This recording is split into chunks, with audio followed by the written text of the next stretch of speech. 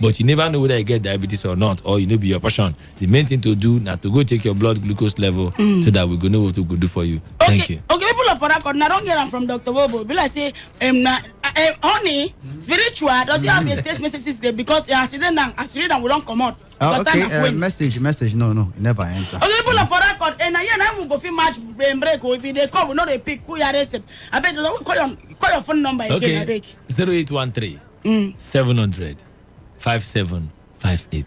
I bet call them again. 0813 700 5758. On I don't hear them now. People of Farakot, since my own cannot cure you, and spiritual own cannot cure you, make Ojibo own cure you, eh? But I tell you, say the Bitakola Kaisam, if it's a essential, then it's upon it. You understand me? Spiritual does you have things to say upon the? I believe you don't talk every upon finish. You don't finish your upon. What's in the rule? Yeah, I go bite you. Carry it upon there. Take it upon there. See, I tell you, I know what's in the rule. Even though the world knows upon me. Upon you. Are you with me? People of Farakot will find out. Upon you. We shall saw on Friday. Upon you. Bye bye. Bye, people of Farakot. I want in that bush. Your chance of culture. What in my year will motivate, will motivate. It's not there for Sepang. Bangali, Sepang. Mr. Lebebe, Sepang. Flip the social media, Sepang. Sepanga. Sepanga. Sepanga.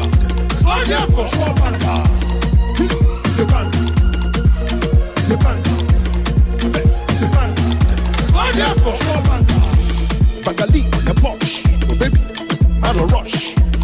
Push it to Milan, push it Tyler. Go to cover one street east. Mo wọlé pẹ̀lú Gucci, pẹ̀lú fìlà tó fànà kọjá.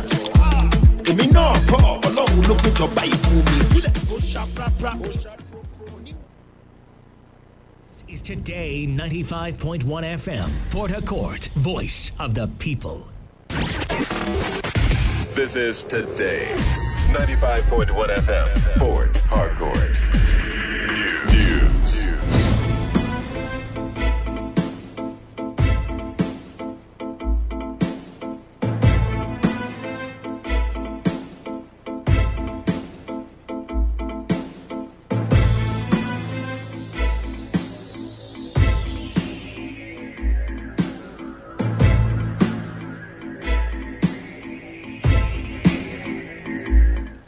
Good evening, this is the World News on a Premium Talk Radio Today, 95.1 FM Port Harcourt. I am Wisdom Obina. The headlines.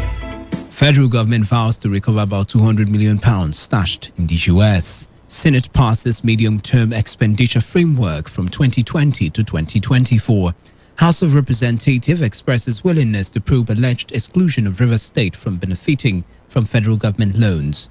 On the foreign scene, Vice President of Sudan blames politicians for yesterday's failed coup. Now, the details. The federal government says it intends to recover about £200 million stashed in the United States as part of efforts to recover stolen assets belonging to the country.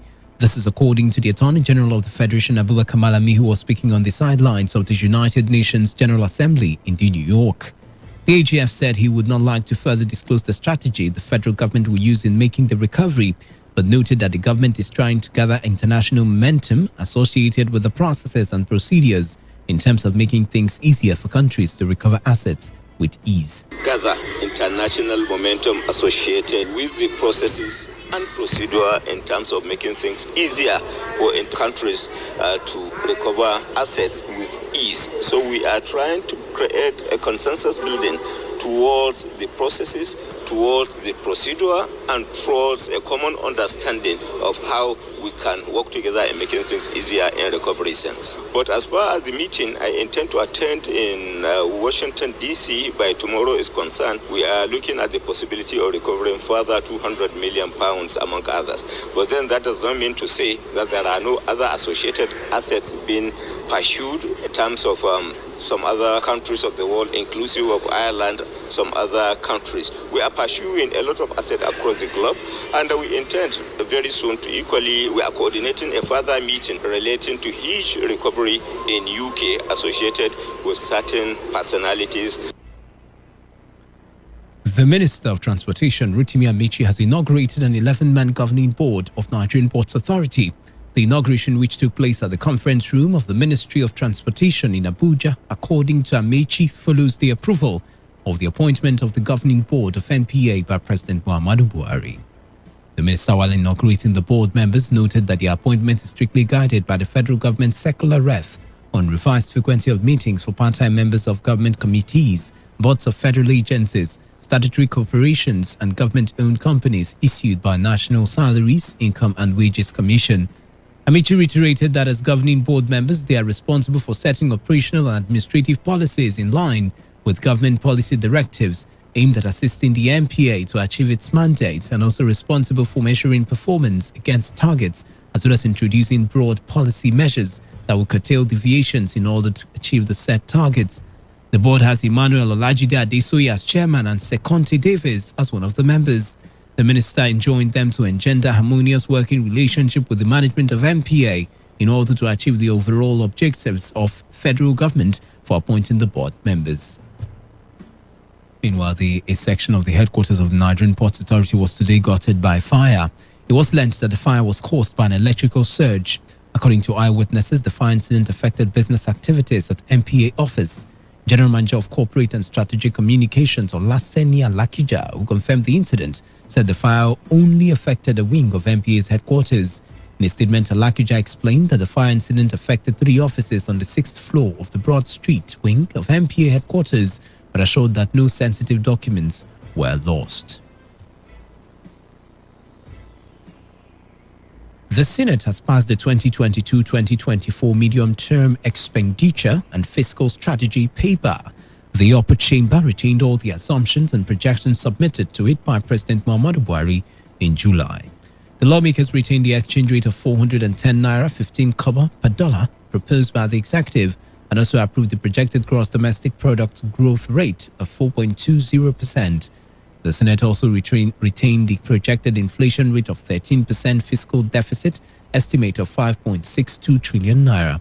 The president's projected new borrowings of 4.89 trillion naira, including foreign and domestic borrowing, were also retained and approved. Meanwhile, the Senate has set up a 7-member conference committee with intent to harmonize positions between it and the House of Representatives on electronic transmission of election results. Recall that both chambers passed 2010 Electoral Act Amendment Bill 2021 for third readings some months back, but deferred on provisions of Clause 52, subsection 3, which deals with electronic transmission of election results. Consequently, Senate President Ahmad Lawan, in line with legislative practices and procedures, announced the 7-man conference committee before the commencement of plenary today. Members of the committee include Senators Yahya Abdullahi, Kabiru Gaya, Ajibola Bashiru, and Danjuma Goje. Others are Uche Ekunife, Sani Musa, and Matthew Urogide. The House of Representatives has indicated its interest to investigate the alleged exclusion of Rivers State from the list of states to benefit from the federal government's borrowings. The House is to probe the possible omission of the state as a beneficiary of states earmarked for projects following a motion of urgent public importance by Solomon Bob, alleging that Rivers is the only state out of the 36 states to be left out. The lawmaker further alleged discrimination against Rivers State, which contributes enormously to the Federation account. The House has mandated its Committee on Aids and Loans to liaise with the presidency to include Rivers State in the loans if it's found to be the only state that has been excluded. The move is coming 2 days after Rivers State Governor Nyesom Wike described as an act of discrimination the alleged refusal of the federal government to include Rivers as one of the states that would benefit from projects for which it was seeking fresh foreign loans to execute. Lawyer to the family of late Daniel Ikaguchi, who also known as Slick, the young boy who was killed by a police officer in Port Harcourt, has condemned the delay in the payment of the compensation 1 year later. You may recall that Slick was shot dead at the Eleanor axis of Port Harcourt on September 19, 2020 by a mobile police officer. The lawyer Noble Njoko, in an interview with Today FM, said the police has failed to respond to the several demand letters that have been sent to the headquarters. Njoko said the police is yet to reach out to the family despite the November 2020 court judgment ordering a 50 million naira compensation to the family. Actually, we had filed a lawsuit. It was Fundamental Human Right Enforcement, which was filed on October the 15th, 2020. And judgment in that suit was delivered by the Honorable High Court sitting in Port Harcourt, November 27, 2020, for 50 million naira as compensation, which doesn't ever go to compensate really for the loss of life. The young man who was up and coming, never going to come back again. But at least, that was going to be a little bit of a little something for the justice as justice for the family. However, till today, we have made effort, sent a demand letter to the Nigerian police through their offices and men here in Rivers State, and the IG have not either reached out to the family till this moment, nor even paid that money. Whatever effort, they have even brushed it aside on something that didn't happen, as if it didn't happen, as if that loss of life doesn't mean anything. Earlier, father to the deceased, Dominic Ikaguchi, accused the police of paying lip service to the case. They are more interested in protecting their members than justice for the victims. So at a point, I was not seeing any progress in that case at all. Throughout the time of arraignment in the magistrate court, there was no day the case was brought up. All we hear is the waiting for advice from DP. I had to go and find out why is it that this advice does not come. We discovered that it has not even been taken to the DP in the first place. The police is here to speak on the latest claim by the family. You're listening to the World News on Today, 95.1 FM, Voice of the People. After the break, more news, foreign and sports stories. Do stay tuned. Every day, every hour, when the big stories break, depend on our 24-hour news team to bring you the latest. Today, 95.1 FM. 95.1 FM, Voice of the People. And we're back. Welcome back. You're still tuned into the World News at 6 on your premium news talk and sports radio station Today, 95.1 FM. The Bolu Security Planning and Advisory Committee in Obiakpo local government area of Rivers State says it has arrested one Uche Johnson for alleged stealing. The suspect was arrested for attempting to steal a copper wire belonging to a company in the area. Today FM gathered that Mbolu has over the weeks experienced high rate of crime and unrest, especially at night. The latest of the series of attacks took place 2 weeks ago when some armed men attacked some shop owners in broad daylight.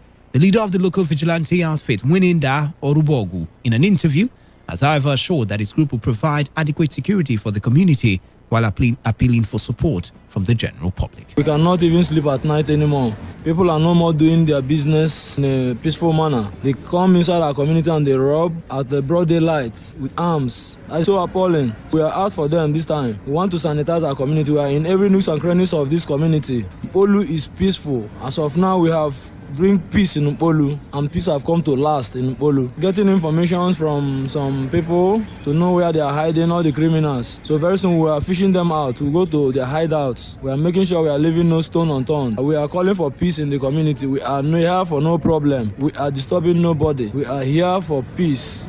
In the meantime, a resident has lamented over increasing attacks by hoodlums and called on the vigilante group to come to their aid. We thank the presence of OSPAC in Mbolu under the leadership of Mr. Orubogu Wininda. Since the inception of OSPAC, before now, there have been cases of incessant robbery, kidnap, and pocket picking in Mbolu. But since OSPAC came on board in Mbolu, the relative calmness and peace have been restored in the Mbolu community. We thank the OSPAC and we pray them to partner well with the police of Nigeria to restore absolute peace in the Mbolu community. The family of one chief, Tamunokuro Ibisimi Apaka, in Kaliwama, Okrika local government area of Rivers State, is appealing to the abductors of their father to release him unconditionally. Chief Ibisi Kiminapaka was said to have been kidnapped on the 15th of September 2021 at his residence in Burukiri, Port Harcourt City local government area. The kidnappers are already demanding 50 million naira as ransom for his release. Daughter of the abducted 68-year-old retired civil servant, Oselepriye Ibisimapaka, appealed to the abductors of her father to release him without further delay following his health condition.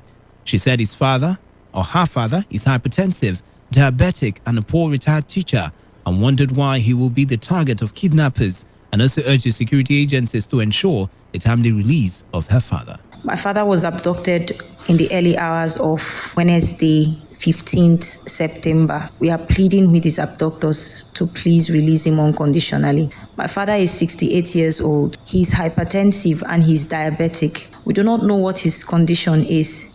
We have not been allowed to speak with him for the past 3 days. Please, release him. Release him so that he can come back to us. We are pleading. The Rivers State Police Command is yet to react on the incident, as every effort to reach or get to the command public relations officer Nnamdi Omoni has not been successful.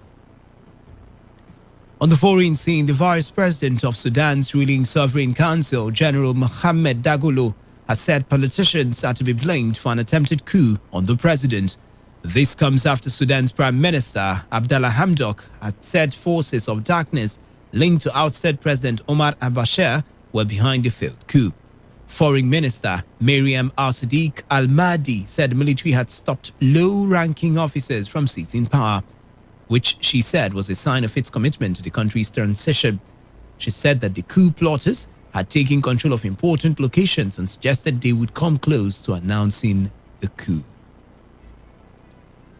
The Kenyan and British governments say they are working on a system to recognize COVID vaccine certificates issued in both countries to facilitate travel between them. This comes after the United Kingdom changed its controversial international travel traffic light system to make it easier for fully vaccinated passengers to travel to England. Despite being removed from the UK's red list, Kenyans intending to travel there will still have to take a test 3 days before traveling, quarantine for 10 days on arrival, as well as pay for COVID tests while in isolation. Under the UK's new rules, effective from October 4, fully vaccinated people from countries that are not on the red list will be exempt from the compulsory quarantine. In sports, Samuel Eto'o has declared interest to run in December's election for the presidency of the Cameroon Football Federation. The role as football chief in the country, set to host January's Africa Cup of Nations, became vacant when the incumbent Seydou Mbombo Njoya saw his tenure cancelled by the Court of Arbitration for Sport. Eto'o had supported Mbombo's election campaign, but 2 years after his retirement from playing, the 40-year-old says his passion for the game is driving him back. He said after a careful consideration, he has decided to take the initiative out of love for Cameroon and passion for its football. To end the news, here's a summary of the major stories. The federal government has vowed to recover about £200 million stashed in the US. The Senate has passed the medium-term expenditure framework from 2020 to 2024. We also told you that the House of Representatives has expressed willingness to probe an alleged exclusion of Rivers State from benefiting from federal government loans. On the foreign scene, Vice President of Sudan, Abdallah Hamdok, has blamed politicians for yesterday's failed coup.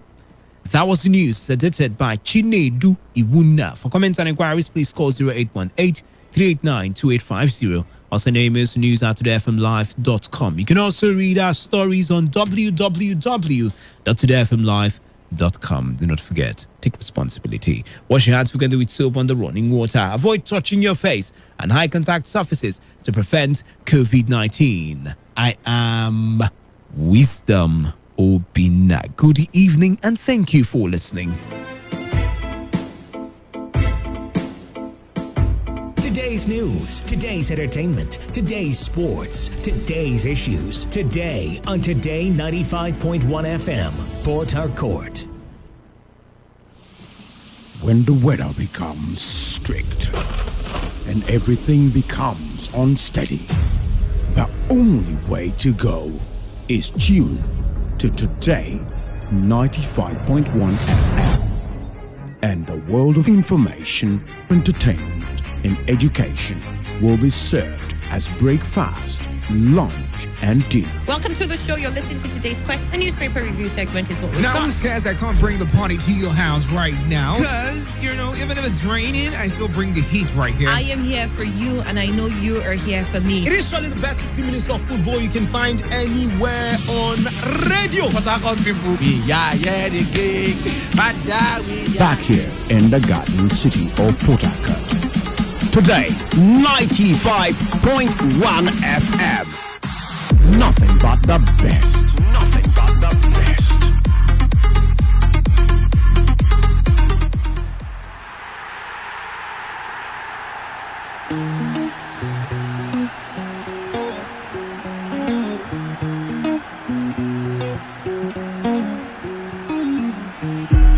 Now we like the trophy pass. We go raise the trophy last. Our DNA no be to lose. There's only one choice and we don't choose. Say we go carry the trophy, go house. We deserve the trophy, oh. We want everyone to know. Say we get confidence, we get patience. We work hard and we get sense. So we deserve the trophy, oh. Oh yeah, now make we do shakara. Make we carry shoulder. Show the world, say we get class. Tell the people, yes we can. We must get our trophy. Cause we like and pass so fit. We go show them why, oh. When we get and finish, we go raise them up, oh. Because we like the trophy pass. Oh yeah, now. Country, oh. Anyhow, we dey rise, oh. Honorable kings of the new school, we give it all that we have. Cause the trophy must be ours. Oh yeah, make we do shakara. Yeah, give them left, right and center. Show the ones that we get talent. Tell the people, yes we can, yeah. We must get our trophy. A beautiful evening to you. Welcome to another fantastic, scintillating edition of Soccer Nation. It is surely the best 15 minutes of football you can find anywhere on radio. I am your Superman in the world of sports. That's, of course, because I don't leave football for snowball. My name is Wisdom Obina, and you're set for the best 15 minutes of football you can find anywhere on radio. We go show them pep, na na. We are honorable, na na. All right, and where we start from home, where things were not exactly homely for the Super Falcons. They were not exactly super, really. Desire Ellis has revealed the secret to South African women's team 4-2 victory over Nigeria's Bayana emerged champions of the maiden Aisha Buhari Cup in Nigeria. A 58-year-old coach led the South Africans to runners-up spot at the 2018 Women's African Cup of Nations, losing to Nigeria on penalties, and has now gone on to lift her first ever title on the continent in Lagos. After a 3-0 win over Ghana, the reigning COSAFA champions wrapped up their adventure in Lagos with a historic triumph over the Super Falcons, and Ellis spoke up about her winning strategies against Nigeria. Well, finally, a lot of us have been saying, okay, they're measuring up. And there you have it, Nigeria beaten by South Africa. Not in Egypt, but on home soil. Anyway, let's move on and talk about something else. President of Air Peace Airline, Barrister Allen Onyema, now barrister, was not dismayed by the lashing received by the Super Falcons in the hands of South Africa's Bayana at the Mobolaji Johnson Arena. He presented the sum of 10 million naira to the Super Falcons class of 1999 that reached the quarterfinals of the FIFA Women's World Cup in USA and were honored by NFF at the special award ceremony in Lagos on Monday, and also gifted the present bunch the sum of 10 million naira. We can't also forget that he gave the Super Eagles 20 million naira. Well, Sir Allen Onyema, this new character you learnt is actually very nice for Nigerian football, maybe, if that's the real reason. Let's move on and talk about Nigerian players yesterday. Emmanuel Dennis was the second half substitute. William Chisekong was an unused sub as Watford crashed out at the League Cup after a 2-1 loss at Vicarage Road to Stoke City. Dennis was thrown into the frame immediately after Sam Klukas handed the championship side a 2-1 lead in the 80th minute, but the former club Gruga man could not save the Hornets. As the Kian Prince Stadium, London, Alex Iwobi saw every minute of action as Everton were sent out of the EFL Cup after losing 8-7 on penalties. Rafa Benitez's men had to come from behind twice against the lower league side to draw 2-2, but the Toffees could not complete the comeback during the Sport Cakes. Frank Onyeka returned to Brentford starting 11, and the Super Eagles star helped the Bees hand a 7-0 thrashing to Oldham Athletic at the Brentford Community Stadium. He was withdrawn in the 71st minute, and at that time, the home side had a 6-goal advantage. In the Ghana Serie B, Ojo Okonkwo yesterday continued his fine scoring form for Citadella as he netted the consolation goal in his sights for one humbling at Benevento. The unknown Bologna forward scored the winner in the 1-0 defeat of Pordenone at the weekend. The 23-year-old drew Citadella back on level terms at the Stadio Ciro Vigorito in 13th minute after Acampora had given Benevento a 5th-minute lead. Aroko Dare, well, he was introduced in place of Baji in the 66th minute with the tie locked at 1-1. And the 20-year-old made it 2-1 10 minutes later. Now, this was for Amiens right there in the French league. He did score, by the way. He made it 2-1 10 minutes later. But an equalizer did come in here. He has scored his second goal of the season at the weekend, or did score. Had his second goal of the season at the weekend. The 95th minute equalizer helped Amiens claim a 3-3 draw away to Nîmes. All right, Nîmes. Let's wish that boy, that young man, all the best. But don't worry, I was just going to tell you about the FA Cups, but I decided to mention one or two other players, Super Eagles players, yesterday. All right, Everton escape sealed for that man, James Rodriguez. Well, James Rodriguez, one of the players we're thinking would be the next big thing, big Real Madrid man, but finally he's gotten to that level anyway. He's gone to Qatar, £200,000 a week contract at Everton, and made 26 appearances, scoring 6 times. He did have, but now finally he's leaving, and because of playing time, he's gone to Al Rayyan in Qatar. All the best, brother. It happens. Football can always be like that. So go make some good money, and we'll see. We'll see on the other side, of the football pyramid. Okay. This matter. UEFA has demanded further consultation with FIFA over their plans for a biennial World Cup. FIFA, led by Chief of Global Football Development, Arsene Wenger, has been promoting the idea for the World Cup to be shift format and take place every 2 years. Wenger's proposal would see a major final held every year. However, UEFA and CONMEBOL both argued against the suggestions. And on Wednesday, that's today, UEFA released a statement criticizing FIFA's lack of consultation on potential radical move. Well, you see this fight? I just know it doesn't concern Nigeria and Africa. Forget all I support this or I don't support that. At the end of the day, we know the bigger stakeholders. We know we are all stakeholders, but doings get level. You get.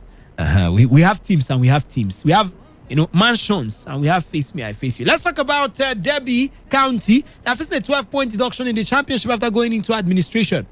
Amid ongoing financial issues, it was confirmed last week that Derby had filed a notice of intention to appoint administrators. Manager Wayne Rooney revealed he only found that after the news had broken in the media, while owner Mel Morris has claimed the club is losing between £1.3 million and £1.5 million per month. They've been given a 12-point deduction, and they've been immediately applied to Derby County Football Club's 2021-2022 season in total. Would that happen in the MPFL? Maybe in the next, God knows how long. Koeman leaves Barcelona news conference after delivering statement amid mounting pressure. Now, last night, I saw a rumored report that he was going to be sacked today. I was waiting. But he has not broken out as well as it should. But Ronald Koeman did not answer questions at Barcelona's news conference on Wednesday, instead reading out a prepared statement. Oh, okay. Koeman seems to be under mounting pressure, with President Laporta reportedly keen to replace the Dutchman. Roberto Martinez has been touted as a potential replacement. Okay. there's something called the end of an era. Yeah, the end of an era. It happens everywhere. You know, there would always be the end of a particular. I mean, Julius Caesar. We had Alexandria the Great. I mean, people who term themselves rulers of the modern world. They all had their generations and their times. And, you know, it's the end of an era in Barcelona. And the flood is sweeping everything with it, including what just joined them last season. Or maybe the season before, about a year ago. All right, so last season, a year ago, almost there. Let's look at the games to expect today in the Premier League, given as Solskjaer is not expecting Rashford to return until mid-October. By the way, Liverpool have confirmed Anfield expansion will take capacity to more than 61,000. And the rumors are still there. We'll come to that in a bit. For now, let's quickly tell you the games to expect today. I'm sure that would be for your pleasure if you're going to see those games. Brighton will be up against Swansea City. Arsenal at the Emirates Stadium will be up against AFC Wimbledon. Chelsea, the Blues. By the way, Tuchel was saying Kepa has nothing to prove. I'm sure he's talking to himself. Kepa has a lot to prove to Chelsea fans. Chelsea Aston Villa comes up by 7:45. Expect to see Kepa Arrizabalaga should be the goalkeeper, possibly. And on the other side, Emiliano Martinez. Manchester United, the boys from Old Trafford. They would be in Old Trafford. The Red Devils. They would hope not to be too devilish against West Ham United, who I would say they threw it all up. Let's forget McNoble or no McNoble. They had the chance to get into that game, but they couldn't do it. And this is Old Trafford. Anyway, Millwall will host Kelechi Iheanacho and Wilfred Ndidi's Leicester City. Ademola Lookman is somewhere there, but doesn't play for Nigeria yet. Wolves will be up against Tottenham Hotspur. Can they tear the Tottenham side apart? Time will tell. Match day 5 in the ever-exciting La Liga. Espanyol will be up against Deportivo Alaves in just a second, because it's 6:30. 6:30 would also see Sevilla up against Valencia. There would also be the Santiago Bernabeu fiesta between Real Madrid, the Royal Boys, the Galacticos. They will be up against Mallorca, and Villarreal without Samuel Chukwueze will be up against Elche. Salernitana, the club of Simi Wankwo these days. That is in Italy now. Well, they are currently halftime in their game, and Salernitana are losing by 2-1. I mean, that team, if I tell you I understand them, I'm just lying. Well, Nikola Kalinic would go for Hellas Verona. And when I mean I don't understand them, I really don't get what's going on. You know, you come to the league, just show us that you came prepared now. Just try something. Like, show us that you get. If maybe you follow the Premier League, Norwich City came in, beat Man City. Even if they got relegated, beat somebody. 5 matches, no win. Salernitana. And they bought Simi Wankwo. And aging already done with Frank Ribery. I don't seem to understand why you can't win one game in 5. Like, this is when you should win something. Then when you get to the latter part of the season, the other guys would wake up. Then you take your spot in the down 3. But you're rock bottom, 20th on the table. Frank Ribery, jersey number 7, Simi Wankwo up front. You can't. I know Ribery is not exactly. This is a rickety Ribery. Let's move on. Don't mind me. But that team, I really don't get that team. Spezia, they are up against Juventus, and Juventus are going through their own moments, because Moise Kean did give them the lead in 28th minute, but Gyasi in the 33rd minute, just 5 minutes later, equalized for Spezia. don't really understand what's going on there, but we'll see. Paulo Dybala, Moise Kean, Adrian Rabiot, Weston McKennie, Rodrigo Bentancur, Federico Chiesa, Matteo De Sciglio, Matthias De Ligt, Leonardo Bonucci, Danilo, and Wojciech Szczesny. All these stars on the field of play, and you can't. Let's give them time. They'll be able to do something. Maybe I'm just. Alexandro did come in for De Sciglio, by the way, in the 46th minute, because the second half has kick-started. De Sciglio did not coming back into that one. Danilo in. AC Milan will take on Venezia, and Cagliari will be up against Empoli. 7:45 the time. In France, there are games also. Lille are leading Rennes 1-0. Monaco are leading Saint-Etienne 1-0. Montpellier are losing to Bordeaux 2-1 as we speak. Bordeaux leading that particular encounter. Wow. Interesting enough, these are not the days to ask about our marksman now. That's Nigerian player Samuel Carlo. Things are not exactly there anymore with him and the team. He's on the bench, these days, and doesn't get too much playing time. But let's go back to focus on the scores or the current updates. Nantes Brest. That's where we have a player that is doing well. He's doing well. Yes, he's our brother. He's doing well. That's talking about. Don't get me wrong. All our brothers. Moses Simon. He didn't.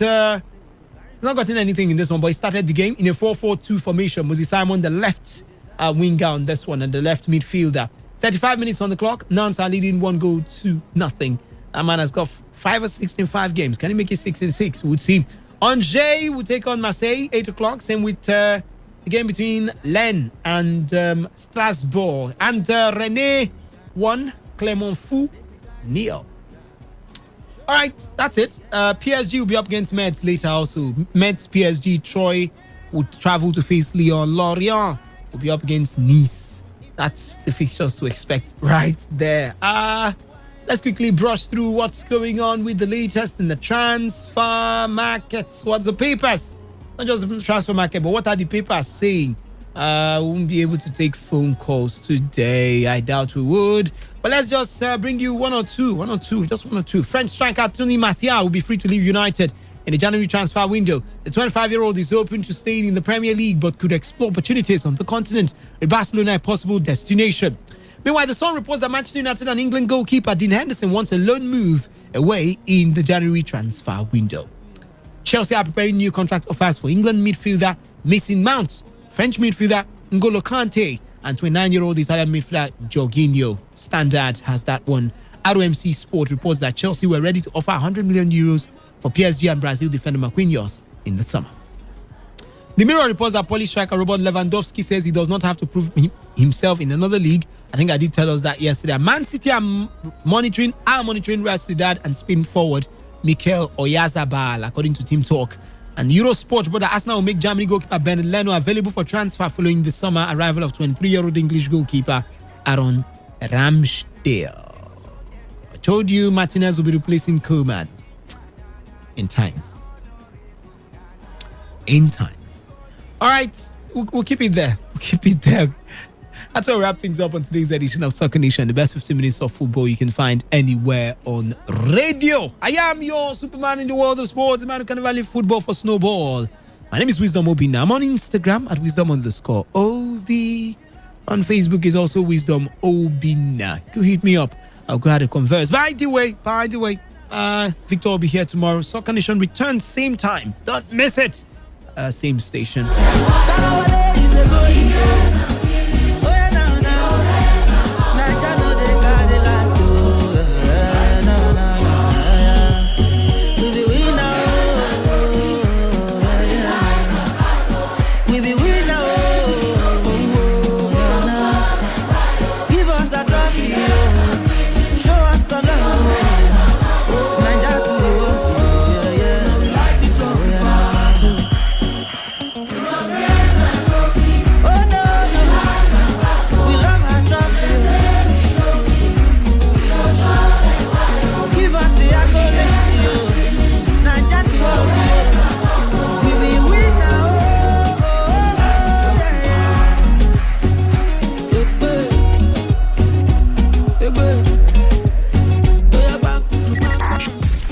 95.1 FM, voice of the people. And we're back. When the weather becomes strict and everything becomes unsteady, the only way to go is tune to Today 95.1 FM. And the world of information, entertainment, and education will be served as breakfast, lunch, and dinner. Welcome to the show. You're listening to today's Quest. A newspaper review segment is what we've Now got. who says I can't bring the party to your house right now? Because, even if it's raining, I still bring the heat right here. I am here for you, and I know you are here for me. It is surely the best 15 minutes of football you can find anywhere on radio. Back here in the Garden City of Port Harcourt. Today, 95.1 FM. Nothing but the best. Nothing but the best. It's hot, spanking new. On Today 95.1 FM. Voice of the people. In case you missed out on the morning show, not to worry. Music, gossip, drama. This is Entertainment Recap. Who doesn't love this? Entertainment Recap. Every weekday, Monday through Thursday, 6:30 p.m. on Today 95.1 FM. Tell me what you want. I can be your friend. I can be your muse. Call my name and I'll be there. Do you know me? Do you know me? I am Dave Roberts, your favorite guy on radio. Can love you better through the stormy weather. Catch me when you can. 'Cause you're Peter Pan, you're no landing never. Have you ever felt this? Love someone. Okay, ready? Are we rolling? All right, we're rolling. Live from the Garden City of Port Harcourt, Nigeria, this is Today 95.1 FM, voice of the people.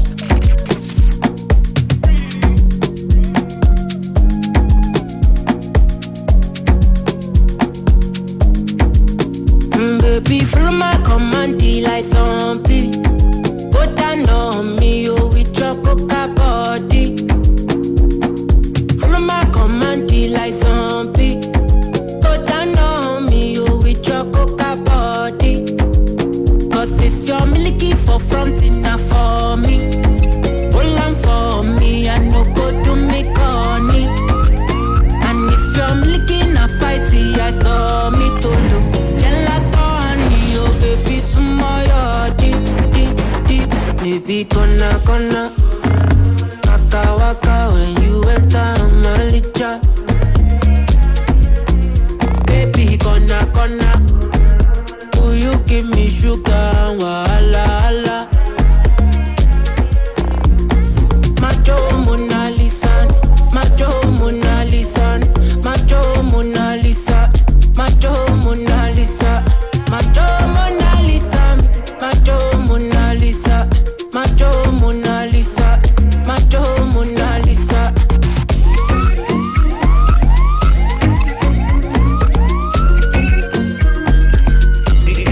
This is Today 95.1 FM, Port Harcourt, voice of the people. Girl, I'll be foolish if I don't let you indulge me. Your lips like poison. I take my chance with you.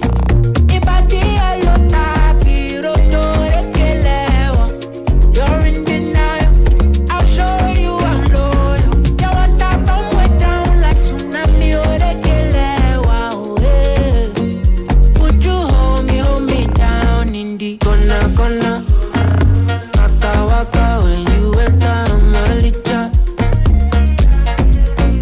Baby, gonna, will you give me sugar, wala.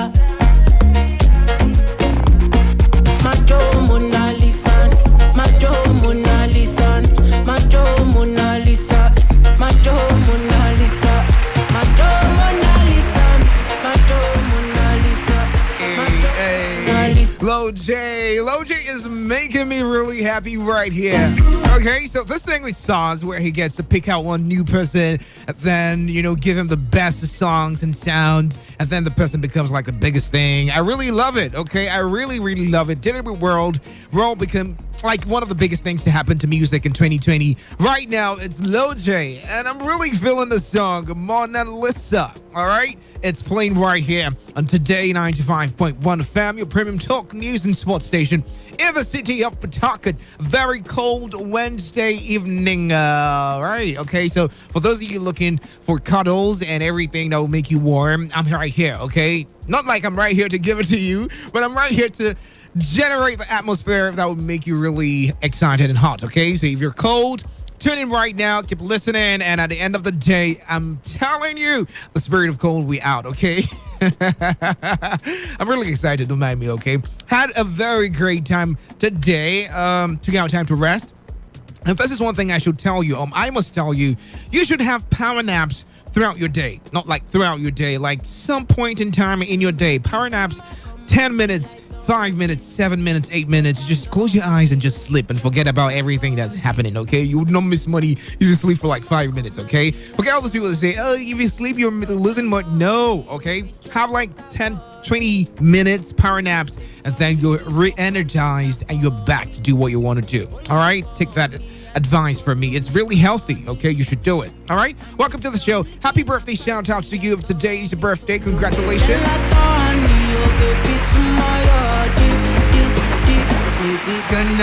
Oh my god, this song is like amazing. It really, really is amazing. Okay, so happy birthday shout out to you if today is your birthday, and congratulations in case you're celebrating something that is worth celebrating tonight. Okay, congratulations to you. Congratulations to you. I'm really, really happy, and we're praying for you today. 95.1 FM. We're wishing you the best. We're praying for you that everything you've ever hoped and prayed for definitely comes to you this year. That is my prayer. That is our prayer for you this year. All right. Congratulations once again. And it's a Wednesday. I got some conversation we shall be having on the show today. And it's really, really interesting. Okay. You want to sit back and listen and enjoy for yourself. You could be part of a conversation. 0817-0000951 or 0810-9510951, or you can send text messages or WhatsApp messages to the number 0701-933-9962.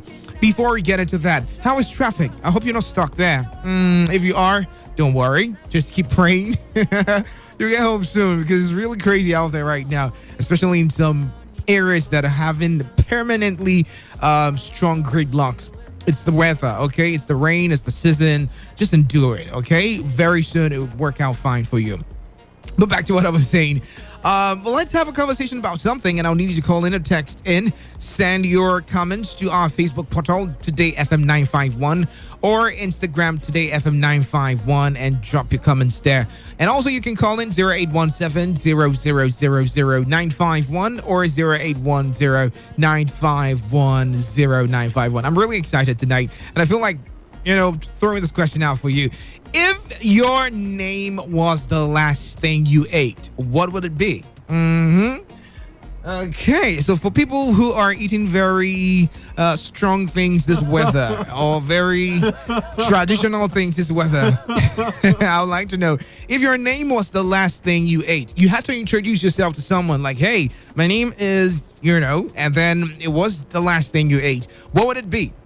All right. I know some people are cringing and shaking right now. Don't be scared. Don't feel bad. Just let me know. All right. 0817-0000951 or 0810-951-0951. Or you can send text messages or WhatsApp messages to the number 0701-933-9962. If your name was the last thing you ate, what would it be? All right. For me, it would be... Oh, I don't even know what to say. 95.1 FM. Good evening and welcome. What's your name? Good evening, David. Good evening, Mr.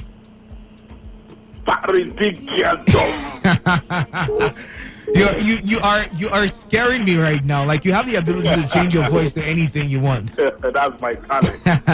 All right, Barry Dick. All right. Yeah, Amy, thank you so much.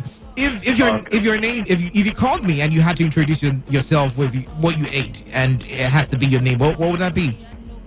Oh, the last thing I ate was shawarma. Hey, so your name would have been Mr. Shawarma, right? Yes. That's a fresh name. Oh, that one is like, I'm telling you. It's like a name from Italy. Like, hey, my name is Mr. Shawarma. My name is Mr. Shawarma. Are you saying it because you want me to give you shawarma or what? Yes, I want shawarma. Please. No. Run for me now. Devo, run for me. This is bribe. I don't take bribe. I don't take bribe. I don't do bribe. All right, thank you very much. I have to let you go to that so I could take all the calls. 95.1 FM. And I lost it. If your name was the very last thing you ate, what would that be? Okay, it's a cold weather. I know people are taking in things that aren't really normal this time. Have you seen people mix food in Nigeria? Like they take pounded yam and they add it with butter and then they put fish on top. How do people do this kind of things? It's not healthy. Hello and welcome. Good evening to you. What's your name? Where are you calling from? Good evening, Casey. Where have you been? I've been around. Are you sure flood did not carry you to one particular place in River State? All right. Very great, my brother. Very, very great. Behind closed doors. What are you doing behind closed doors, Casey? I hope it's business. So. I've been listening to the show behind closed doors. All right. Okay. All right. So, Casey, tell me, if you had to introduce yourself to me and your name was the very last thing you ate, what would that be? My name is Eba and Bitalib. Like, nice to meet you, Mr. Eba and Bitalib soup. Oh my God! Like, would you be proud to introduce yourself like that? Hey, my name is Eba. Oh, I lost the call. 95.1 FM. Good evening to you and welcome. What's your name?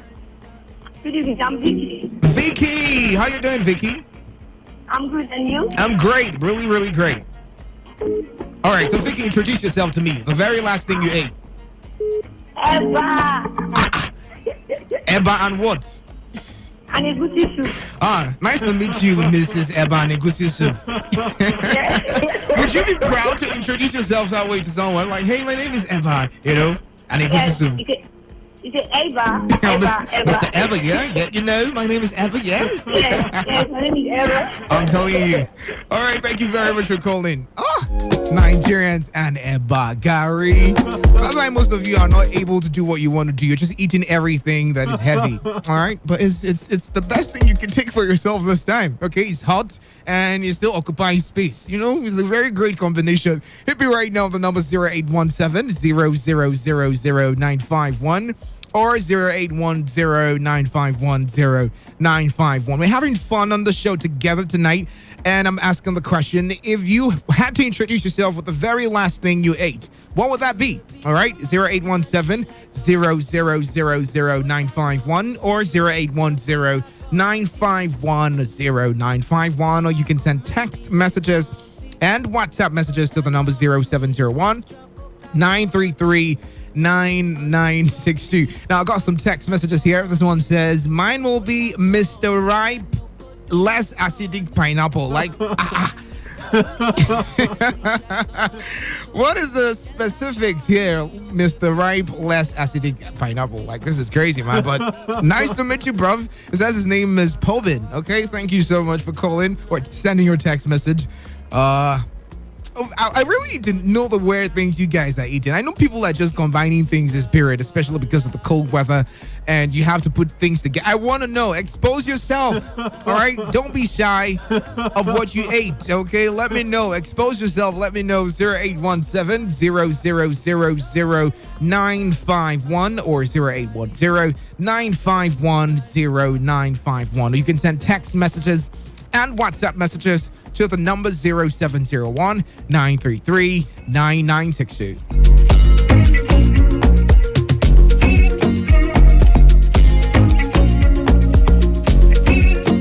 Hello and welcome. Good evening to you. What's your name? Where are you calling from? Hello? Hello? My name is Testimony. Testimony. How you doing, Testimony? All right. So Okay. Testimony, introduce yourself to me with the very last thing you ate. You ate rice and stew. Yes. Ah, so like Mrs. Rice and Stew, right? Hello? Oh, I lost the call. Okay. Rice and Stew is a fair name. Like, hi, my name is Rice and Stew. No, you wouldn't put the and. You just say, hey, my name is Rice Stew, and I'm from Nigeria. Now, the thing is, there's people outside Nigeria, they answer these names and it's not amazing to them. Like, it's a normal thing. I know Mr. Rice, Mr. Beans, normal names. Hello, good evening to you. What's your name? Where are you calling from? Hello, good evening. My name is Ndukwe. I'm calling from Ahoda. Your name is what? My name is Ndukwe. I'm calling from Ahoda. Ndukwe. Okay, nice to have you, Ndukwe. So, if you had to introduce yourself to me with the very last thing you ate? I was in Mr. Semo and Eba. Mr. Semo and Eba. Oh, you ate Semo and Eba together? Yes, Semo and Eba and okra. Wait, let me understand something. You mixed Semo and Eba together in one plate and you ate it? Yes. And my friend here is my colleague is saying you're a very strong man. My name is Abubakar Umar. I'm calling you from Ahoda. All right. My own is Mr. Atamu. Okay. All right. So I feel like he gave the phone to someone else, but it's great. Thank you. But come. If you had to introduce yourself to me with the very last thing you ate, what would that be? Don't lie. All right. Lord is watching you. If you do it, you go to hellfire. Come on. Smoothie. Okay, yeah, that was great. That was like really smart. But if I caught you yesterday, you would be like fried yam, Abby. No. But vitamin C drink. Stop acting fresh, because I know things. I know things happen like on a daily basis. If it's not Bole, it's something else. All right. So let's get to hear from you also. I have like 5 more minutes before I step out of the building. 0817-000-951 or 0810-951-0951. And you can send text messages and WhatsApp messages to the number 0701-933-9962. Now before, yeah? What would be yours? Mine. Okay, so I wanted to do it like when everyone was done. Okay, so yeah, ladies and gentlemen, the tables are about to be broken. Well, I know. Is this? It has to do with Eba, so just chill. I know it's what you were looking for. Yeah, Eba and afang soup. All right, so yeah, but I could touch up the name like my name is Eba Vegetable. Makes more sense. Like, but I'm proud of afang soup though. Like, it's the best thing that's ever happened to soup anywhere, anytime in the world. Afang, like, yo, that's not even. My favorite is the native soup. I like that soup. And I also love how they make their okra soup. Jesus. Now, I'm not really a big fan of okra, okay? It has something. It does something to me. 95.1 FM. Good evening. Yeah, good evening to you. Good evening. Yeah, can you turn down the volume of your listening device, please? Yeah, welcome. That's like their tag names right now. Well, they are affiliated to many other persons. Not just the video. They're affiliated to so many other persons in the what they call it, the group, right? And apart from that, individual choices even count, so people who do things that they're not meant to do. People are just tagging him because he's like the most popular. And yeah, that's one. Secondly, Davido is not responsible for what they do with their lives. If you want to indulge in drugs, he's not the one responsible for that. If you want to indulge in, really risky things to your health, he's not really responsible. All right. But let's try to balance this thing. I've been hearing people saying, Kanayo, and Davido. What is going on? Well, we don't want to say anything, okay? It's not on my mouth, he had it, okay? But let's just pray for him. And quick one before I go. On the 30th of September, Arya Star, okay. We're trying to do some things, and probably you might have Arya Star right here talking to you people in River State, okay? So if you want a very nice conversation with Arya Star, hit me up and let me know. Let's know how we could work this out and probably have Arya Star right here in the studio and this other guy from BBN. But don't worry, I'll give you the full details. They're coming for a pool party again, the Oktoberfest pool party It's going to be great, okay? I'll be there and let's connect together. For now, I have to bounce and hand you over to Bachira Fwa, who's going to take you through every area report. Rain fell again today and immediately started. Some people were saying, God, why are you punishing us like this? But Bachira will be here to hear all those reports. You can follow me on socials, Dave Melford Roberts on Instagram. It's Dave_Melford_Roberts. And on Facebook, it's David Melford Roberts. I dropped some new, very wonderful pictures there. You want to comment, okay? Oh, yeah. I'm fresh like that, by the way. Thank you. Have yourself a wonderful evening. Stay blessed.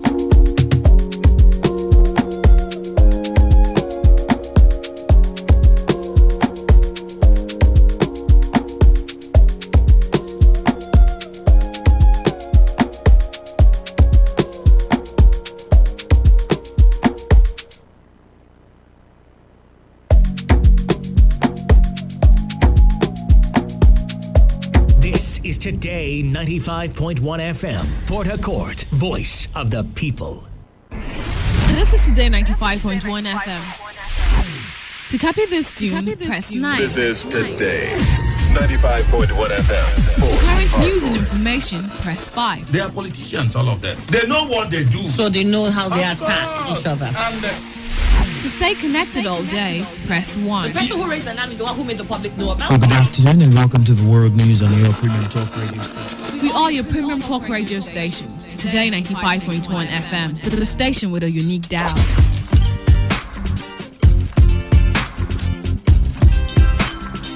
What is happening in your community?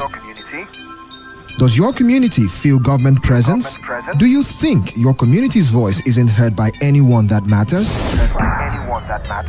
Join us on Area Talk, the platform that zones in on happenings in, out, and around your local communities. We focus on the problem and take eyewitness accounts to help us get a better picture on any issue. Every Tuesdays to Thursdays by 7 p.m. on Today's Connect, only on Today 95.1 FM. I fit with you anywhere you day, brother man. You day. 95.1 FM, voice of the people. And we're back.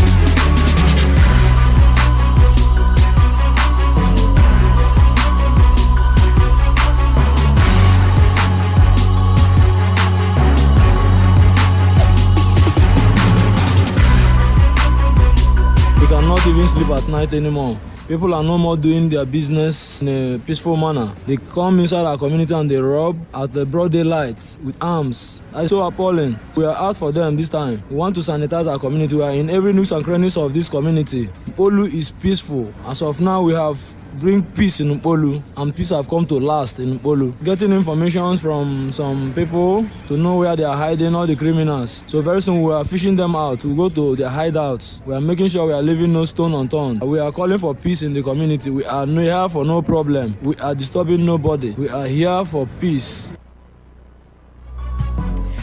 Okay, it's time to worry the warriors. Good evening to you and welcome. How are you doing? What did you spend your day doing? Did you spend your day running away from the rain, or you just spent your day under the rain? Basically, as soon as you stepped out of the house, it was raining all through, and then everything you did was under the rain and you didn't just mind the rain. I saw someone posted something on his WhatsApp status, and he said that, well, rain don't start, so if you day spa, Saturday find your way. If not, you go swim, come out. I heard yesterday it wasn't funny at Spa at all. Spa here in River State, around that government house access. And I saw pictures of the place. It was all filled up. I do not know how a place like that would be that flooded. I would want to believe that the River State is not so far from them. Like, a lot of them live around that axis, so they should see what's happening around there, the flood.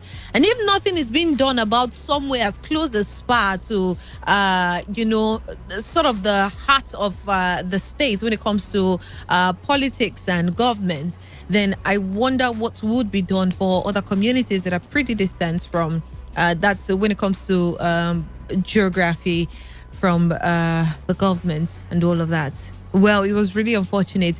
I saw the videos and I was wondering, is this Spa? Of all places, how can this place be this flooded? No, seriously, think of it. Of all places.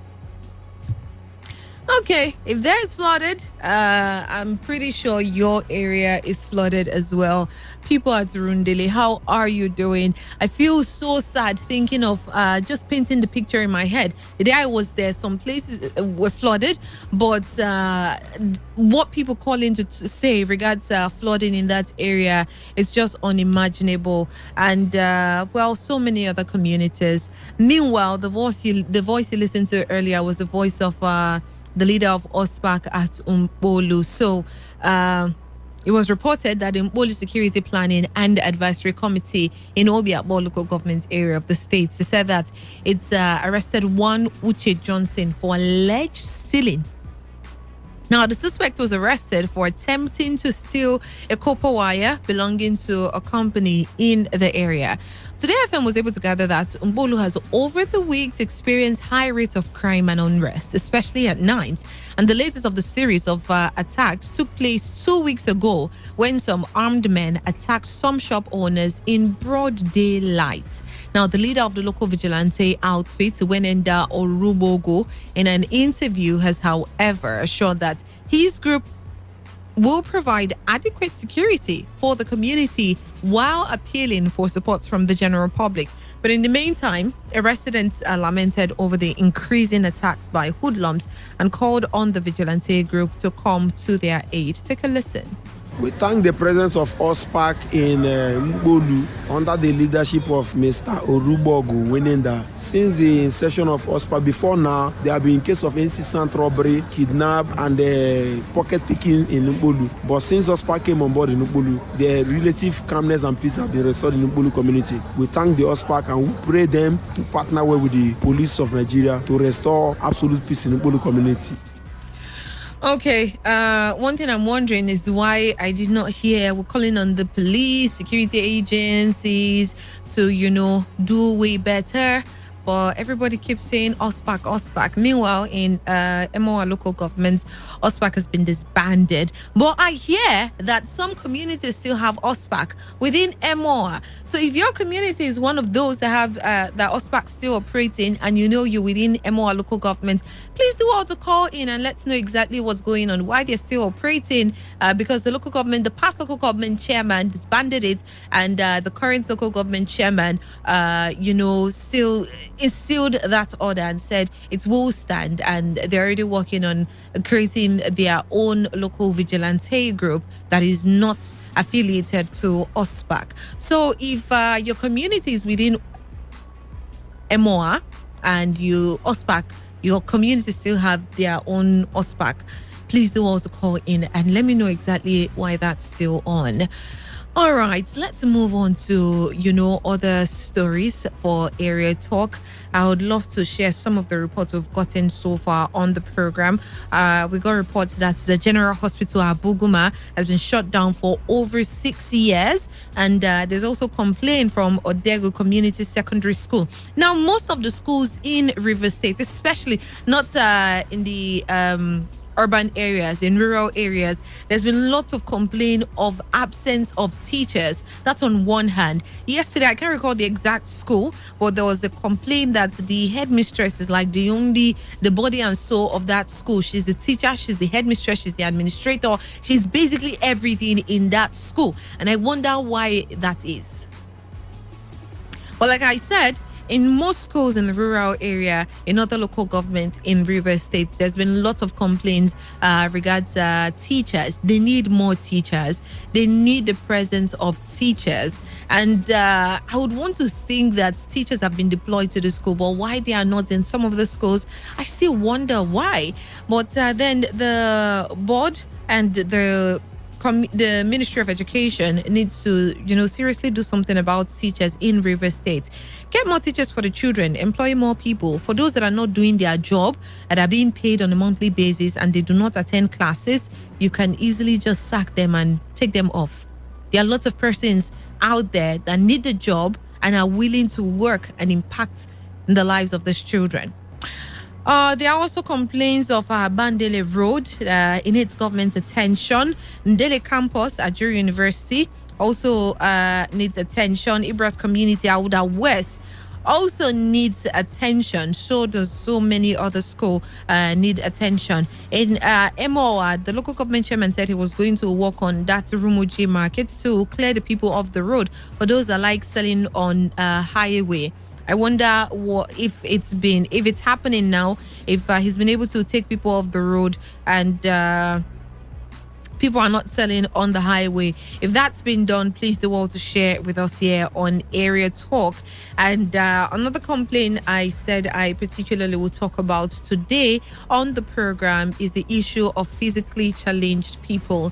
Now, this came to mind because I saw a lady that is physically challenged, and one thing I usually appreciate is for those physically challenged that do not just rely or hide under the shell of their physical challenge to beg money. If you see people that are trying to, no matter the challenge they have physically, they still try to do every other thing, because of course they can do every other thing like every other person, right? But in Nigeria, we see lots of persons just hide under the umbrella of, oh, I cannot do this, I'm physically challenged in this angle and I cannot do it, so I depend on begging people. I saw this lady trying, I think she was selling, I don't know if it was abacha or something, but she was selling something, and I was super interested. Although I did not buy, I was passing by, but I was impressed. And I feel that much more should be done for these people, and there should be much more provision. And it's not just a thing of River States. Many other states in Nigeria do not pay so much attention on physically challenged persons, and even individuals just, do not treat them like every other human being, which of course they are. So on Area Talk today, I really am calling on the attention of relevant authority to do much more than whatever it is they are doing for the physically challenged. They need much more. They need provisions. They need positions, because they can function like every other person. The phone lines are up. Let's hear from you and know exactly what's going on in your community. And for us back in Equerry local government, I would love to know what the update is. If you guys are still having certain challenge in different parts with OSPAC, or so far it's been so good. No much challenge, just, if they're still settling relationship problem, you can also call in and share with us, because they said they've stopped settling relationship, boyfriend and girlfriend issue. Or if they're still doing that, please call in and share with us. Someone complained about something at Air Force, the roundabout at Omagwa. I really was trying my best to remember what the complaint was, but I can't remember. If you were the one that called in to lay that complaint, please call in and let me know exactly what was the challenge with that area, the Air Force axis, the roundabout somewhere around Omagwa community.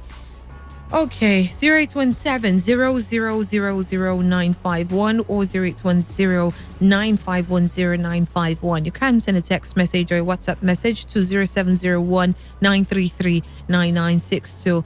I would love to get all the stories about places that were flooded today. If your community was flooded, do what? Call in. If you went to the markets today and a particular section in the market was flooded for some reason that could easily be walked on, please do what? Call in and let's know about this places. I told you about Spa. I saw the video today. I also told you about one, I can't remember the name of the street, but it's around this Boba axis. But if anywhere you visited today was flooded, call in and share with us and let's know exactly what's going on around your community. Good evening to you. Welcome. Good evening. Good evening to you. Welcome.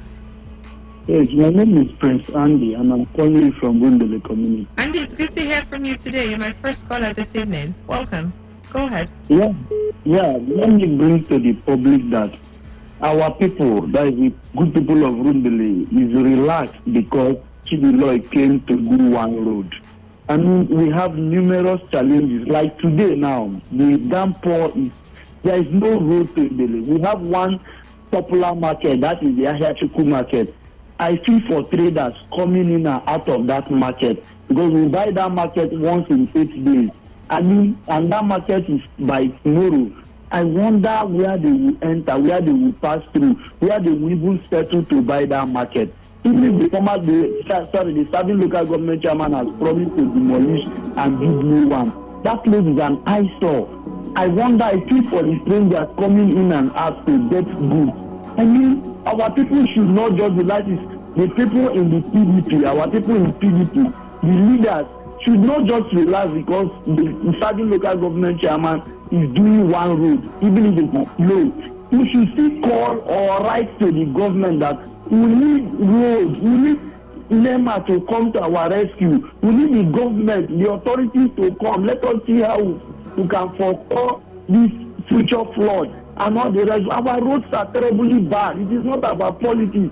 Our people are not being appointed. Those that even work labor for the PDP, our leaders are not being appointed into the government. We have Royal Highness issues for over 15 years. Our health center, our pregnant women cannot access them again. This side room in the campus, that is in the campus. And me and you know that in the campus has been abandoned. Our people cannot cross to the Kota side and access that health center. Even when they go, the policy not doctors to attend to our pregnant women. We should not relax. Yes, it is a welcome development that Chidiloy has come to do one road, but that is just one out of 100. I mean, what community? We should not be relaxed. Our people need to be absorbed into the government. So what do you want your community to do now? Because I'm sure what's going through some of their mind is that the previous local government, exactly what did he do for us? And this one is working on road, knowing how Nigerians can be. We're working on one and you're complaining that they're not doing anything. Don't you think that would, stop the rate at which the work is going on that particular one? Since it feels like you are not grateful that I'm working on one, you're already complaining for another one. What do you expect your people to do now? Presenter, let me bring you one information. One man attended the former councillor. I love him so much. I am not of the PDP, but I love that man. He's a serving councillor. Governor Wike tied the whole internal road in Lele, but their health center was bad. The man stood up, came on air through your station to say, no, our pregnant women are dying. Yes, you have done A, you have done B, but sleep too is still necessary. The man called on the attention of Governor Wike and the current local government, who will see from Lele at that time. This is just 4 months ago. I mean, our people should not just be satisfied that Chidiloy came to do one road out of 100. How do we empower our youth? Skill acquisition, no road. Pregnant women cannot access health center. Our leaders who work for the same PDP cannot be absorbed into the party leadership or position. And we are just satisfied clapping and singing praises that Dr. Loy came to do what we should not ordinarily get. So what I'm asking is exactly what do you expect from your people now? They should write from the governor that we should come and attend to more roads. The governor should absorb them into his cabinet. He should come and give our people the promise. He promised us that in the campus, he will bring up to the lecture Amadi to the campus. That is Potential Polytechnic to the campus, reducing the population there, and making this the campus lively. That's these are some of the promises. He will reduce our Royal Highness also. We should write to him. We should protest, peaceful protest. We should go on air, go on television, calling the attention of the government. The government is good. The government is going places telling that I am redeeming the pledge I made to you. He should also come and redeem that one he has made to Mbele. I've heard him say so several times. That what I'm here is that I made also promise during my campaign, and I've come to fulfill that promise. What of the one he has made to the people? Let him also come and fulfill it now. This is why he's fulfilling the one he has made to us. The government made a promise to us in 2018-2019. Our leaders should write to him, reminding him that let him come and fulfill this promise. We are part of River State. We are not Abia. We are not Imo. If he says so, then that they should throw us to Imo. The fellows here will belong. We belong to River State. All right, then. Thank you so much. Out of 100. Thank you so much for calling in. Point noted. Good evening to you and welcome. Good evening. Welcome, Cookie. Good to have you on the program. Bless you, Buchi. Buchi, yesterday, I went to JAM office by 6 a.m. in the morning without it. Buchi, no JAM office about to pass. Okay. JAM office is. Buchi, I took my food to go and do a little task of University Center. I had to jam around 6 a.m. Buchi, what I said today, two things make me to with Nigeria. One, the jam office, water has been everywhere the Papa Road. You know what I mean? The children, the fight is rain, and let their house on get solution go from Abuja. They are there yesterday with all of that rain. The people are flooded. To 9. They start starting coming to work. They say, we can't walk today, we can't walk. Everywhere flood. Instead of to call the children, please. The children, please. Today they will have a lot of flood out. You cannot walk today, please come back tomorrow and tomorrow. They started driving them with force. After that point, pushing them outside. I said, in Nigeria again, if the place is flooded, you can walk today. You don't want to call the children. They say, please, today, look at what I see today. Please come back tomorrow. Push them with force. They should cut off the office. Go. They will not work. They should come back on Thursday morning. I say, wow, Nigeria, if you cannot do your work, the place is flooded. What do they say? Look, more than 50, 70 children left their houses. They were there before 6 o'clock. To make sure they meet the work early. They draw the children out of the road, out of my road, out of Papa Road. That's around 8 after 8. We shall say why. It is they don't have company for people, children that want to come to change their children. They allow them to stay there. See, I believe in Port Harcourt for the past 20, 30 years. Anyhow there is flood in Port Harcourt, you cannot see flood at Umuola Junction. Anyhow there is flood in Rivers, you cannot see flood in Umuola. Yesterday there was flood that like boat can drive past Umuola. I was there yesterday morning. But see, every other was in Rivers State. I cannot see flood at Atilari. I lived in Port Harcourt for 30 years. I was born and brought to Port Harcourt early. I was in flood after Atilari. But see, Atilari was yesterday. Atilari. But see, I don't know Lord Beggar that's working this level for us. They don't sit down to take assessment of the place. But you remember that a commissioner was sacked this last year. They say, Beggar, please come and tell us this is what the assessment of the place. Only because of sack him, say, do you happen to call the Baker? Today, that question was sacked today. It's happening in River State today. Everywhere flooded. But see, have you seen go to that Baker side, look at the drainages. No one is up to 1 meter. No, the Baker drainage is 1 meter. Yeah, they just do it everywhere. But see, you go to this Elewa Road. Elewa has not been flooded since 1970 to today, except this year Elewa. And the only one is Elewa Road is flooded. Because the Baker could not give a good drainage at Elewa Road. You see, I want to ask River State for are you? If this is the Baker, this one we are seeing today, is the Baker that's working for River State or another thing again? But I not Baker.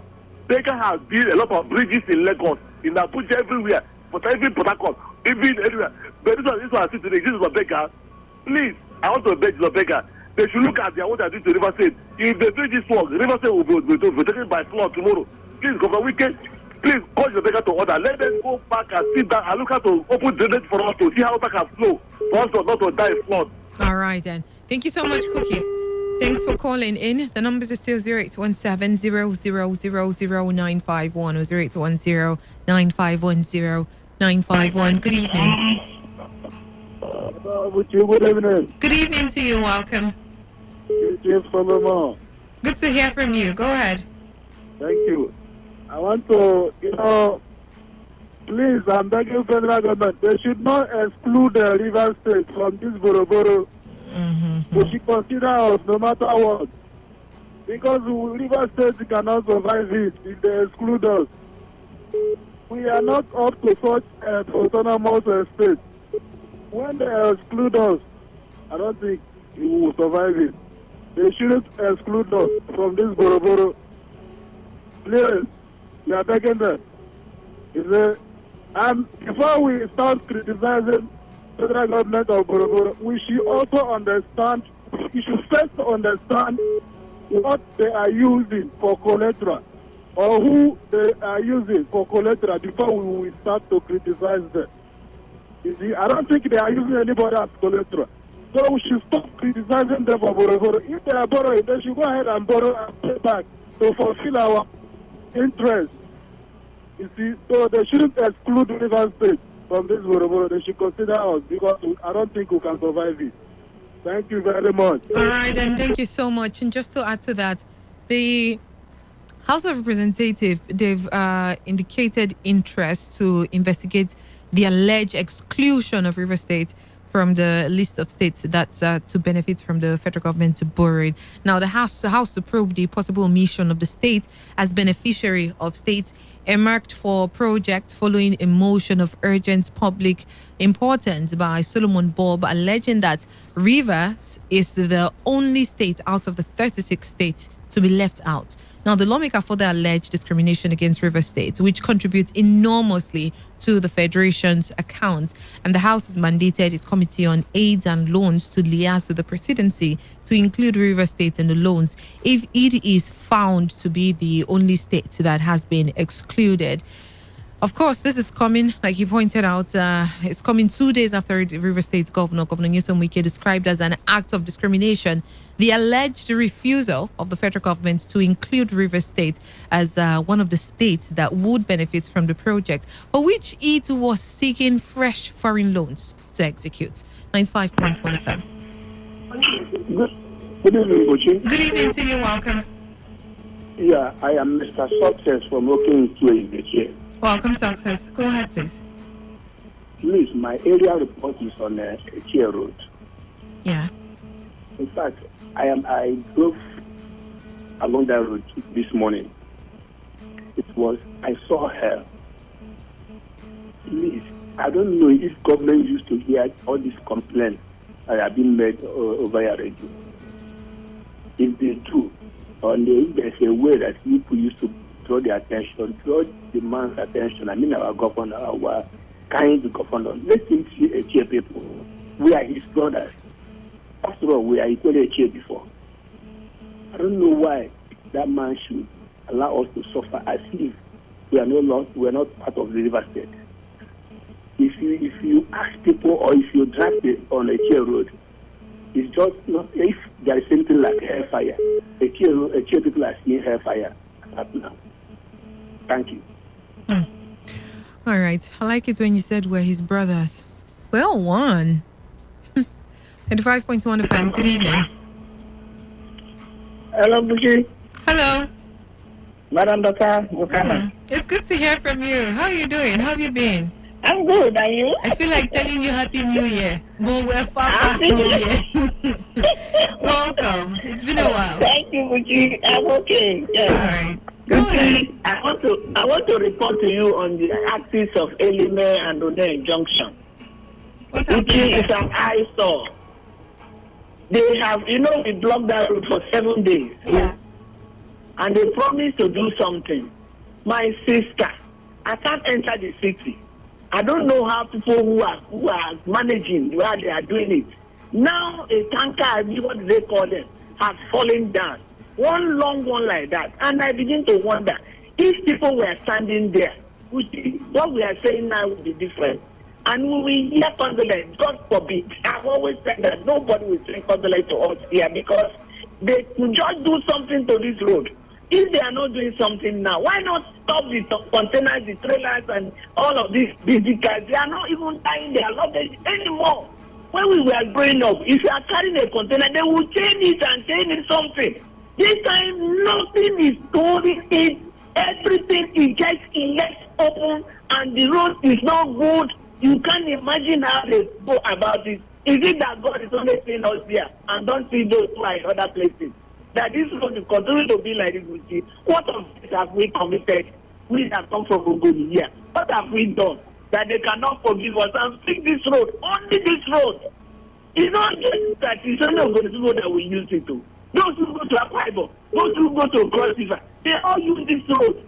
They should see the companies in One. I don't know what the federal government is doing with all the money that they can't fix this road for us. See, I just feel like I don't know what to do. Beg them for us. Don't forgive us our sins and fix this road so that we can enter the city and return. You see? Oh my goodness. I'm very unhappy. I don't know what to do. Thank you. Have a good time. Madam Doka. Madam Doka, thank you so much for bringing up that particular issue that I know is in the mind of so many persons. But let's get to hear from others. Good evening to you. Welcome.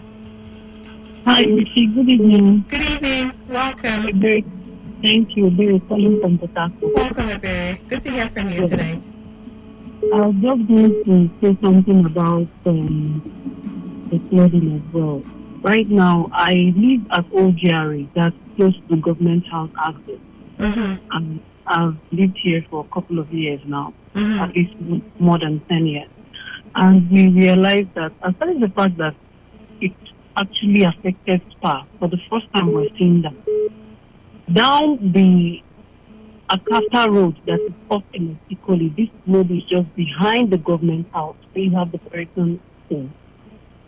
That area was also flooded to an extent.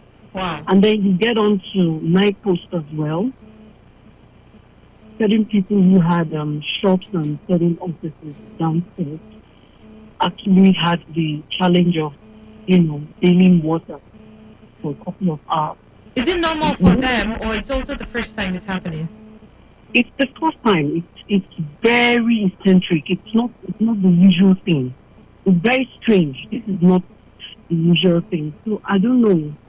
Really, I'm beginning to think that Julius Berger should be stopped. That's what I'm thinking.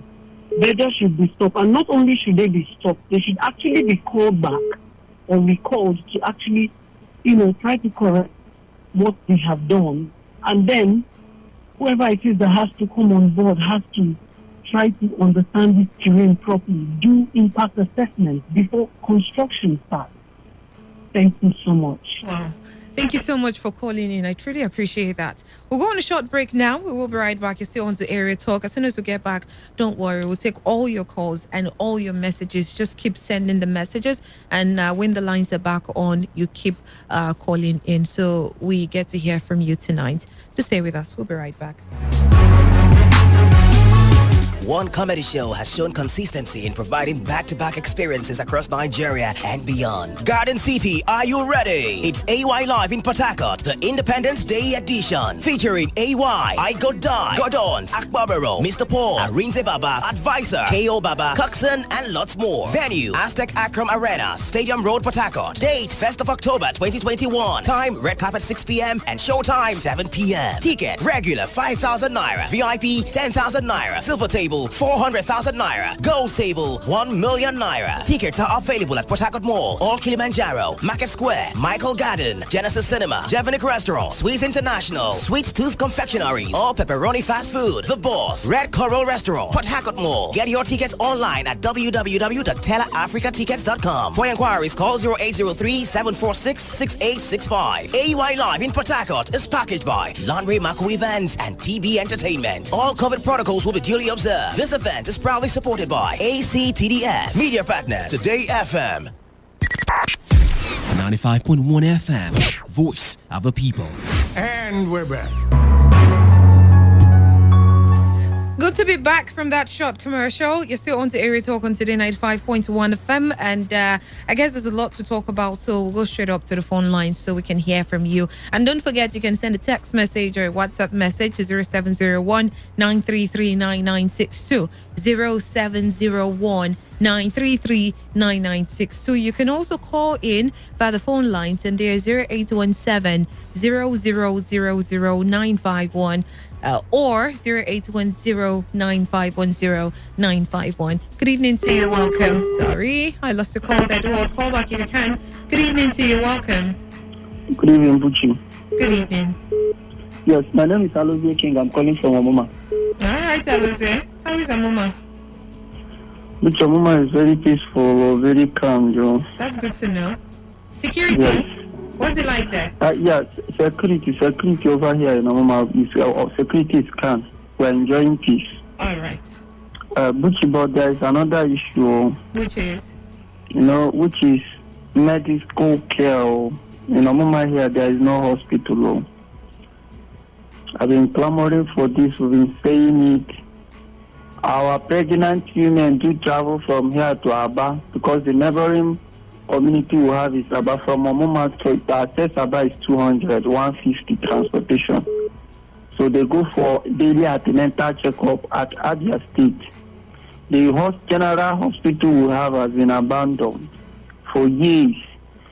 Governor Wike came and promised that he will rehabilitate the hospital. Till now, nothing to write home about. Which, do you know the most unfortunate thing here is this?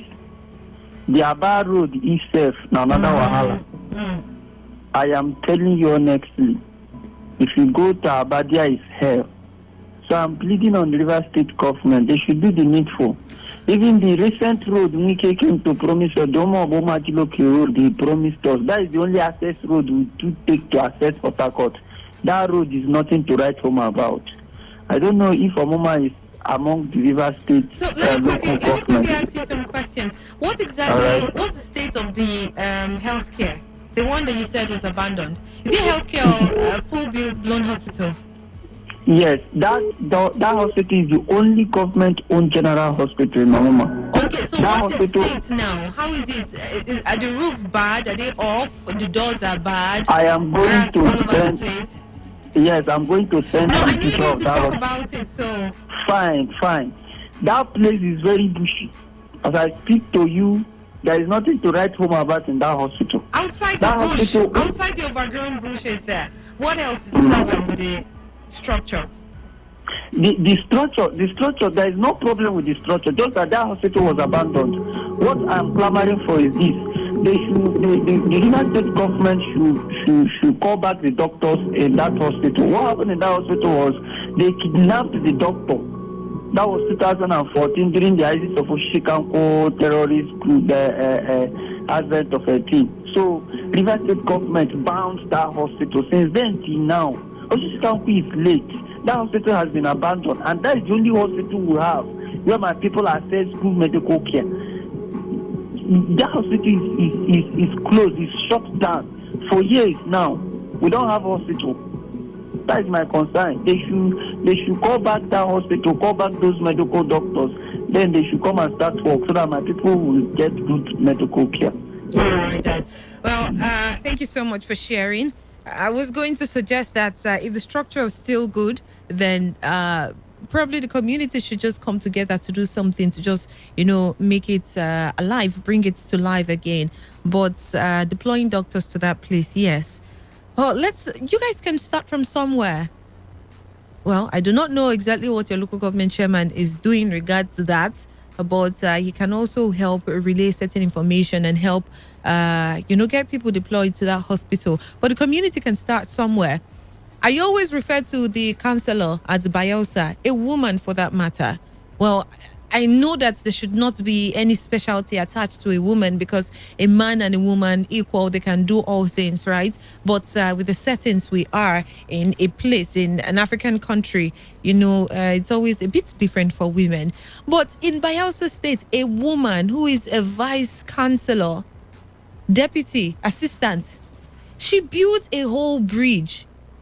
The money she was given to get her car, she invested it in building a bridge for the community. And then the state governor saw what she was doing and contributed, added to all that she spent. Now, why can't something like that happen? I'm not saying you should use all your money, but I'm saying the community should start from somewhere. So maybe to draw the attention of the local government, and then he will try to draw the attention of the state to that particular hospital, so something will be done about it. Or you guys can write letters or do so many other things. 95.1 FM. Hello? Good evening. Good evening. It's Clinton from Gombe. Welcome, Clinton. What's going on? Yeah. Michelle, I want to thank my Evo chairman, Dr. Chidi Rod. He donated a transfer for us. Oh, when did this happen? Last week. Oh, nice. Last week. You know, this my community, I have been complaining for my community concerning this light. And for the past administration, at least for your station, I've been stopping for your station concerning my community. So, but when the Lord came on board, at least he flagged off some of our road for us, and he donated one transformer for us. So we hope before the end of the year that we're going to have light. So I want to thank my able chairman for making my community to smile again. All right, then. So thank you so much. Well, thank you for calling in and sharing with us. Because I know say on our station contributes to for children to hear our voice. Well, you did the job. Thank you so much for calling in. Thank you so much. Yeah, 95.1 FM. Good evening. Hello, good evening. Johnny, how are you doing? It's a terrible thing today in Alibolo. I heard Okoro wasn't funny at all. Yeah, Buchi, and I think to you now, Buchi, I have been calling on the relative chairman of Obiabo to step in and come and see where the problem is. The problem of flood in Obiabo is lying in a particular place under the bridge by the timber water. Knows perfect that the China company the China company that allows road to Rumunduru, that allows Buchi and Dana from the whole area of Okoko to the whole Nibo, in fact, the entire local government, the whole water that was channeled in this particular canal. And this COVID, the company that did this COVID, they do the wrong job. But I start to wonder whether we have a representative in the government, which we have somebody like the Honorable Martin Samewule, who has been a house member for a good tenure during our meeting now. Let him come and do something. Other House of Assembly members go to their constituency to see their problem, what they are passing through. This is a man voted for him for past 3 tenure now. Nothing to show. Nothing to show that your people are suffering for flood. As a leader in House of Assembly, you cannot come and see what the people are passing through. You are there investing our money, and we are suffering. Even his own host community. I don't mean he's embezzling your money. It's one thing to say he's not coming to your community. It's another thing to say he's embezzling your money. Represent us. He can come and see including the plaza by the convent, by the Salvation Ministry there. They went and built a convent on top of the canal. Why? And they left the access road. They bought this road. The people that came down to get them access road, they abandoned the access road. They came and shut the access road on top of the canal. And the convent they went on top of the canal cannot contain the water. Which is come and see with their eyes.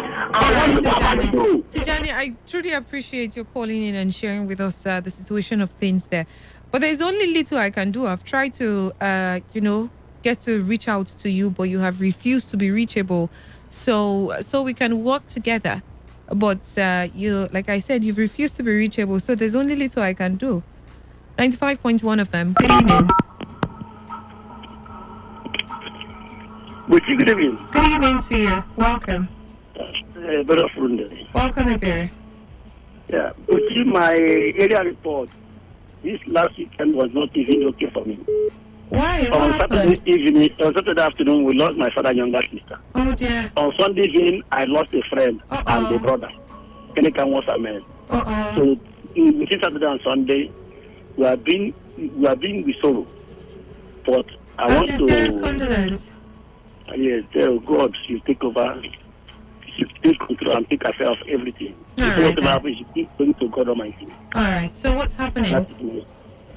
In my place, I think today things are moving well. Our go construction by Chidi Loy, is ongoing. We are not doing it, and the work is going there seriously. I appreciate the chairman. He's doing well. God also give him strength to do more than that. Okay, so how about the situation of flooding? I think the water is going back for now. It's going back. Where is it channeled to? Like, is there a particular channel or this water is flood water. We have forest close to our place, so we want by this period the water is going. We want sun is shining. It's going back gradually by gradually. So it's not like before. Not like before again. Okay. All right. Thank you so much for calling in. Good evening. Good evening. Good evening to you. Welcome. Thank you. This is Gochukudike calling from Emowa. A pleasure to hear from you. Go ahead. Buchi, you see, I always complain about that Emowa Calabar road to I am called. Even more than that to Kema Junction. Please let the federal government, I know that is FEMA or FEMA, let them come and help us on that road. Please. Like that road now, the Ironco Day, women always go there. Go sell maybe Ogo, Gary, Isam, all those things. You know, all these pregnant women, not that way, the way we come today now, everybody hand on deck. And even people get the letter, whether a month or 9 months, to let to go also to support the family. Please, let government help us based on the way we come today. Make them try to help us for roads. The money make them chop, no problem. But see, why are they so wicked? Sorry, if I use this kind of word, I'm sorry. They're too wicked. Government, may they help us. Do that road to us. Look at our mothers. Look at our grandmothers. Look at all of them on that road. Please, may they help us. Like easy, you see container on bad roads. You said they shake. Why bicycle there by the side? What about if that container fall? What will happen? We talk about that. No. Government, I bet more gonna help us. I see the thank God of Awuse, Chief Sergeant Awuse. He's a man that I know that like development, and since he decided to develop Emowa, and Emowa is developing, I respect him. Like make out, so I still respect somebody like Chidi Lloyd. At least if you come to council now, you see what he's doing. I've not all the that I mentioned. I've not. Where? Hello. Which classroom? At Emowa. Yeah, where in Emowa? What community? Yes, the secretariat. Emowa secretariat. Okay. Yes, Emowa secretariat. He don't push many places down. He want to give Emowa a new face. Yeah, he did. He talked about renovating the Emowa Local Government Council. And, I hope to see it looking as beautiful as many other councils that have been renovated here in River State. That's local government council. Well, so when you go to some local government council, it looks like a completely different place. 95.1 FM, good evening. Good evening to you, welcome. Hello, please, you people should try get easy number now so that when people call you 2 to 3 times, you people respond. Please, I have here something here. I'm done it. Okay. I am Kingsley by name. I press this number tire. Kingsley. We're so sorry. But thank God you got through. What's happening? Yes. Please, I return back from work this evening. From where? From our refinery to May. Upon refinery to come back to Slaughter. Then my little brother, when I follow with him, go work. Then as I return back now, the tanker is close somewhere between that taking point where police they stand before you go reach Apajo Junction. So I now step down for Keke when I say, let my brother should return back. Let us two of us to return back and go back to... The tanker exploded? If you explode, then you run to the bush now. You run by the side of the bush. Please, I lost my brother. As I return back now, I'm in our shop now. So I'm not seeing him. I will return back now, only me. I am the one that pay transport for the ticket, 200 now. That is 100 now for sport. Then as I return back now, alone now. I don't want somebody to ask me to. That is why I say. Okay, sorry. Let me understand the story. So you were coming from refinery towards One axis. Yes. And then on your way in the keke. Yes. Your brother was then coming behind you. Yes, the keke just drop us. Say there's no way. Other people are revived back. Why? So, because yes. a tanker exploded in front. Yes, exploded. Yes, between that checking point. Now, before you reach checking point, police. Before you reach Abajo. Okay. So you ran back to the shop. I return back. Yes, I return back to May, so that I will find by all means to escape myself and between me and my brother. Then I look back. I'm not seeing him. Because it's somebody that's not be able to, he wants to see, he say he wants to see his eye. Okay. So now you're wondering where your brother is? Yes. Okay, what's the name of your brother? Just in case he's listening or someone else is listening. His guy name is put on long sleep. They call him blame. So I don't know what am I going to call it. So what is your name? What's your name? My name is Kingsley. Calling from Port Harcourt, Amadi. All right, Kingsley. So you need your brother to come back home. A blem. Yes. What's his? Sorry, his name is just interesting. What's the name that your parents gave to him, Bikonu? What's the name that your parents gave to him? He's my colleague. They are working together. Okay, you're not blood brothers, just colleagues. Okay. All right then, noted. And thank you. So the tanker that exploded at around that refinery axis, when did it explode? You pass the bridge, step down small before checking point. Before checking point? Yeah, that place where police. When did it happen? When did the explosion happen? It was trying to happen around 6 to 6. Past 6. Yes, that's when the rain was started. So that road is blocked now. Cars cannot go through that side. Totally blocked. You pass the bridge to come down to Apajo Junction as I am talking to you now. Wow. You run at the bridge by the side of the farm. Okay.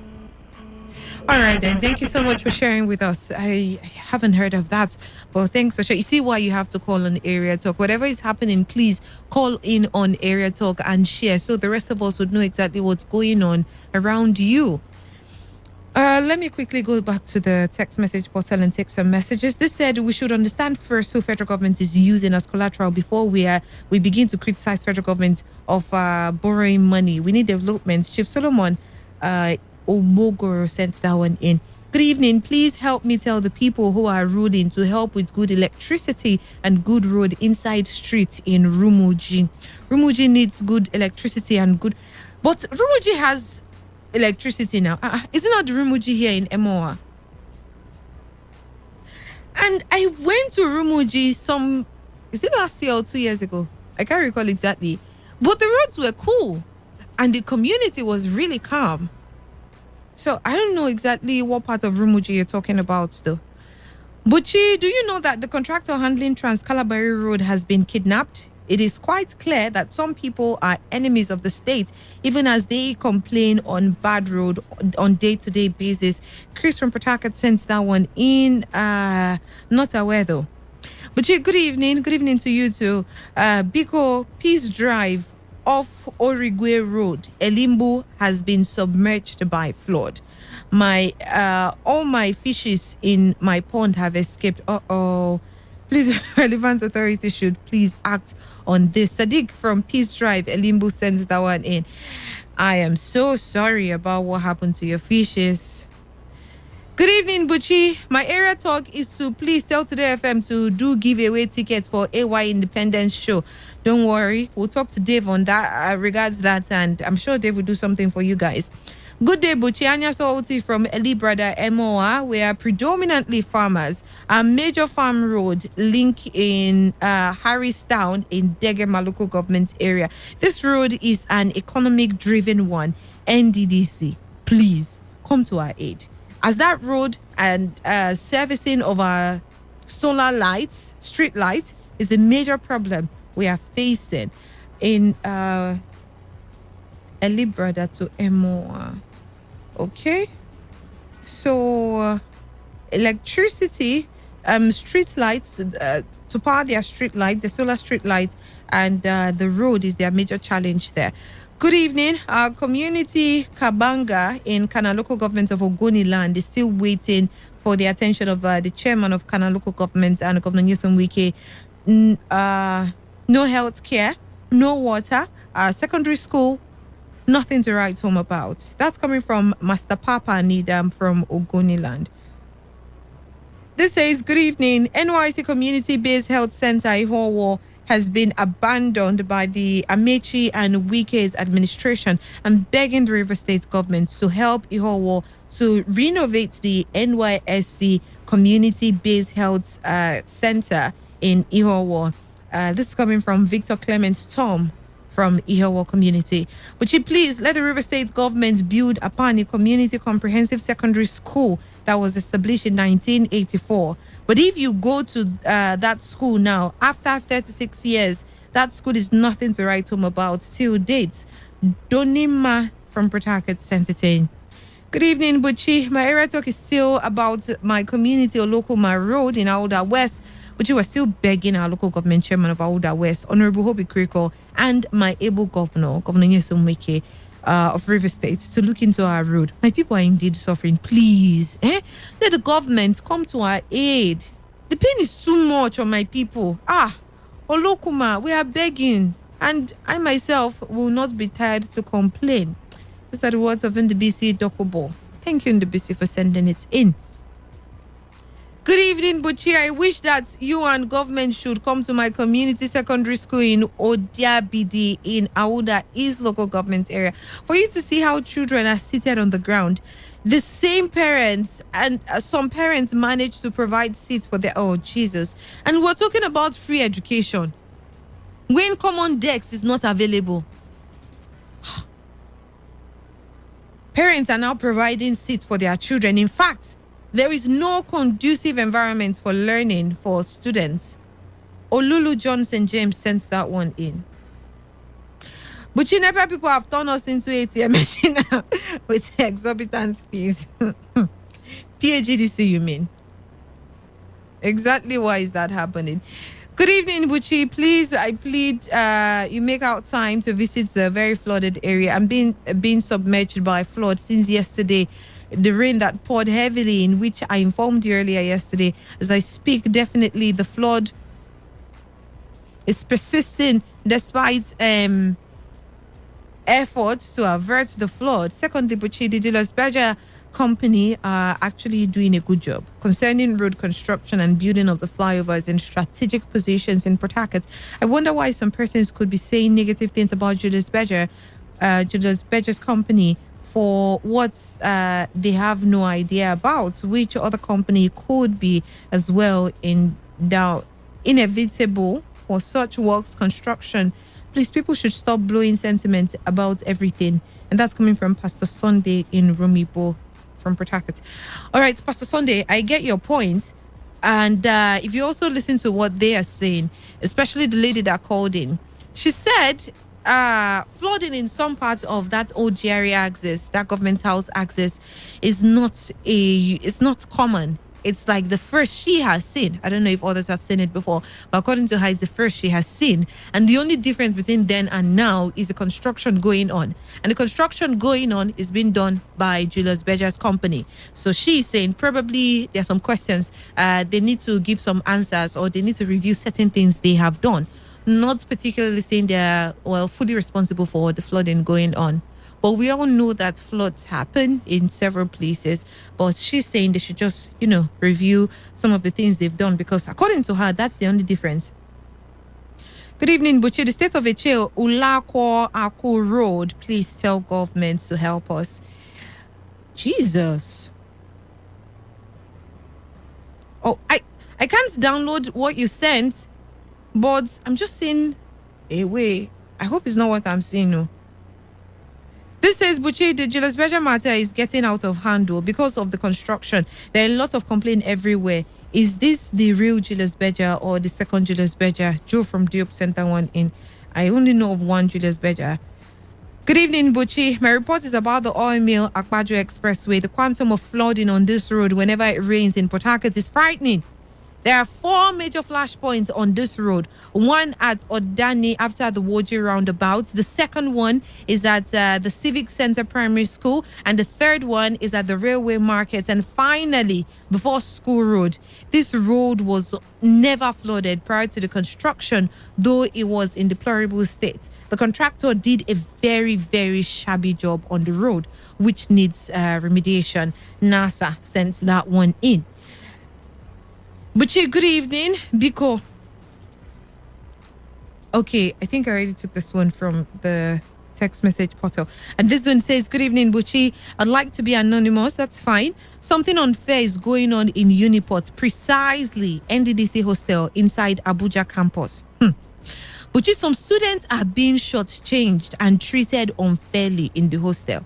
How can the school give you accommodation? And when you go to clear, you'll be told that your space has been taken, allocated to someone else, while you have a proof of ownership to prove that the space is actually yours. Instead, you'll be compelled by the guys in charge of the hostel to go to a jumbo room or a common room. If the dean is not involved in this injustice, he should compel them to do the right thing. How can someone who wasn't allocated a space clear the space without being in possession of the slip while the real owner is left in the cold? Thank you for sharing that one with us. Hopefully we'll look into it. Oh, that's much we can take. Gloria has been eyeing me with her very colorful and beautiful hair. I have to go now, but I had to take all your messages because I promise I will. My name is Buchi Rafa. It's been great hearing from you.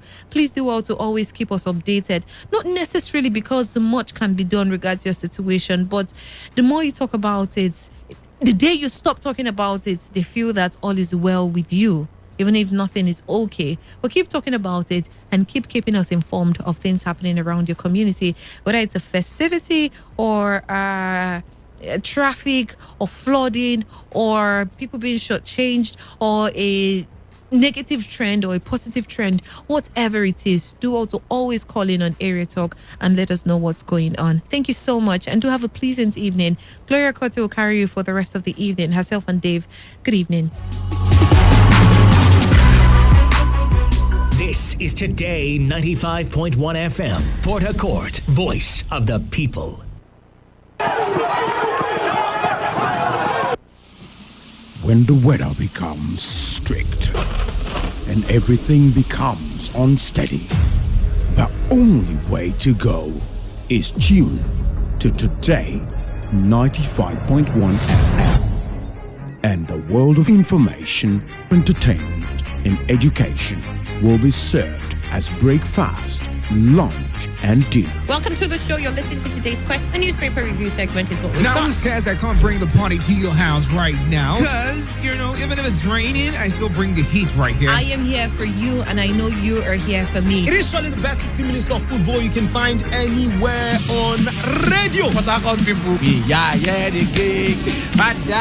Back here in the Garden City of Port Harcourt. Today, 95.1 FM. Nothing but the best. Nothing but the best.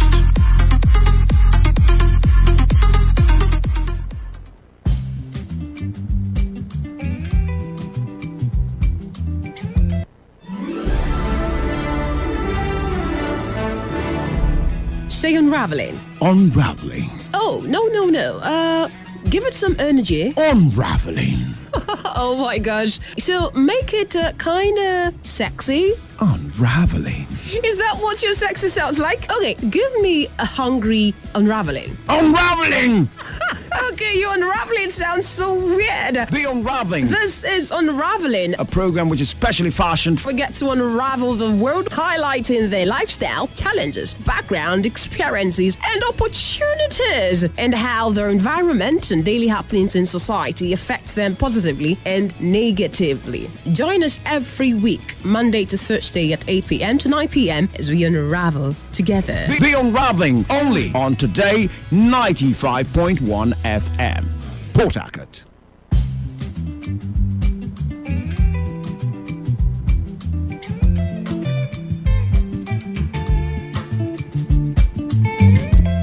More music on trendybeats.com. None so long. She just scatter my head. I know go fit to forget. Ayaya, your child, what she just scatter my head. I know go fit to forget. My lady, I don't fall in love with you. My sweetie, you and I forever. Yeah, yeah. My lady, I don't fall in love with you.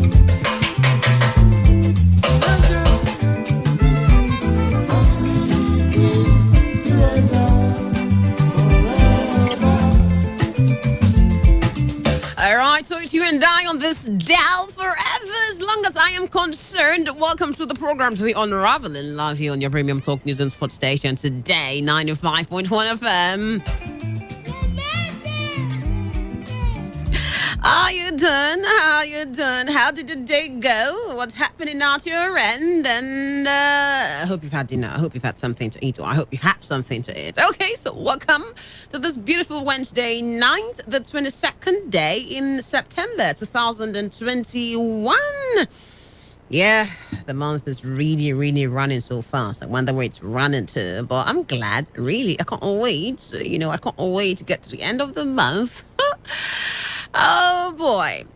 Okay, so my name is Gloria Kati, and I will be here till the top of the hour, 9, just before Opinion Poll comes your way. So we're going to have a great conversation on the program tonight, right? Don't go anywhere. Don't go anywhere. It is Wacky Wednesday today. And what we do on Wacky Wednesday is discussing wacky stories, wacky events, wacky happenings in society, wacky ideologies, wacky conceptions, okay, wacky norms and all right? Anything wacky at all, we'll bring it to the to the table, to the show, dissect it, unraveling all there is to unravel around it, and have you throw your thoughts on these topics and issues as they come. Okay, so tonight again, I want to have an amazing time with you. I'm super excited. Okay, I hope you're excited too. Okay, so you should get used to this every Wednesday. I am not normal every Wednesday. Get used to it.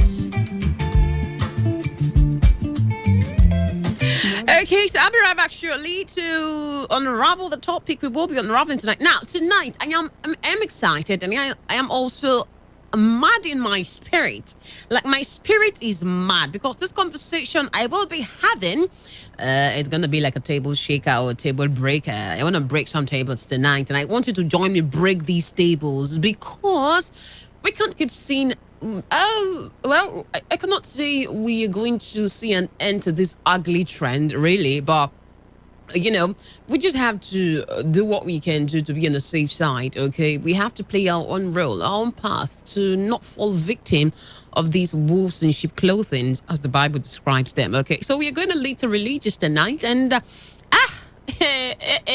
it's gonna be great. Okay, well, there's a news really that has been trending since since last week Thursday.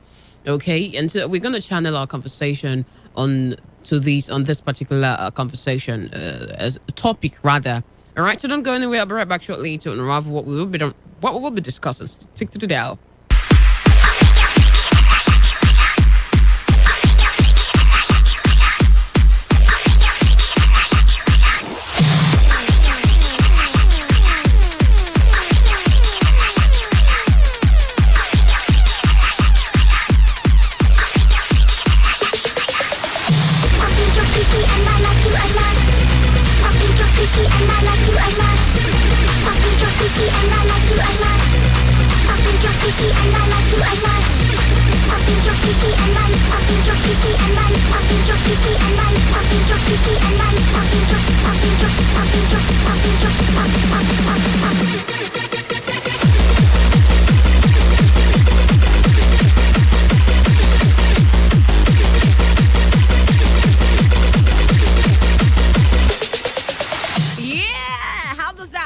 How does that feel? Okay, so this is the mood activator for Wacky Wednesday. Okay, it brings us into the mood, the wacky mood and the up-tempo mood. So let's kick the ball rolling right now. Okay, so there has been the news, really, like I mentioned earlier, about the prophetess Edna Woleru, who was convicted and sentenced to life imprisonment last week, Thursday, by a high court in Rivers State.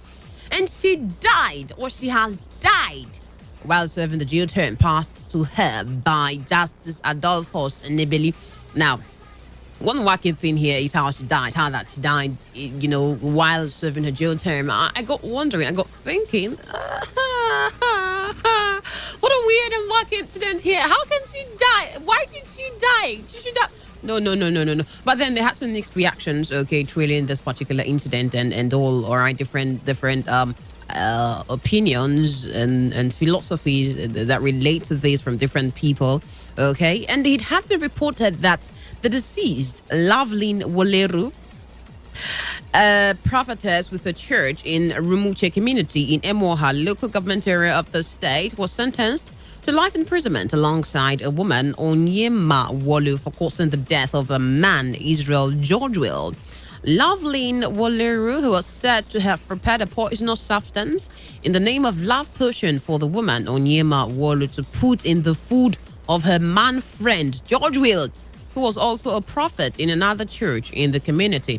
Now, one thing I thought about here, you have the you have the Spirit of God. Okay, you are a prophet. You are a prophet. Okay, so that automatically means that you are seeing things and you are knowing things. You can detect when danger is close. You can, you can discern, right? Why didn't you, for crying out loud, for heaven's sake, discern that this was poison? Why didn't you discern that this was something that was going to take your life as a prophet that you are? As a prophet that you are. You see how we just tend to, make a mockery of Christianity, of this gospel that we preach. While the death of the prophetess remains a shocker and leaves people with the assumptions that she has either been hunted down by the late man's spirit or her own evil deed, what is more weird is the act of preparing a love potion in itself. I have been searching through the Bible. I have been searching through the holy book. I have been searching through the authority for, the manual and guide for Christians, for the Christian faith.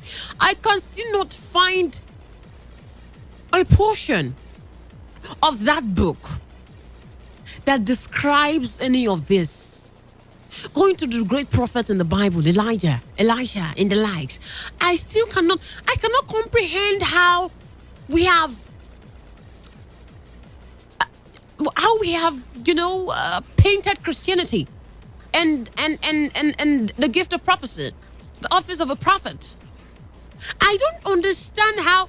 Of course, the scripture says the things of the spirit are cannot be understood by the carnal mind. They're foolish to the carnal man because they are spiritually what again? Spiritually discerned or something like that. Okay. Now, your husband or your man friend is a prophet. Okay. For whatever reason, You go meet this prophetess to mix a love potion for you to give to your man friend.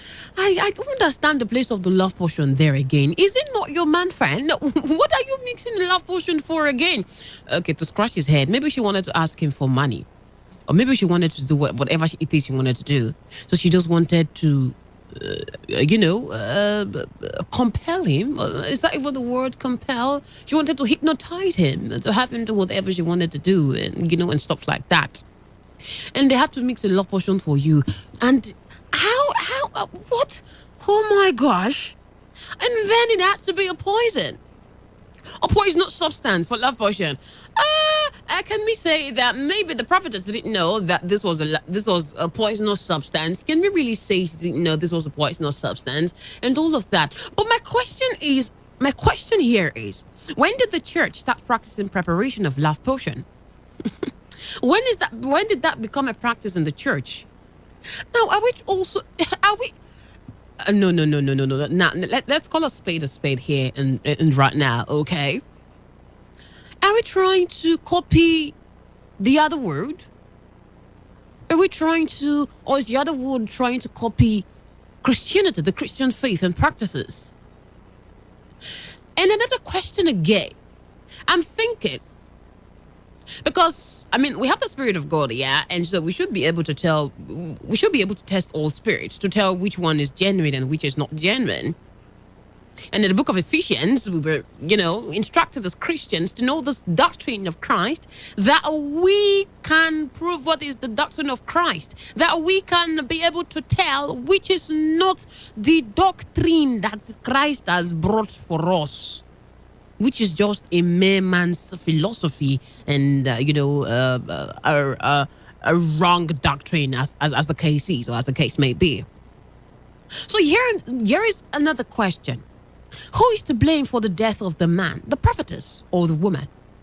The prophetess who mixed the love potion for the woman, or the woman who went to meet the prophetess to give her love potion for her man friend. Hey, Father Lord.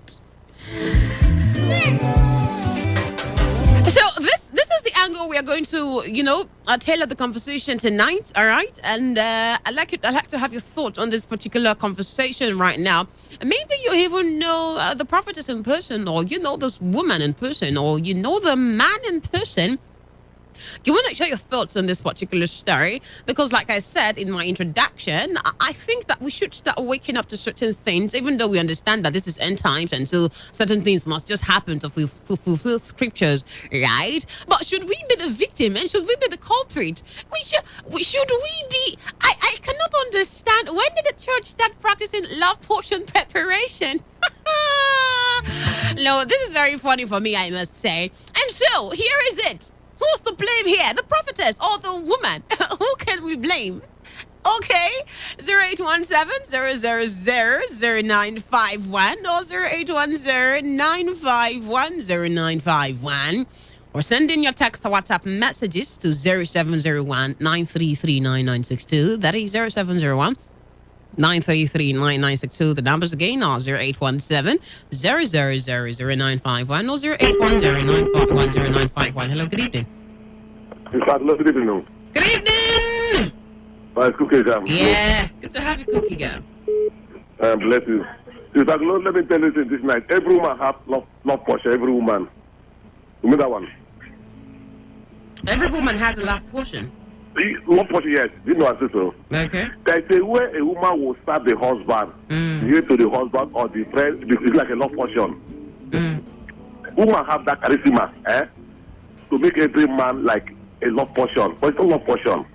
So I blame that woman who have want to collect medicine to give to his husband or whoever. I blame the woman. Because she don't know the power she have. Every woman have power. A woman have power. I feel at least I'm married for something years. Women have power. Yeah, they know your, according to what they call it, mumu button. They know your mumu button. They just need to press it. Finish. I'm telling you the truth. So if women hear my voice, every woman, any the man degree, get power, fast. The woman have a potty, she will press. The man lies down. So that the woman should stop that they're doing because they got the natural power. So I blame that woman who has gone to tell me to give his guy to die. Thank you, my sister. All right, thank you very much. Thank you very much, Mr. Koki Gamelo. Good evening. My madam, good evening. My Oga. My Oga. How are you? Good. Please, I'm fine, but you still don't know who is talking, sir. Hey, God. I don't know the problem I have with your name. I don't know why I find it difficult to just place a finger on your name. I know the voice, but I cannot place the name right now. Yeah, you said Mr. Victor. Yes, Mr. Victor. No, let me come.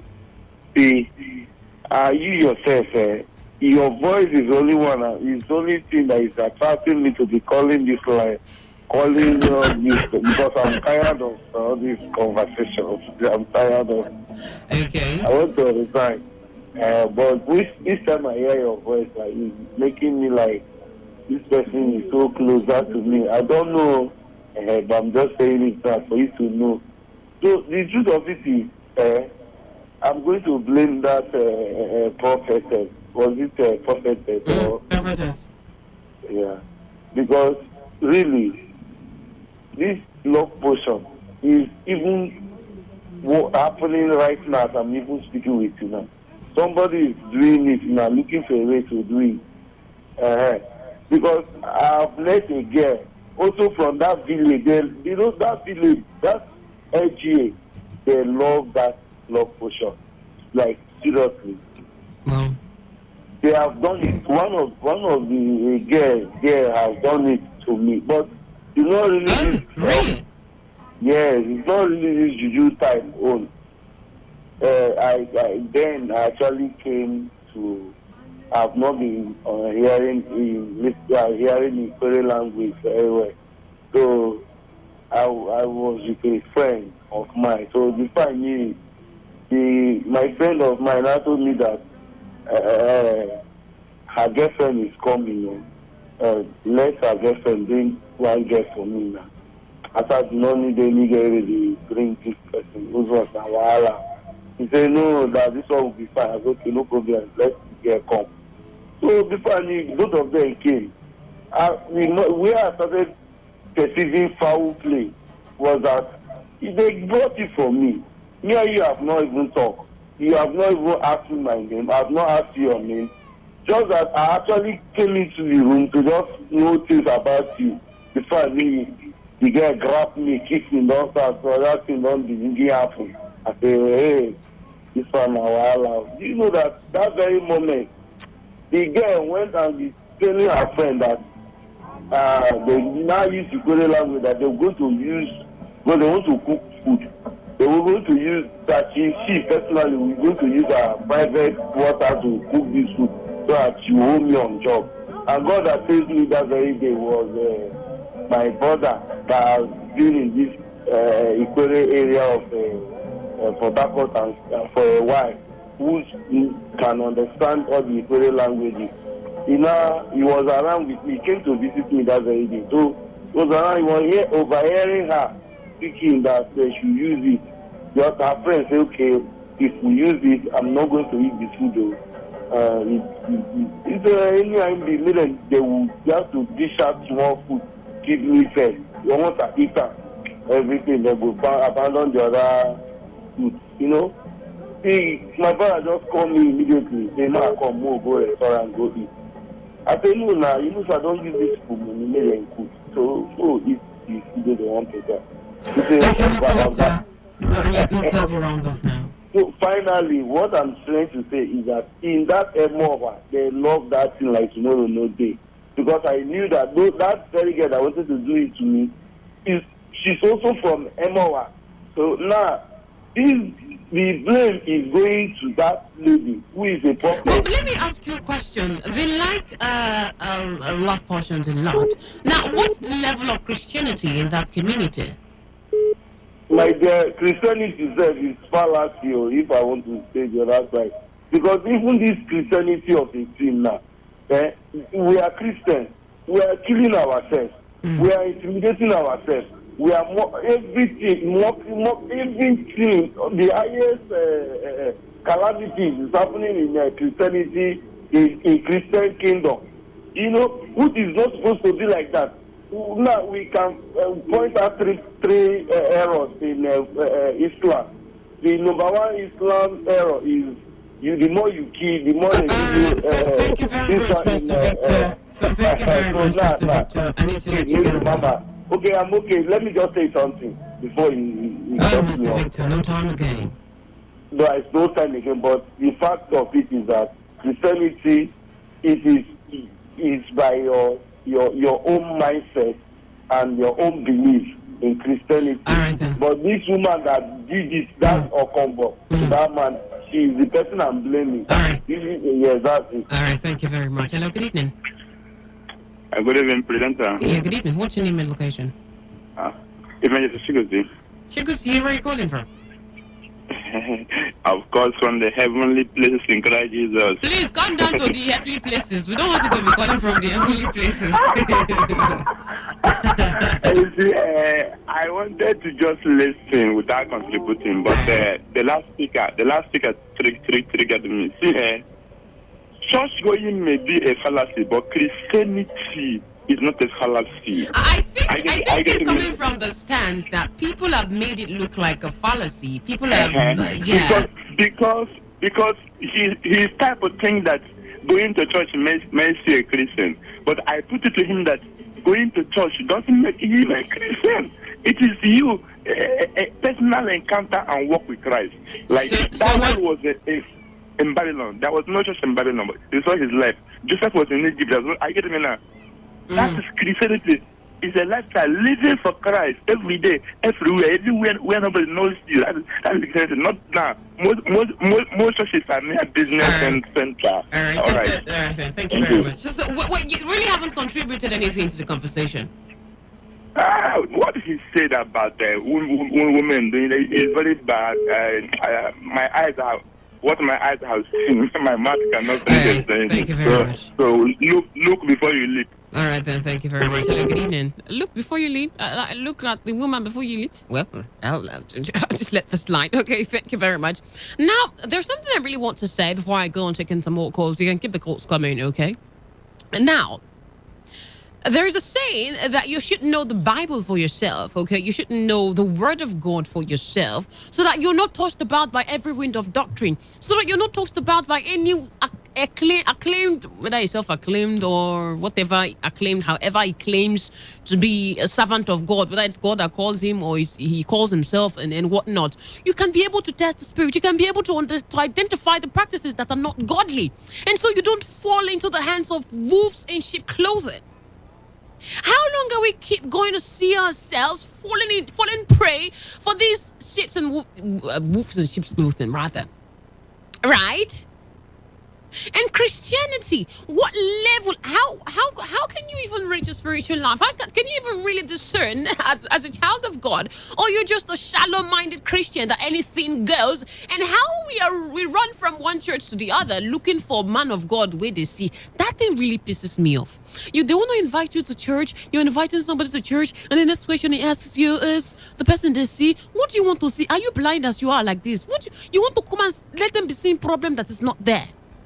And we just make ourselves vulnerable for whatever, even something that the devil is not even planning himself. We'll go and put ourselves there to just fall victim out of our lack of spiritual discernment and misplaced priority, as the case may be. Hello, good evening. 95.1 FM. Good evening.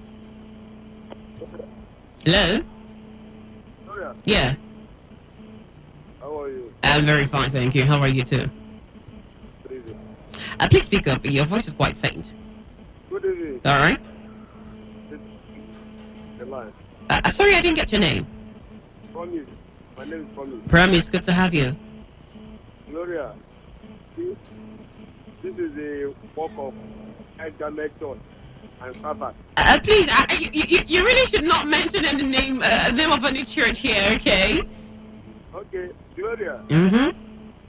See this problem, It's a recurring decimal because this man, he have had it. It has been happening, you understand? Because it's not the cost now. Don't go to Fulani people, they will just give you either 1,000 naira, 1,500. Doesn't cost. You understand? There are so many men today because the thing here in different form. You might eat it. You see some people that are very big, eat the big man. Now love 9 days. You understand? There are 6 persons eat it to begin to say, some might eat it. Don't even give money to your mother. Don't even give money to your brother. You don't even see them. Father with them. You pass out from your house and go to live. Hello?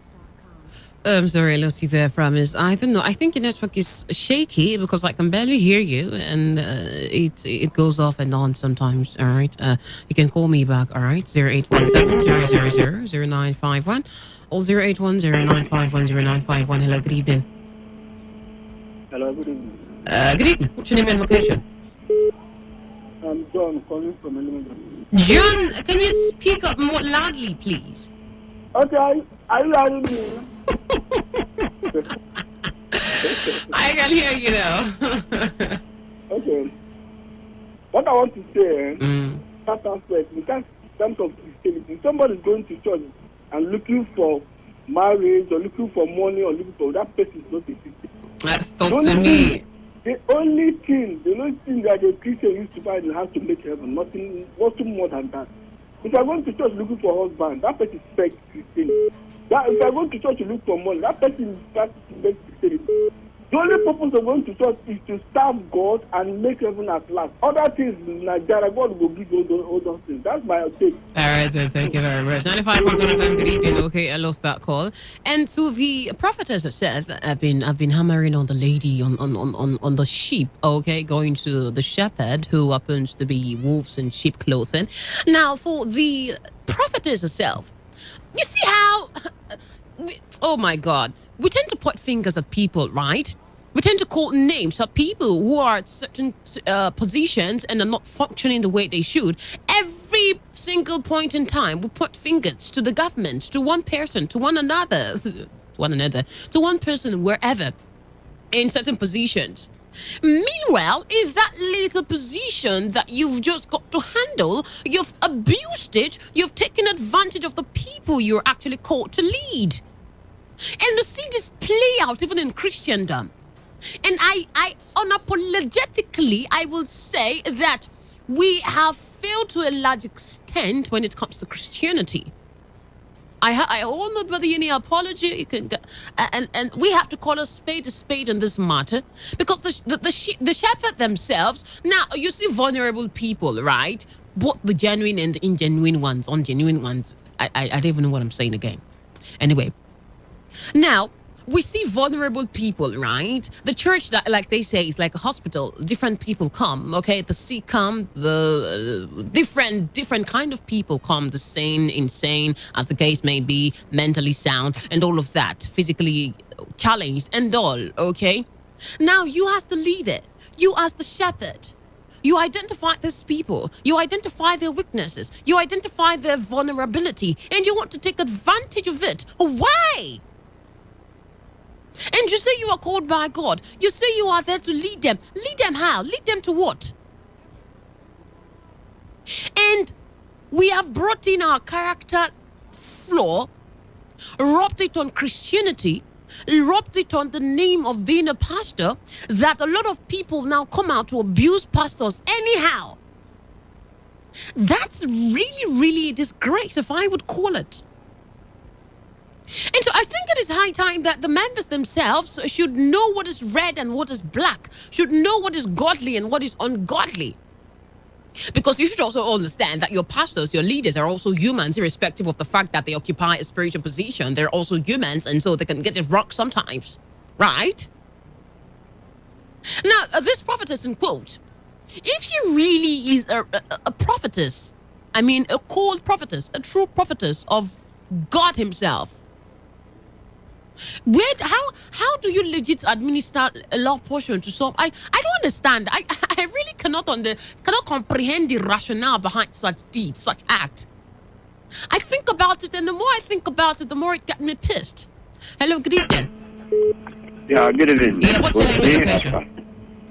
Yeah, and when you go calling from Akabechi. Good evening. Welcome. Yes, you know, many people have different purposes of attending church. And some of the pastors you call shepherds are not called, they call themselves. Like the case of the prophetess in question. I think one of them have died. A prophetess is supposed not to administer love portion. That is not biblical. That is those ones who call themselves. They are using Bible and God and do some funny things which God did not direct them. The problem is many people may not understand the ones that God actually called. All that glitters are not good. All of them will put tie and coat and the other Bible and the other thing and start falling on grass, shouting God. Some of them have dubious idea, not biblical idea. Some are called to make money for themselves. Some are using church to read themselves as a canopy to do their shabby days. If you see those ones that are actually called by God and you go there, the essence of going to church is to make heaven. That's nothing more than that. Although some attend so that the church will bury them. That is not the essence of it. All right, thank you very much. It's for you to understand God and repent from your sins so that when Jesus will come, you go to heaven. All right, but what is happening today, proliferation of churches, we don't understand. You don't blame the worshippers because they may not. They have been blinded by what they are shouting. Right. The Holy Spirit touches them. They may not understand. You don't blame them. Right. When they are saying, God says, there is no way to, God will not say, no, I didn't say, or I said. So with that now, they are deceiving the low-income workers and they are paying for their stomach. That's the problem we have. We don't know how to sanitize the church and know the actual people that God called. I don't know what I'm saying. And that's the problem we have. Some are using church to kill and many other things. Yeah, this guy is a wonderful thing. All right, thank you very much. 95.7 FM, good evening. Gloria, I want to ask you a question. All right. My name is Gloria. Go ahead. If you are a native doctor and you are not having candidates again, how will you metamorphose to?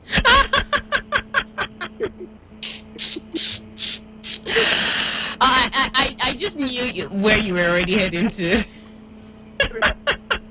So in essence, we now have native doctors in the guise of pastors and prophets.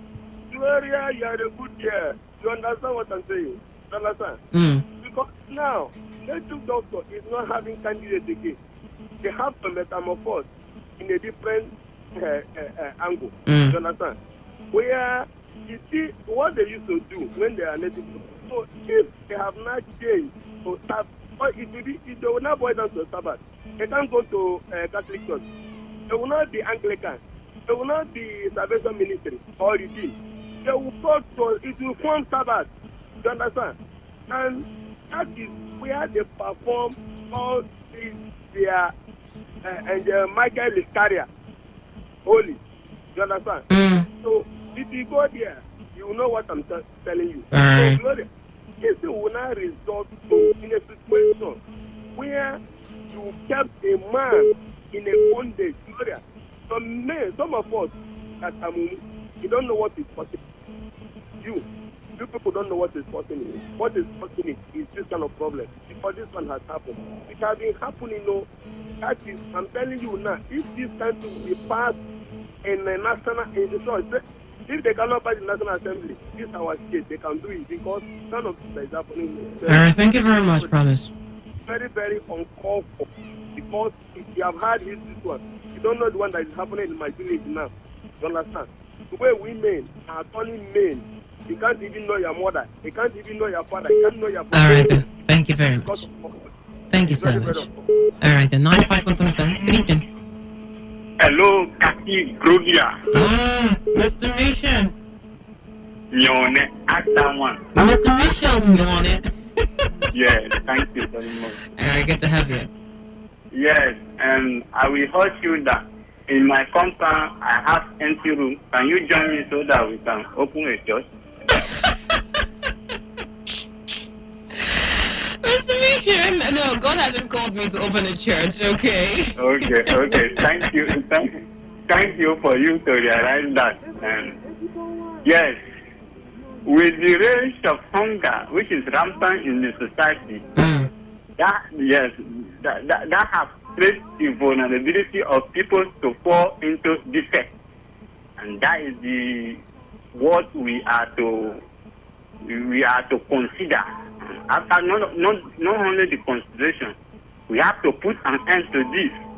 All these pseudo crazy, we have to come together so that we can eradicate them, because the more they are fraudulent activities perpetrating or carrying on, the more vulnerable people will be. Also, the more people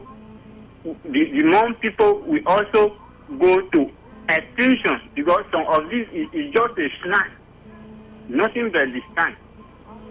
So that is what we do. It's your duty and mine, not only yours.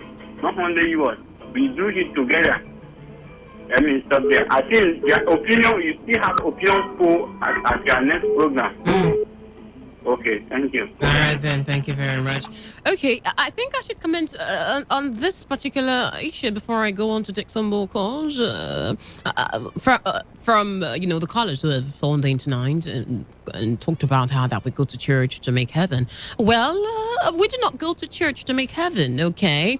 We go to church to get equipped in the Word of God, to build our faith, okay? To get edified in our spirit and mind, as the scripture says, okay? Be ye not confirmed by the things of this world, but be ye transformed by the renewal of your mind, okay? And so, because iron sharpeneth iron, that's why we go to church. We do not, despise or ignore the gathering of the saints, okay? I mean, the scriptures have been inspired for reproof, for guidance, okay, to guide the Christian, the child of God, to teach them the life of Christ and all of that, okay?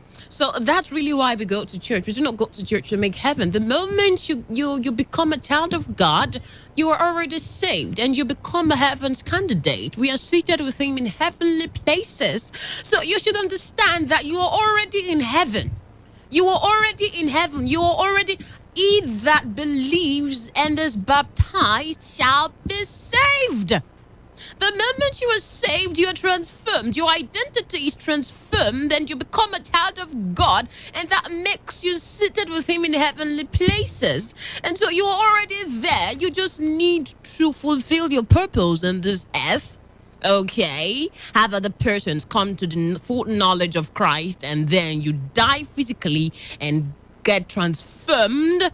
Okay, and go and meet him and spend eternity with him in heaven and all of that. So we do not go to church to make heaven. We just go to church to build our faith and grow in the knowledge of Christ. Okay.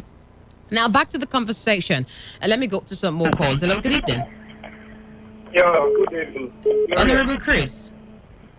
Yeah, good evening. Nice work. Work is great. Yeah. Something that we need to tell ourselves. Like my very second here, I know everything about any man of God that told me that God called him.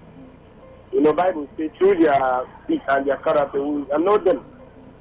All these churches, the way churches and other things now are popping up in this our society, it is not alarming. And I don't know if the people are just using it to make money, something like that. Just like the way I visited to one certain time. And somebody that called himself a man of God, a prophet. I say, yes, you are prophet, that upstairs in your compound. Nobody built any upstairs in my compound. So, by that time, through that prophecy, you now know the type of person that person is. So, anybody that will tell you that they defrauded him or do this and that person wants it. And the reason why we go to church is not even to make money or to get married. It's just to that race at the last day, you see yourself. But the people, when you want to get married inside church, they will defraud you now. And most of them, that's how they do so man of God.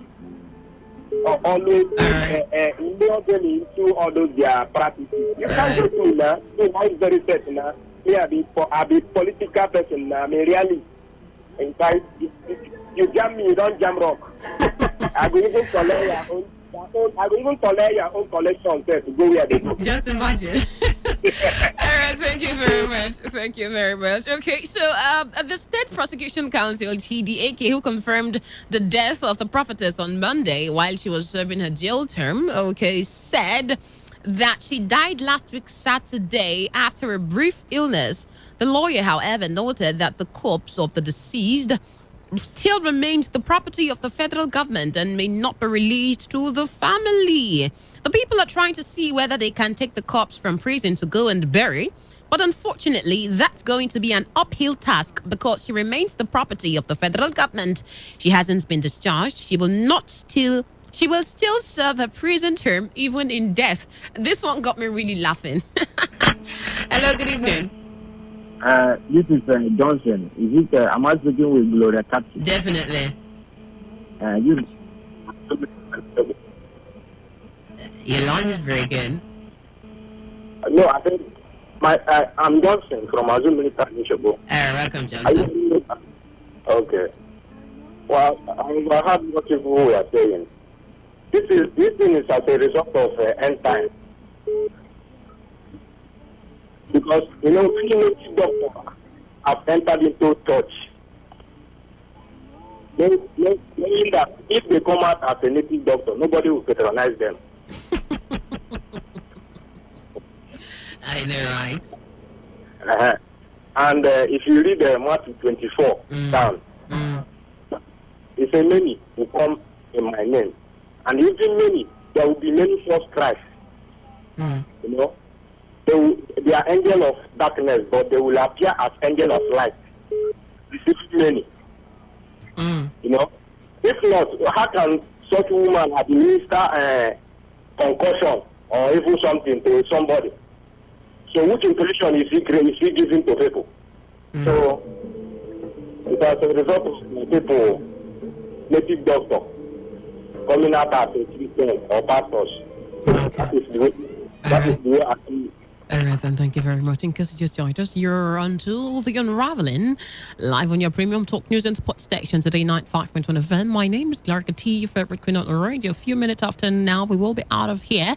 And we are unraveling the situation that has to do with a prophetess who died while serving her jail term, because she was convicted for having administered a love potion for one Onyema, Walu, that the love potion happens to be a poisonous substance, and for her man friend, so this prophetess mixed the love potion, which is a poisonous substance, and gave it to this woman who wants to give it to her man friend for whatever reason. And then the man died. It was a poisonous substance, of course, so it killed the man. This actually happened in 2012, so they've been on the case for over 9 years now, or about 9 years now, all right? And now we're asking, who is to be blamed here, the prophetess or the woman? The woman who went to this prophetess asking for a love potion. How do you are you even a Christian to come to think of it? Are you even a Christian? Or... Hey, Father Lord, you should just tell us you want to go to, the other side to woo your partner, and not coming in the guise of coming to a prophetess, as the case may be. And can we really say this is even a prophetess? Okay, bring your calls coming. Hello, good evening. Hello, I can barely hear you. Hello, good evening. Yeah, good evening. What's your name and location? It's Moses on the line. I'm in Abia State. You're in Abia State? Yes, ma'am. How is Abia tonight? Well, it's chilly and cold. All right, good to know. So let's hear you. Actually, like I always say, I don't mean to counter anybody, but like what I know, you mentioned about being saved, when you receive Christ. From what I know, and the Bible said, and when the prophet talked about being saved and on the last day, sorry. Now, when you receive Christ, the only time you can be saved is at the point of death when you have died. There is an expression that you got right. Sorry, when you have died, that's when you can be saved. At the point of death, you only have hope as living human beings. You only have hope for being saved. Because I don't understand. As a person, until you have died, as somebody who has repented, you can lose your salvation. You only have the hope of being saved. That is why we should continue. The Bible told us that we should continue, and there are so many scriptures. Hold fast what you have, and the rest of that, so that it doesn't get snatched. We have familiar spirits whose jobs now is to snatch people out of their faith, and I'm not going into that. Now there is another expression thing people say about when you receive Christ. Like Christ died on the cross, and then you confess Christ that it is done. What happened there? What Christ did on the cross is what lawyers do.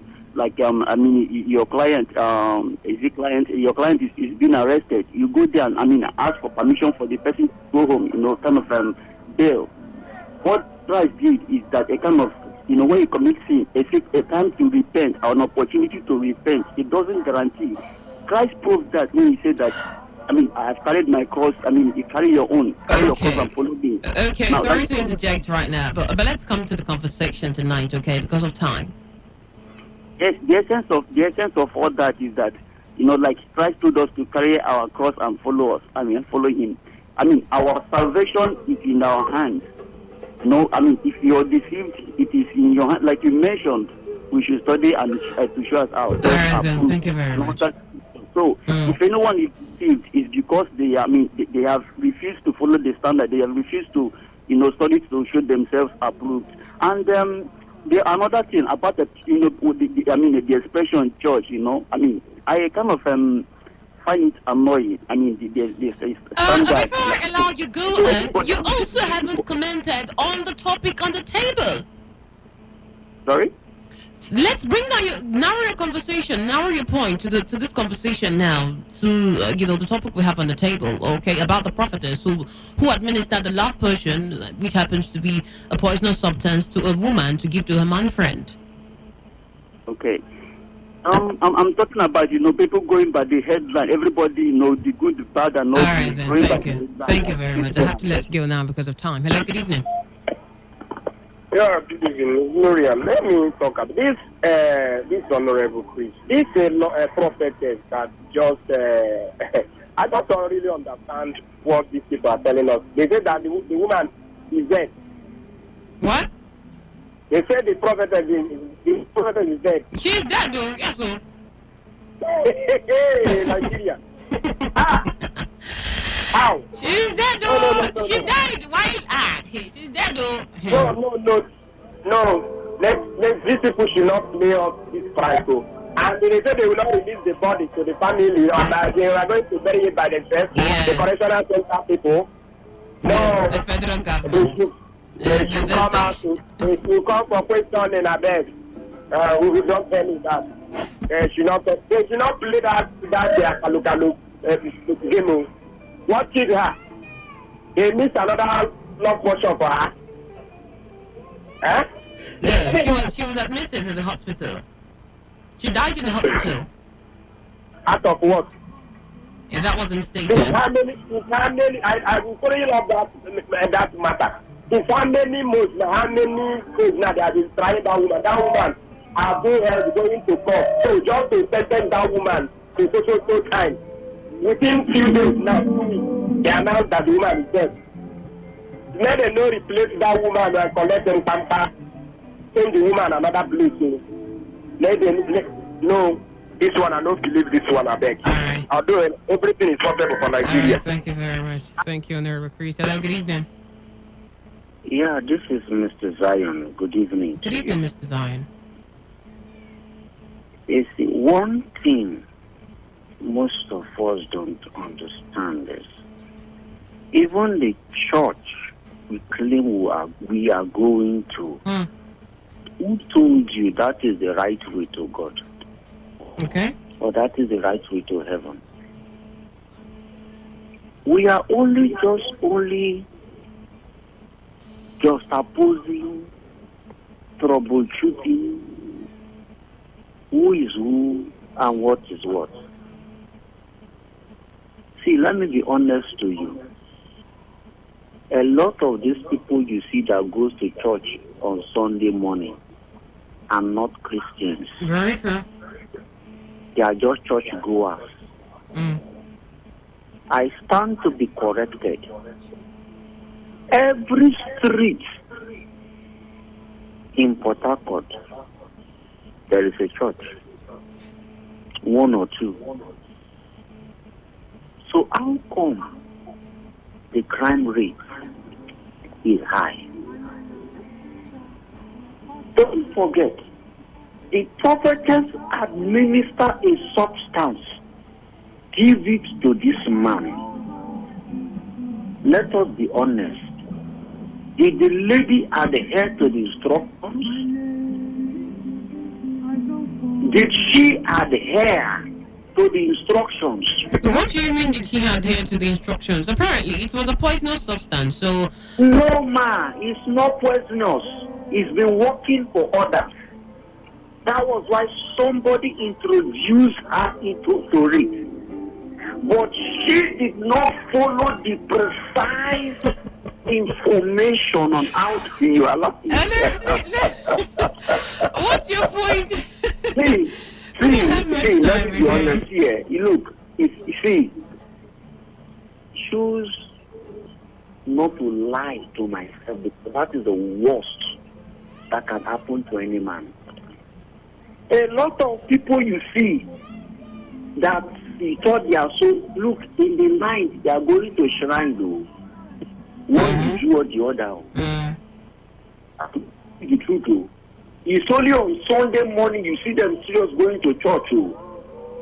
These so-called prophetess had, see, even the juju we say we are worshiping or is bad. We should look at it carefully. The ways of the juju even lead us to God closer than what the church people are doing.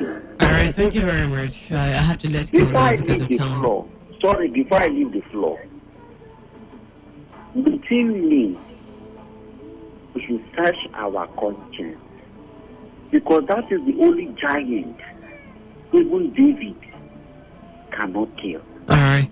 Mr. Zion. Thank you very much, Mr. Zion. That's the last call for tonight. I'll do a few text messages and we call it a wrap, okay? Dear presenter, I like a program tonight. In this issue, the prophetess is to be blamed. As a prophetess, she is supposed to advise her members not to go the wrong ways of life. If she had rebuked that woman that moment she spoke of the last person, maybe she will realize herself. I'm Sonny Wosu in Ovogo community. Thank you very much, Sonny. Okay, this one says, good evening, my sister in the studio. I blame the woman that gave her husband, love person, her man friend, okay, not husband. I really don't know what her problem is for committing such a heinous crime. Let me see who she will give love potion again. This will serve as a deterrent to other women who are not service-oriented to the husband. Amadioa from Umudoga. Okay, thank you very much. The confused ladies should be blamed. Let us all be focused and things will be at our service. Thanks, Sister Gigi Nwodabasi. I'm sorry, I didn't pronounce that name correctly. I know. Okay, thank you for that message also. And finally, this one says, Gloria, it's quite a shocking story. How can a prophetess prepare a dangerous love potion that killed a prophet? Exactly. I didn't stress on that part again. That killed a prophet too. Love potion administered by a prophetess and killed the prophet. Can we see or identify or discern something fishy here? Right? Maybe they could have been dragged for something, or maybe, oh God, you see the spiritual foul play and spiritual activities. A lot really goes on under closed doors, really. Behind closed doors, rather. Okay, and this is so surprising. Where are we heading to? Fake men and women of God. It's hello, Joe from Joe. Thank you very much, Joe, and every other person who called and texted. I appreciate your time with me tonight. Tomorrow is the last edition of Unraveling for this week, and it's going to be Throwback Thursday. You know how to do it. It's gonna be a great time.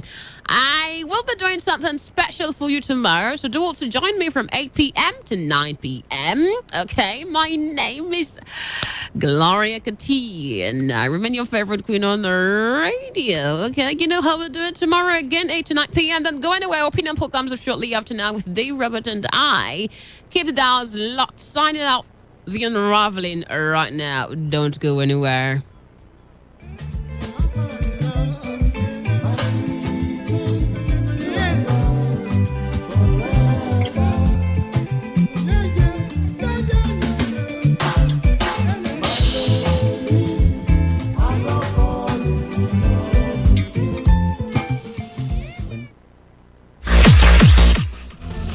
Everything becomes unsteady.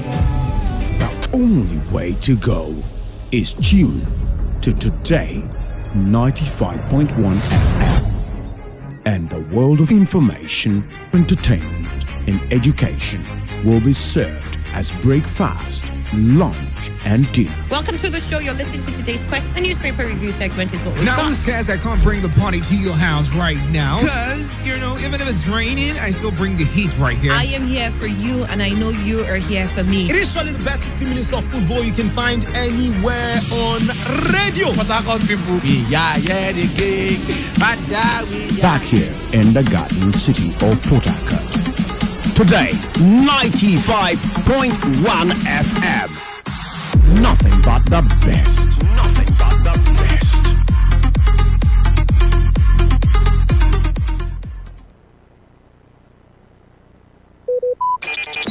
Talk radio. I listen to a lot of talk radio. 95.1 FM. Hold on, Kata. No, don't say else. Just bring 5,000 now. Only. Make the Qatar day. Make the cold remain. Yeah, they worry. You were not aware you're a thief. Now that you know that your money is coming from a thief, do you not see why you're a thief? All right, still talking about affairs of the federal government. We understand also that the federal government... Welcome to today's edition of Beats and Pieces in your premium talk and news. And it's going to be 1-1 Morata. 1-0 is never good enough. That's why we're called the voice of the people. Today, 95.1 FM, Port Act. Here we go. 95.1 FM, voice of the people. And we're back.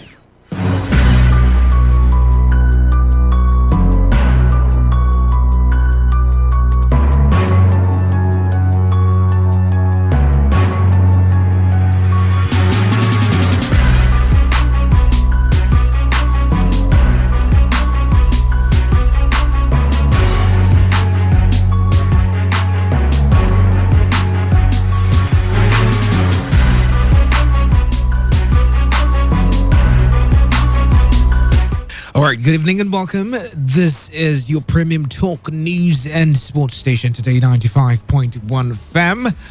3 minutes gone past 9 right here on the dial.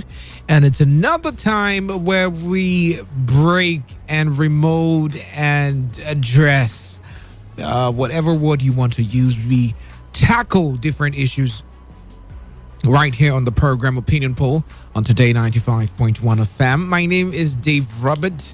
Gloria Conti is here. Good evening to you and welcome. I'm in the building. Good evening, Dave. And good to you out evening. there. And how was your day? Did you encounter any flood as you stepped out today? I didn't even step out. I actually had an all-day day. All day day. And an indoor day. Oh, Okay, yeah. that's what I was going to say. So I didn't really Because of the step out. rains, or you just decided? I you just were gonna decided do I it? just had to give myself some time off. Yeah, and just stay indoor. I wasn't. I was still busy though. Doing some stuff online. So it was an indoor day for me, and it was a great day. I had a successful day, and. Okay, I'll say it as a conversation that goes. All right. Okay, so I will get to find out from her and then gossip it with you. Okay.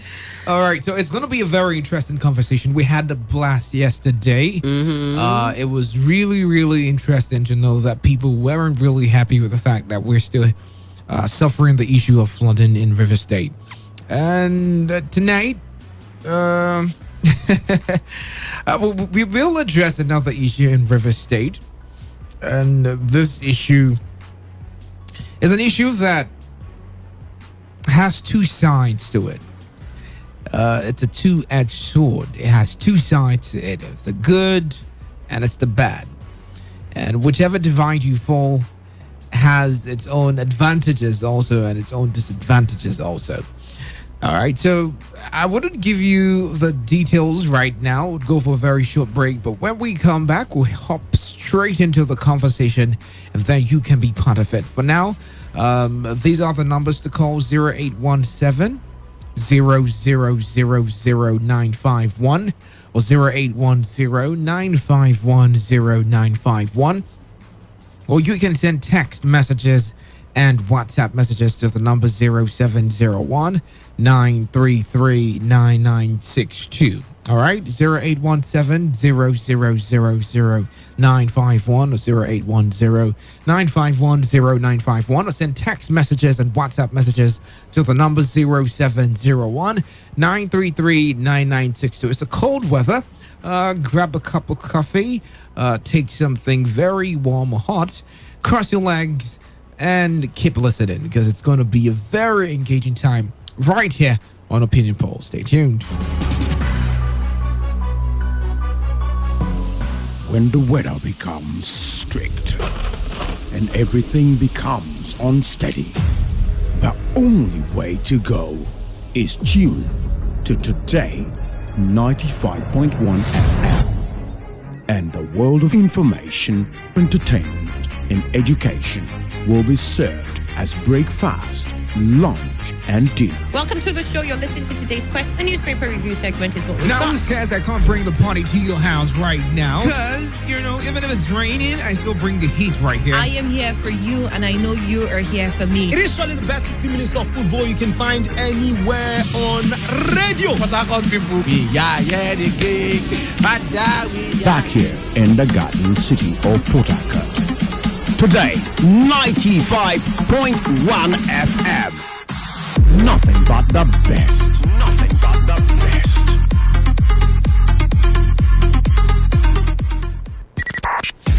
.1 FM, voice of the people. And we're back.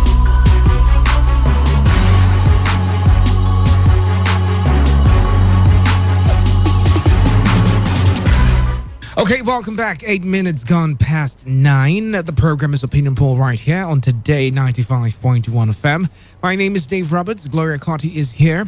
And then you are out there also being part of the show. All right. This is specifically designed for you to contribute and give your views regarding different societal issues today. Okay. Now let's move on. Now, a couple of months back, I think it was in August or July, the River State government passed some laws, some bills into law, one of which was the Child Right Act of 2021. It talked about different things concerning children, concerning the prohibition of some things, that children are engaged in, and so many other things. We might not have time to detail out everything that was said on that particular bill. But recently, I've been having some worries. I've been getting really concerned, especially because of something that happened last week or a week before. Yeah, last week, where a child went missing. It was reported on the news. I'm sure that by now, the police and the family have gotten along and rescued that child. But this child went missing. Not the fault of the guardians this time. The child went to a party with them, the graduation ceremony of their kid. And then this child just stepped out. Yeah. Just wandered away. And if not for the CCTV camera footages that were there, it would have been a different story. And I got thinking, children who are perceived to be the blessings of every family. I mean, they are the pride of every family. Let's use the typical Nigerian society. A home without a child might be regarded as no home. I mean, why are you having a marriage without a child? People will tell you, look, if you're not having children in this family, I'm not even sure you guys are legally married. The mother-in-law or the father-in-law will say, look, I want a son or I want a daughter. I want children to come to me. I want to be called grandma, grandpa, and everything. And the way we celebrate children at their birth, if we give them that kind of love and support throughout their life, I mean, it's going to be a very different story. Okay. But fast forward 2, 3, 4, 5, 6 years down the line, the same children who were celebrated at their birth killed cows. And let's not say they killed cows because of the context of the conversation we might be having or we should be having. All right, but it was a celebration. Friends came around, family came around. It was a joyous thing for the child to be born. Fast forward 6, 7 years down the line, that same child is being packed and packaged and shipped off to a different environment, a different family, a different house, a different location that have no connection to that child. At the end of the day, that child is sold into what I call modern day slavery. We know them as house boys or house girls, especially for pregnant women. I had to put that out there. I just went to the village to bring this small child, this young child, to help me wash my clothes. And they make the jobs look very easy for every other person to do. I mean, this child is just helping me wash my clothes. This child is just helping me take care of my babies whenever I'm not around. This child is just helping me sell in my store whenever I'm not around. It's not that the child is doing one very, very big or enormous thing. Yeah, they never agree that the workload is big. No, it's never too big. It's one little thing. Mama, please, it's just that my husband is working. My younger sister is in school because they have family also. Yeah. And my younger sister is in school. My younger brother is also in school. I just gave birth to this child and I need someone to take care of this child for me. The child is not going to do anything. In fact, I'll be the one doing the cooking. I'll be the one doing the cleaning.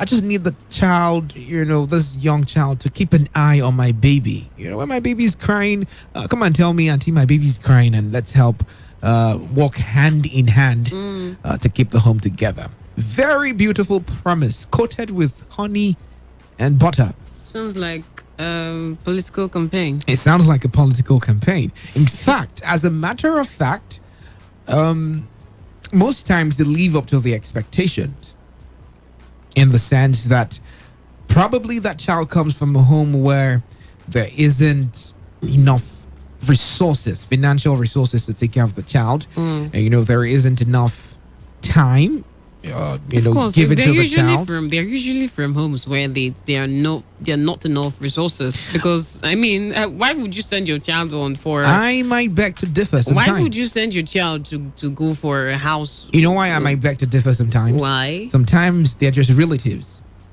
It's not necessarily that the home. Then it's a different ballgame when they are just relatives. You're just coming to maybe just support. Okay, you're not being employed as a house help in that case. It's still the same thing. Okay, do you understand what I mean? It's still the same thing. You're leaving your house where you were born, where you should stay and grow up, to stay with another person and help the person out with whatever the person wants to do.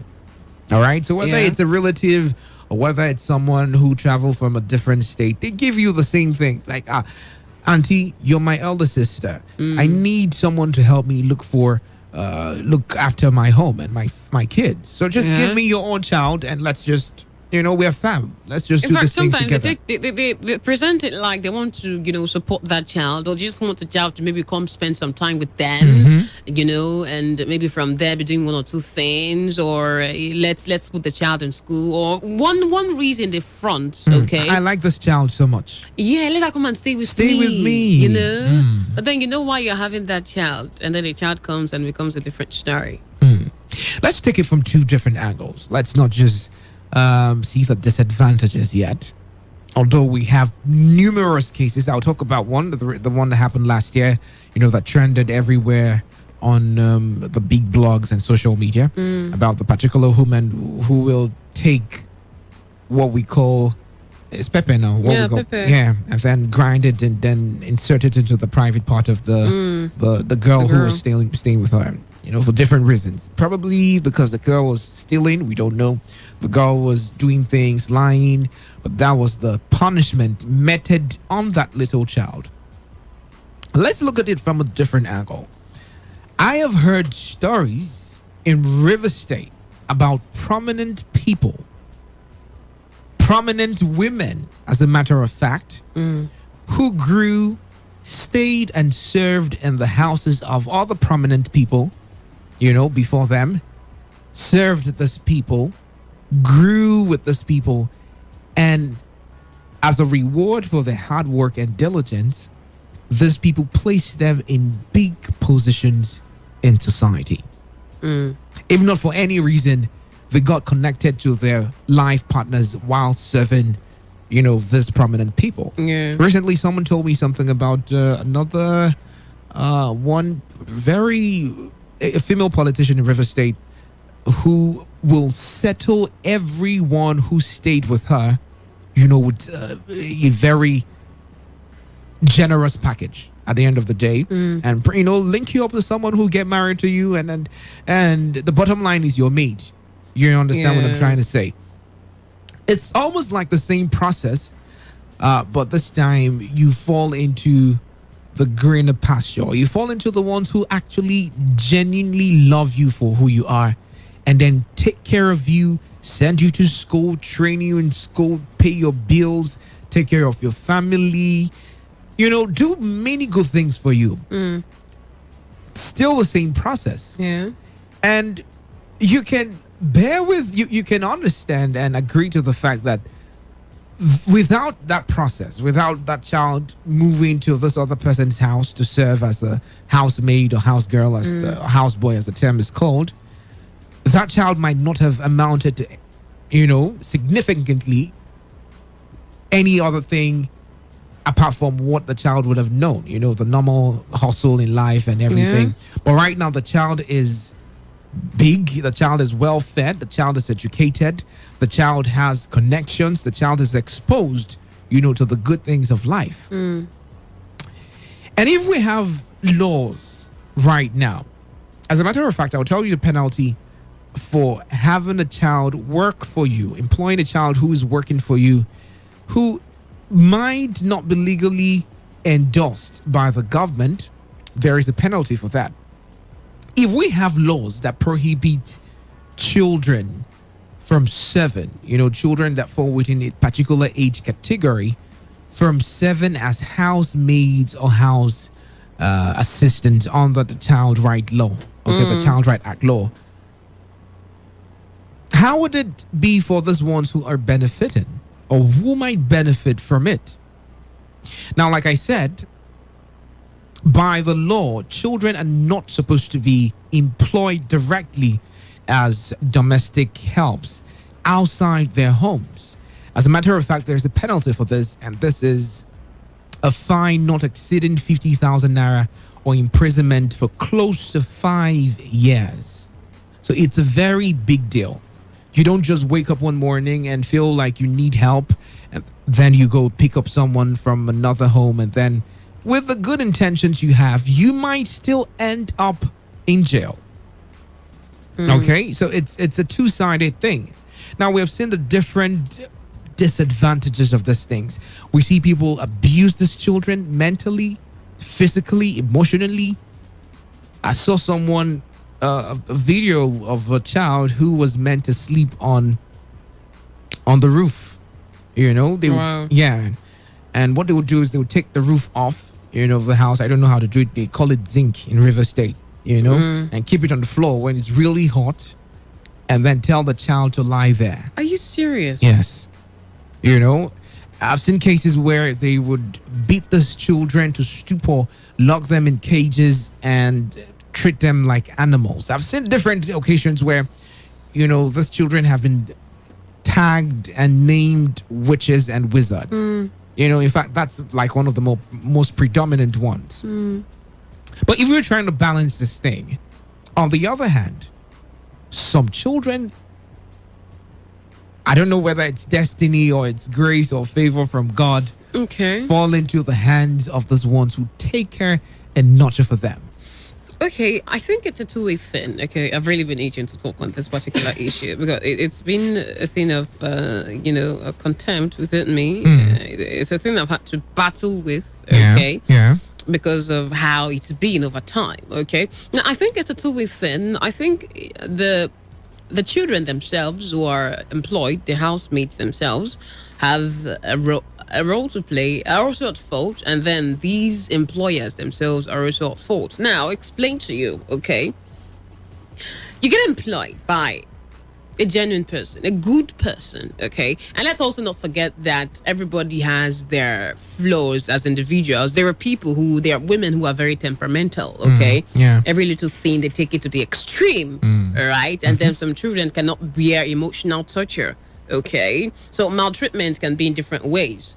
It's either you're torturing me, maltreating me emotionally or physically, okay? You're physically beating and maltreating me, or you're not giving me food, or you're not sending me to school, which is part of the agreement, or something, or using harsh words on me and all of that, okay? So you employ this child who, you have plans for this person. You have plans that in the morning, for instance, the child wakes up by 5, gets the house ready, does all the chores, okay, boils the water, bakes your children and all of that, and then also goes out the same time your children are going out to school. For the ones who have a ride, okay, the same time your husband is taking your children out, they also take this person out to school, and then immediately you're sometimes the same school. Some persons are that good, okay, and so immediately it's time to go pick up these other children from school. You go pick them up, come back, make sure they have their baths, feed them, prepare food for them, and take care of, the chores and all of that, okay? That's the roles for some of the children, okay? But then these children, on the other hand, misbehave. Most of the time, they do not put their head down to focus. They do not put their head down to go to school. Some of them don't want to go to school. They do not put their heads down to obey the instructions of the madam, as the case may be. They don't wake up early sometimes. They don't walk properly. So there are a lot of issues that they have that makes these people get mad a whole lot of times. And for the temperamental ones, they take it to the extreme. And then for the ones who can be actually inhumane because it's not your child, okay, so you can treat the person however. So you take advantage of that and really, really maltreat the person, okay? Now, that's also there. And then you see, when they cannot deal anymore, they send that child back to where the person came from, and then that same person who was mean to a particular child receives another child and then becomes a different person to this child. So the children also have a role to play. Now, for the ones who are just... Before you get into your next conversation, let me just ask you a question. All right. This is a child who is barely coming to terms with who he is in society at the age of 5, 6, 7. Psychologically, you're not even balanced yet. I've really not seen the case of to be 5, outside 6. Your family. Have you not seen? I've really not seen a case of 5, 6. I haven't. I haven't seen Form 4. I don't understand. What is the child coming to do from 4, 5, 6, 7 up? psychologically, that child doesn't even know where he is in society. Doesn't even know what it's meant to be when you don't stay with your family. And that's already an abuse in that case. Having the child to come do that kind of labor, employ that I mean, a child that should be being cared, that should be cared for at that time, that should be also learning, the basic things of life. I mean, in that case, you have no right in this issue. There is no argument that can hold water for you on this particular issue. And again, if you notice someone isn't really in terms with you, isn't it the best option to immediately send that child back to the family rather than trying to, like they say, we want to take the horse to the stream and then force the horse to drink water from the stream? It can't work. Well, sometimes these people have good intentions, right? Sometimes they want to try to help this child, okay? But the point how often do they want to help? I mean, if not for them wanting help from the child, how often is it balanced that they want to help the child? Some people actually really love, these children that they employ, okay? And so they want, because of course, most of the time, the child is coming from, what's the word right now? A family that's not well to do. Okay. And so sometimes they have at the back of their mind to support this child, to help this child grow. Okay, and whatever they can do to support the child, all right? Sometimes they have that, and then when they notice some kind of character flaws or some things that the child is not doing, like I really haven't seen the case of for what I'm explaining now is from the age of 11 and above, maybe 10 and above, really. And there is a law, okay, it's also a criminal offense in Nigeria, in every state in Nigeria, to employ a child that is below the age of 12 as a housemaid. But oftentimes we see them from that age, which is what brings me to this. What is the effect of the law? What is the place of the law? What water does the law even hold when we actually have that kind of law? But most people don't even know. Most people don't even know that it's a criminal offense to have someone who isn't your child work for you. Most people don't know. Yeah, that's true. So sensitization is a very big deal. Exactly. But yet again, how would you tell that man and woman, that couple who has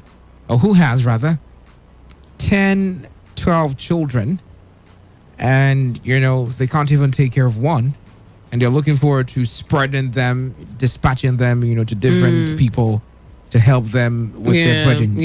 Yeah. How would you tell them sending these children out means you are breaking the law? And how would you tell that family who needs help, actually they do need help? And then when you tell the older ones, they tell you, you pay 50,000 every month, and then the cases of let's use the females being sexually molested and being objects of sexual objectified as sexual beings to the husbands. So most women wouldn't really want to go for that. Some other cases of the boy children, the bigger ones trying to molest their kids. We've heard so many stories about the older people. So let's just deal with the young ones that you can correct, you can shout for, you can discipline if the need be. But how do you tell those people that you are actually breaking the law? That if the child is below 18, I even saw a part of that where it's stipulated if the child is below 18, it's actually a criminal offense. On the River State Child Act. Yeah, I was reading through some other articles and that. Okay. All right. Well, this is another issue also. I think in order to balance the law in the country, okay, SWOT analysis should always be carried out effectively, okay? Analyze and identify the strength, the weakness, the opportunities and threats of these laws that you're putting out there. What is the strength of this law? What are the weaknesses, okay? Where does it,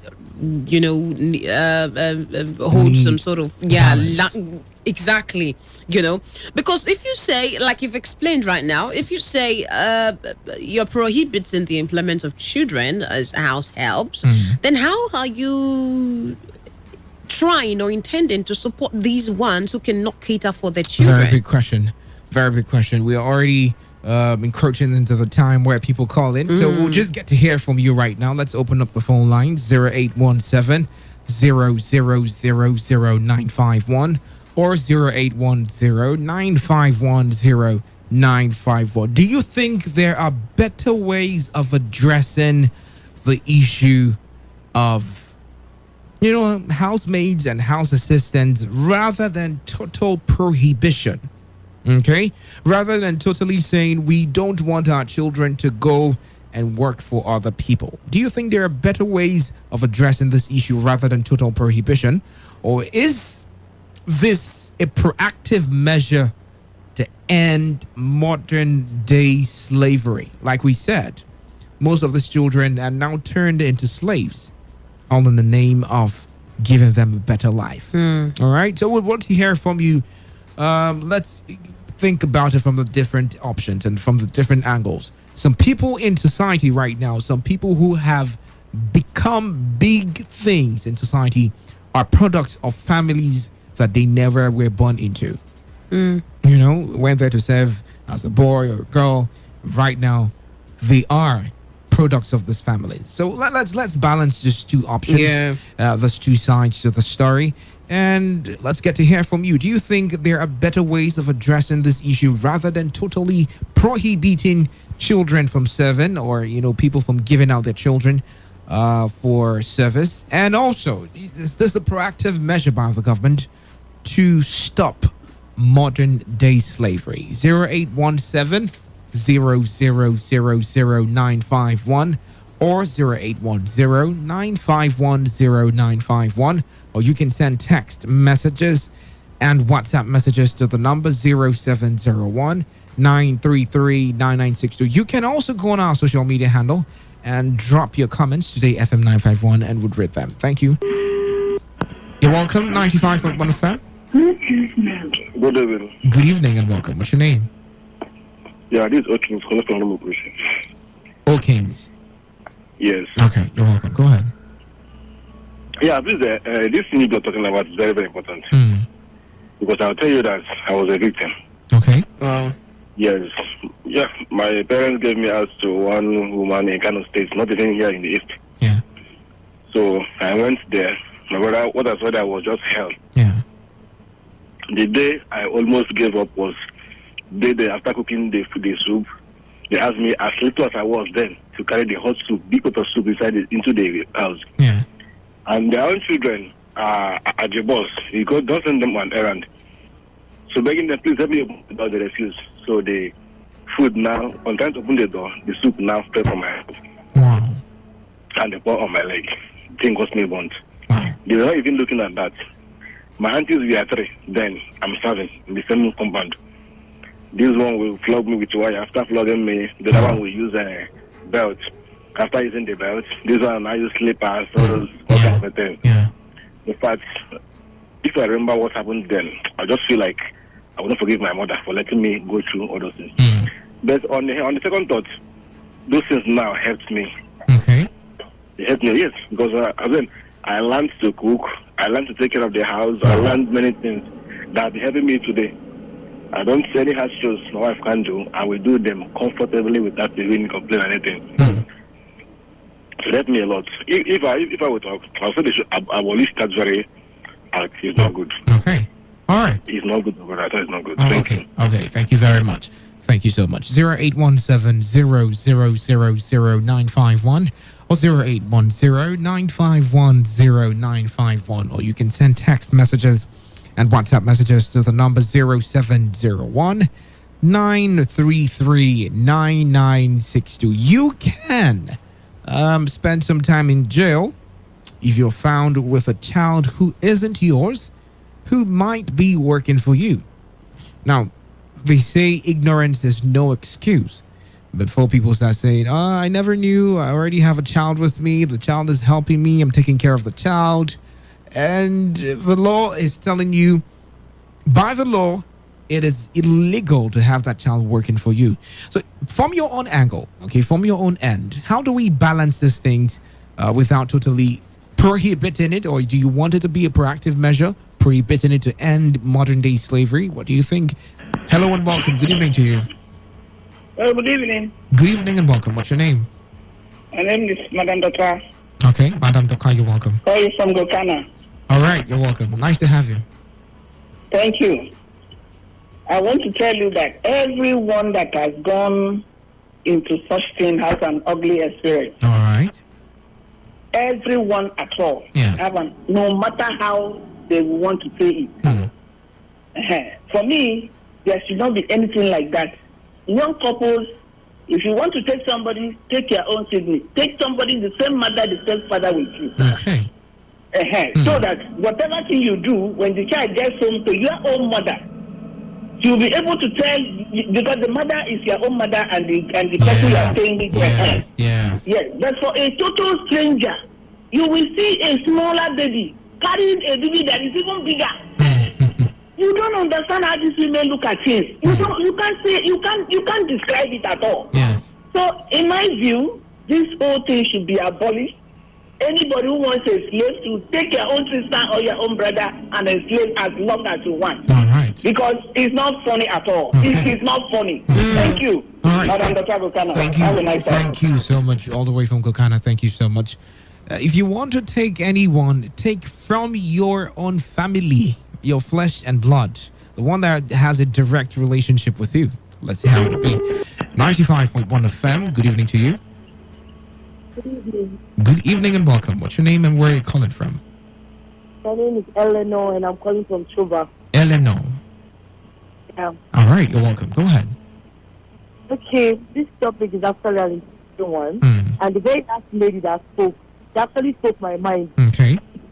This whole thing, if they want school to work for them, they should take who is the same mother, the same father with them. Because if they want someone to work for them who is not related to them, I would advise they should take the person like their own child, or their relatives. Yes. To an extent, they will treat the person very well. Yes. But then, if they can't be, if they're not able to treat that person like their relatives, then there is no need for them to carry such a person. Yes. Then, for a family of 12, like you mentioned, a family of 12, if they are not able to take care of the children, I would not advise that because there is no money, then start selling our children outside, so they will start working for people like slaves.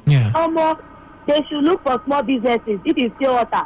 But you know how it is with these people. If they can't even take care of themselves, how much more think bigger to starting businesses? Awareness. That's why we have to create awareness. Okay. 100. Start a business with 100 naira. Yes. 100 naira. You can use 100 naira and buy one bag of pure water. One bag of pure water is 20. You can share for this your children, maybe like 2, 3. That now creates another problem: street hawking, which the state government is in prohibition of.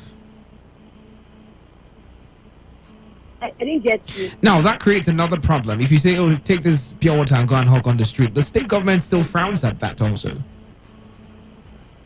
Then the government has to take responsibility of taking care of the children now. If I would rephrase your words, do you think it would be a better option if the government comes and takes these children into their custody? If there is enough facility to take care of them, it's good now. All right. Okay. Thank you, Eleanor. Thank you so much. 95.1 FM. Good evening and welcome. Yeah. Good evening. Good evening. What's your name and where are you calling from? My name is Steve. I'm calling from Port Harcourt. Steve. Welcome, Mr. Steve. Okay. It's a very sensitive topic we are discussing this evening. All right. Yeah, and couples have always been advised to do family planning. Give birth to the number of children you can comfortably take care of. If you give birth to the number of children you can take care of, you are going to avoid all of these issues of sending your child to go and become a help for somebody, and the child, in most cases, begin to handle chores that are above their age, and this in turn turns to maltreatment and all of that. All right. But for the people who go and carry these children, for God's sake, and for the sake of conscience, you take somebody's child and you subject that child to what your own children cannot do. it's disheartening. It's very touching. Yeah. Any child you cannot take care of, please send the child back to the parents' house. Yes. For God's sake. For God's sake. That's all I have to say this evening. All right. Thank you. Thank you so much. Gloria had a question to ask you. Yeah, I wanted to ask him a question. You mentioned you should, give birth to children that you can take care of, number of children you can take care of. I mean, for me, I think it's not just about the number of children you give birth to. I think it's about your financial, capacity. Because even people who have one child, in fact, some couple haven't even been able to take care of themselves. Not to talk of talk more of an extra mouth. Yeah. Okay. Yeah. So it's not even. If you are not buoyant enough to take care of a child, you should have that plan. You should have your family planning. And when you want to start having kids, and so when you're not buoyant enough to take care of a child, then there's no need bringing that child to the world. Just on that thought, I'd get back to you. Let's take this call. 95.1 FM. Good evening to you and welcome. Cathy, Gloria, and Robert Dave. Good evening, the two. Good evening, Mr. Mission Yone, coming from the great city of Ogoniland. I know you cannot say that thing to the end. No way. But let's move on. Okay. And also, Ogoniland now is also the land of the land which some people are scampering to enter through the back door. Tell them more that they should not come over because we've heard your agitations. We know it's everywhere on the news. Okay. Yes. Dave Robert. Yes. What I observe in the contemporary parenthood now is morally atrocious. Why is this so? Is because I'm observing a decency in the parenting. A decency? Yes. Okay. So, no, indecency Okay. in the parenting. Yes, indecency in parenting. Yeah. Yes. And this has caused a lot of societal value decline. That is why I always support the view of Robert Matthews in his theory. I will never fail to support the view, because when we say that in fact, if you know yourself that you can't take care of a child, there's no need for you to father a child or to give birth to a child. No, I feel most times it's not like it's a deliberate act. Okay, I'm not a father, but I understand that people don't deliberately bring people to the world. Sometimes, okay, sometimes it's planned, sometimes it's not planned. Yes, that is, to be sincerely speaking, that is true. But first of all, there are some certain things when you talk of marriage, there is what that can at least qualify you to get into marriage. Now, have you assessed your financial background? Let's say. Now, this awareness started becoming predominant in recent time that people should actually go for family planning. The ones before this time, the generation before this time, never saw it as something really important to do.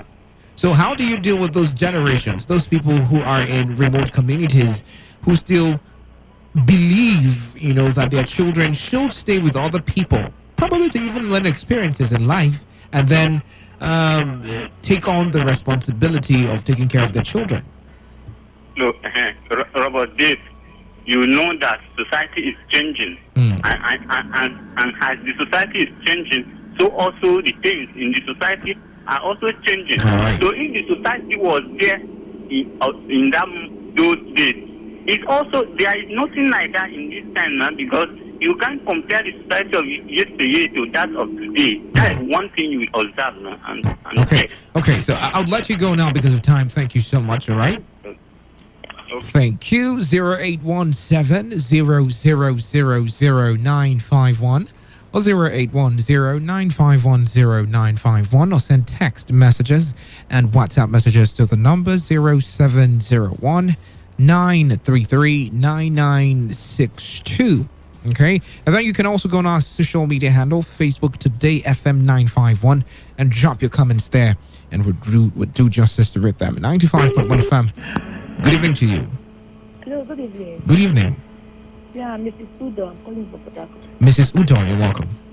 Yes, I have something to. So I due to what I saw when I traveled some time ago. Yes. To Calabar. Yes. You understand? I saw a woman in a restaurant. She came with her children and a particular girl. Men looking at the girl, you know that this girl is not a child, or is not a daughter to that woman. Okay. But she was looking so tattered. Yes. Look at the children of that woman. They were looking so wow. Yes. You understand? So meanwhile, she bought food for the children and didn't buy food for that girl. That same thing happened to somebody too that I saw in Port Harcourt too, in a restaurant in Port Harcourt too. Yeah. I don't want to mention the name. Yeah. But that woman was eating with her daughter. She was eating food, chicken and rice with her daughter. Meanwhile, this ass help was sitting close to her. Do you know that she did not give that ass up anything? Rather, they gave the ass up, the remnant, the one they now push it to that girl for her to eat. And what she has no choice than to eat it. She started eating it and was like chewing the bone that was inside that plate. I still saw, I was like saying, wow, what kind of, this thing is just too rubbish. I was so angry that I didn't have to do something. I would just drag that girl from that woman, but I could not do it. I don't know them from anywhere. You understand? So to you would advise them to prohibit it, right? You understand? But I have a friend, you understand, that is taking care of a girl. She collected that girl at the age of 8. Yes. No, the girl was in primary 3 then. Yes. But you know, she has been taking care of that girl from that time to now. The girl is still living with her. Yeah. The girl just wrote jam, not quite long. Started for her university something. But you know, sometimes the girl pissed that my friend up. She always make her angry. She will be doing as if, you understand, as if she's the boss in the house. But thank God for thank God for my friend's mother that is living with them. Yes. She'll be the one to encourage my friend, talk to her that the father gave this girl to you to see her as a first child. If you should push her away now, where are you pushing her to? Where will you ask her to go? Okay, what? For instance, that you saw her, maybe while you're driving, you see her outside, and maybe she's looking somehow, or maybe carrying pregnancy or with a child. How would you feel?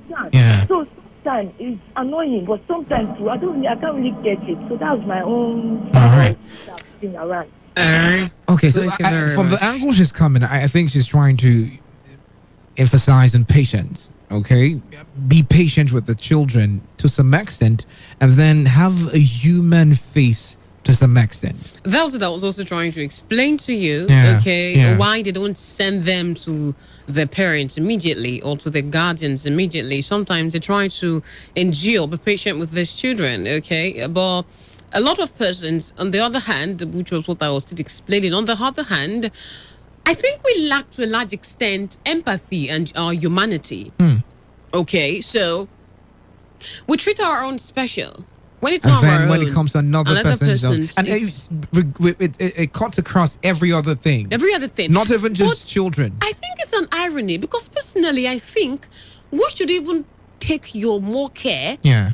It's Should be another person's property. Just hold on. Okay, I'm always interrupting you, but just hold on. 95.1 FM. Good evening to you. Hello, good evening. My name is Thank God, calling from Bakana. Thank God from Gokana. How is Gokana tonight? From Bakana. Bakana. I'm sorry. How is Bakana tonight?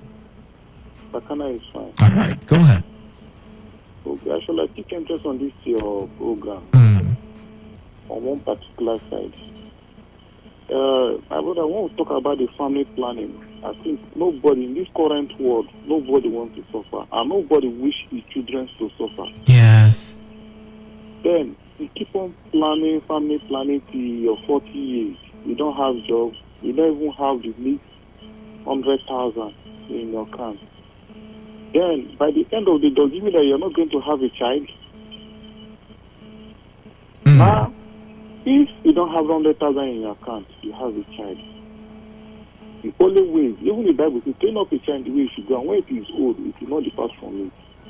Now, the only way you have to do is just for you to train your child in the way of God, in the fear of God. I think we have some people that came from very poor background. Yes. But if you look at their behavior, it's even more better than those people that then planned for their families. Yes. Yes. If you look at some of our leaders today, when their mom was giving birth to them, they are not in the society. They are not even in their community. They don't even plan for their children. But it's just the will of God. So me, my advice to everybody is, at least, yes, if you're coming up, whether you plan for it, you didn't plan for it, if there is money or there is no money, you have to train your child the way of God. Let your child have the fear of God. Okay. Then by the end of the day, you see your child will become something. Not whether you plan even ahead.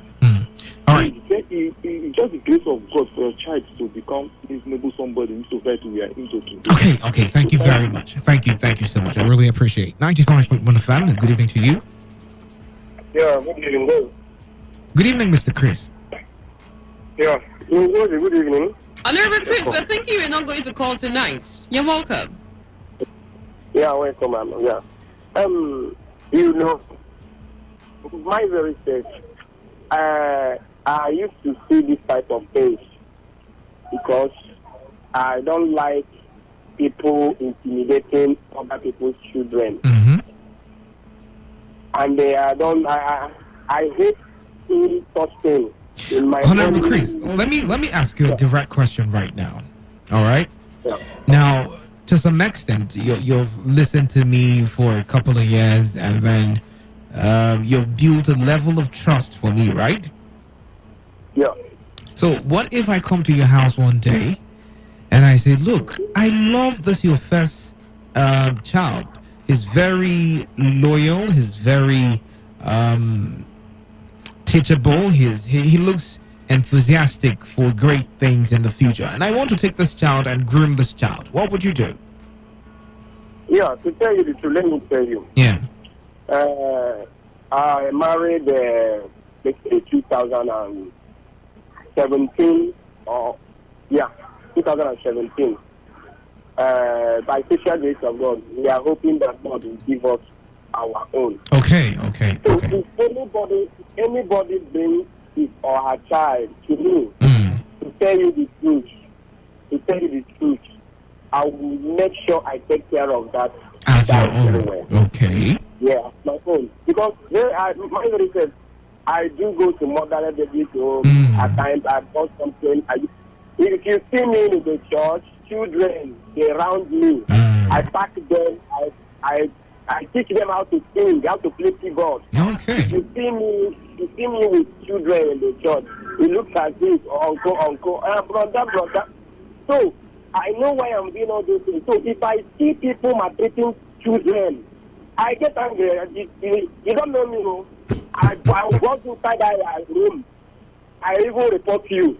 Secretly, I will report you. I used to do it now. All right. They know me. So you see this type of a thing. I don't like it. How can you treating other people's children as if they are not human beings? But in my own eyes of you, somebody mentioned government. Even government itself. How many times do you see government going to motherless babies home to see those children there? How many times you see them? Look at, they are the ones that government is supposed to take care of. If you visit some of the motherless babies home, you share tears. Last time I visited them, I take snap with them, I carry them, I make them happy. All right. That is what government is supposed to be doing. Okay. They should not give that, they should take care of them. Okay. That's the problem. So all those women all those parents that are taking care of children and taking other people's children, maltreating them, today I will catch any of them. Let's hope they set up a task. Since we like task force, thank you so much. Since we like they should set up a task force and then put you as the number one person who would spearhead the campaign against maltreatment for children. All right, so this is what is going to happen. We plan on taking text messages right now. Gloria is laughing. We plan on taking text messages right now, but I wouldn't say village people right here. Some things just happen. I'll take one more call and then take your messages later on. 95.1 FM. Good evening to you. Hello? Yes, good evening and welcome. What's your name? Where are you calling from? This is Johnson from Azumini Town. Mr. Johnson, you're welcome.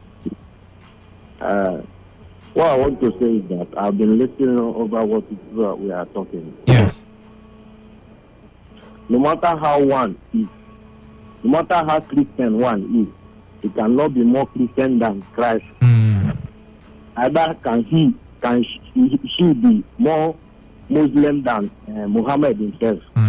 So what I'm telling in essence is that no one can be able to take care of your child like you yourself. Yes. Because he or she in one way or the other, you find out fault. So that is my own thing. Thank you very much. Thank you so much. No matter how bad it is, no matter how you feel like, now only one cup of Gary did the house, we no go feed chop. You would give that child that food with love. Rather than someone who would promise heaven and earth and then take out peace from that young child. Yeah. All right. So, like I promised, we were going to take your text messages and WhatsApp messages, and I kept to my promise. So, this is from WhatsApp. It says, PH, I have seen a family who have a house help, a female house help. The girl or the house help attends the same school with their children, and even the neighbors hardly know that is the house help. Okay, that is one very wonderful case, but you didn't put your name there. Thank you so much for sending your message. This one is saying,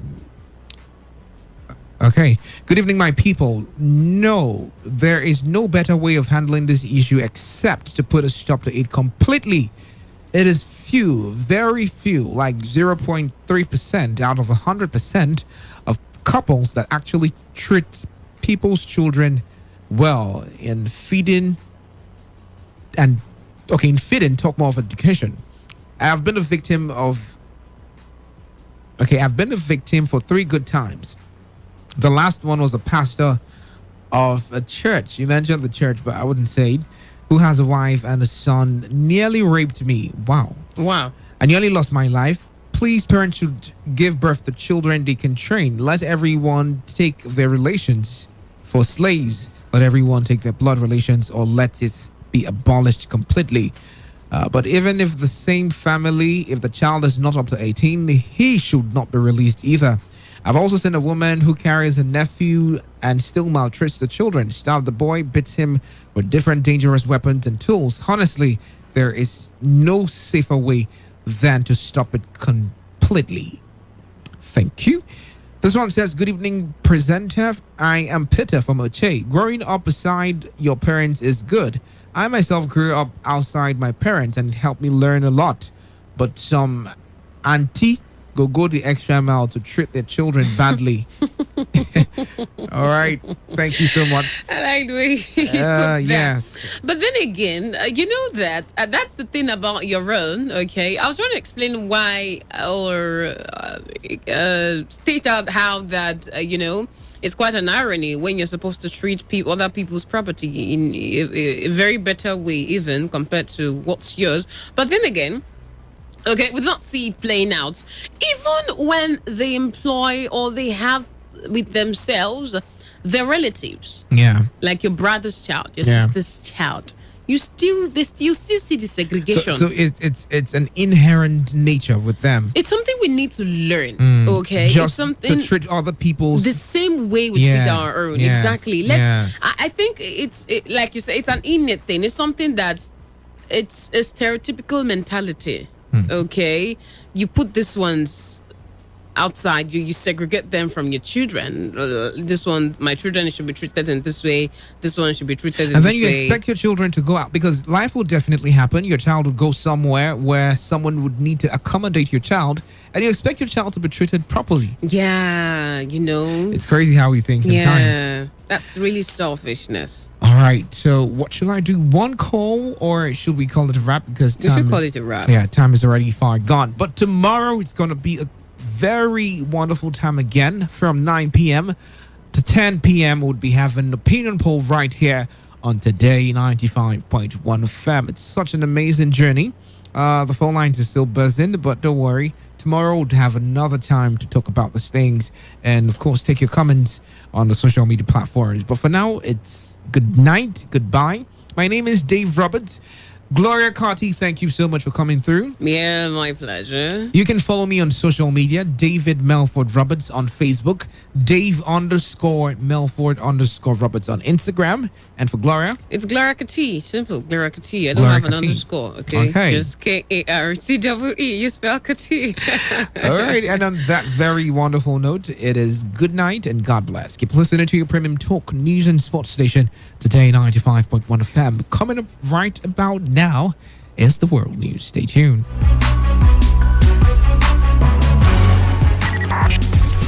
95.1 FM, Voice of the People. And we're back.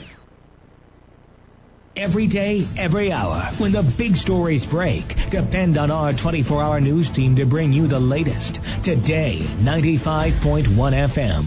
Whether it's happening in Port Harcourt, South South, Nigeria, or around the world, we've got you covered. On air, online, delivering balanced news and unbiased analysis. Today, 95.1 FM.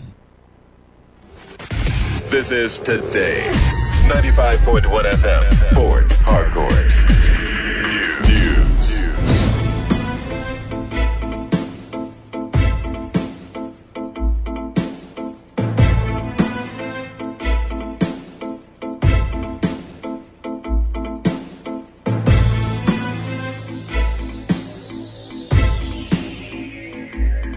Very good evening to you. This is the World News on your Premium Talk Radio. Today, 95.1 FM, Port Harcourt. I am Gloria Karavi-Tombre. We start with the headlines. Federal Executive Council approves fund for establishment of oxygen production plant for COVID-19 pandemic in the country. House of Representatives resolves to investigate alleged exclusion of River State from its House of Representatives resolves to investigate alleged exclusion of River State from list of states to benefit from federal government's borrowings. Family of abducted Tamukuro Ibisikiminaka in Okrika local government area of River State appealed for the unconditional release of their father. On the 14th, U.S. President Joe Biden promises to donate a historic extra 500 million vaccines to some countries. Now the details.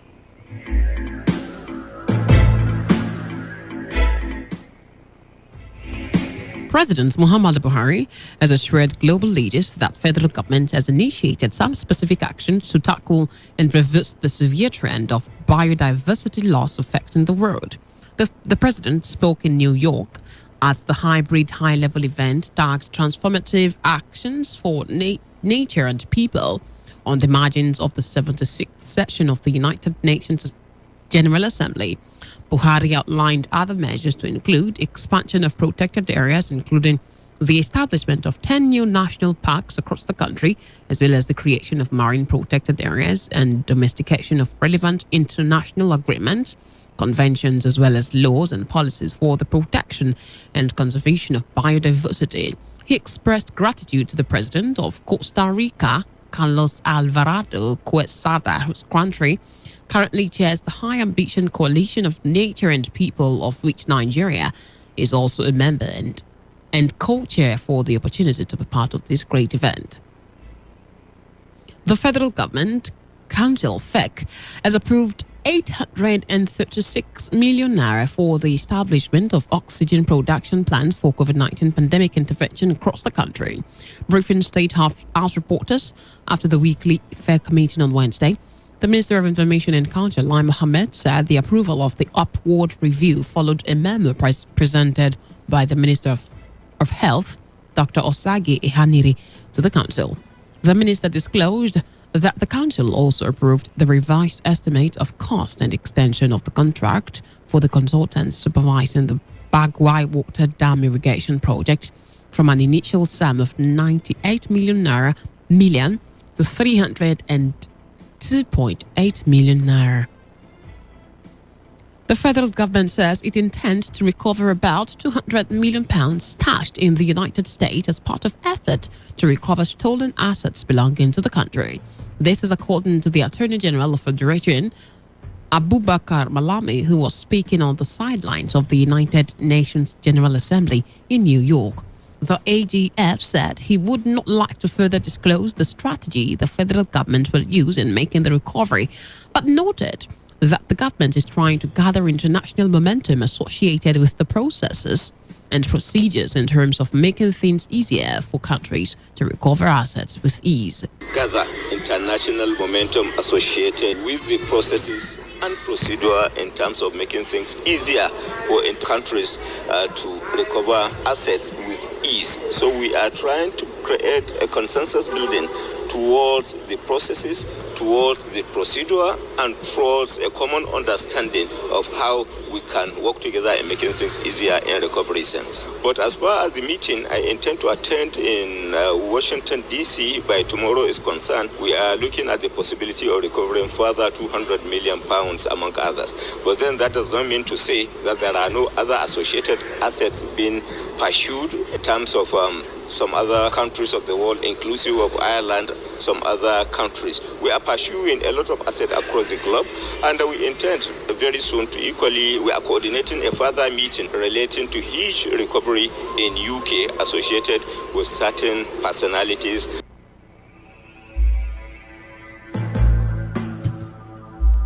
The Minister of Transportation, Rotimi Amechi, has inaugurated an 11-man governing board of Nigerian Ports Authority. The inauguration, which took place at the conference room of the Ministry of Transportation in Abuja, according to Amechi, follows the approval of the appointment of the governing board of NPA by President Muhammadu Buhari. The minister, while inaugurating the board members, noted that their appointment is strictly guided by the federal government circular on revised frequency of meetings for part-time members of government committees, boards of federal agencies, statutory corporations, and government-owned companies issued by National Salaries, Income and Wages Commission. The board has Emmanuel Olajide Adesoye as chairman and Sekonte Davis as one of the members. Meanwhile, a section of the headquarters of the Nigerian Ports Authority was on Wednesday gutted by fire. It was learned that the fire was caused by an electric surge. Eyewitnesses said the fire incident affected business activities at NPA office. General Manager of Corporate and Strategy Communications, Olaseni Alakija, who said the fire only affected a wing of NPA's headquarters, said no sensitive documents were lost. The Senate has passed the 2024 to 2020. I beg your pardon. The Senate has passed the 2022-2024 medium-term expenditure and fiscal strategy paper.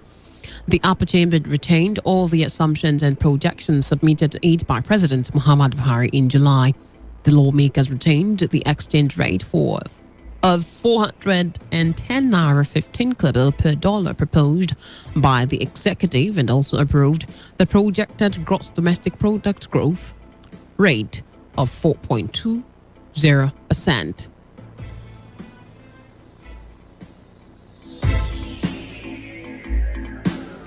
The Senate also retained the projected inflation rate of 13%, fiscal deficit estimate of 5.6 trillion naira. The president's projected new borrowings of 4.89 trillion naira, including foreign and domestic borrowing, were also retained and approved. The Senate has set up a 7-member committee. The Senate has set up a 7-member conference committee with intent to harmonize positions between it and the House of Representatives, on electronic transmission of election results. Recall that both chambers passed 2010 Electoral Act Amendment Bill 2021 for third readings some months back, but differed on provisions of Clause 52, subsection 3, which deals with electronic transmission of election results. Consequently, Senate President Ahmed Lawan, in line with legislative practices and procedures, announced the 7-man conference committee before the commencement of Wednesday's plenary.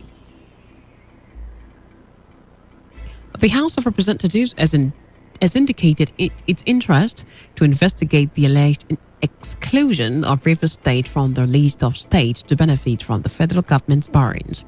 The House is to probe the possible omission of the state as a beneficiary of state earmarked for a project following a motion of urgent public importance by Solomon Bob, alleging that Rivers is the only state out of the 36 states to be left out.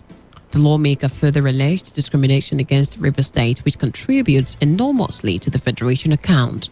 The House has mandated its Committee on Aid and Loans to liaise with the Presidency to include Rivers State in the loans if it is found to be the only state that has been excluded.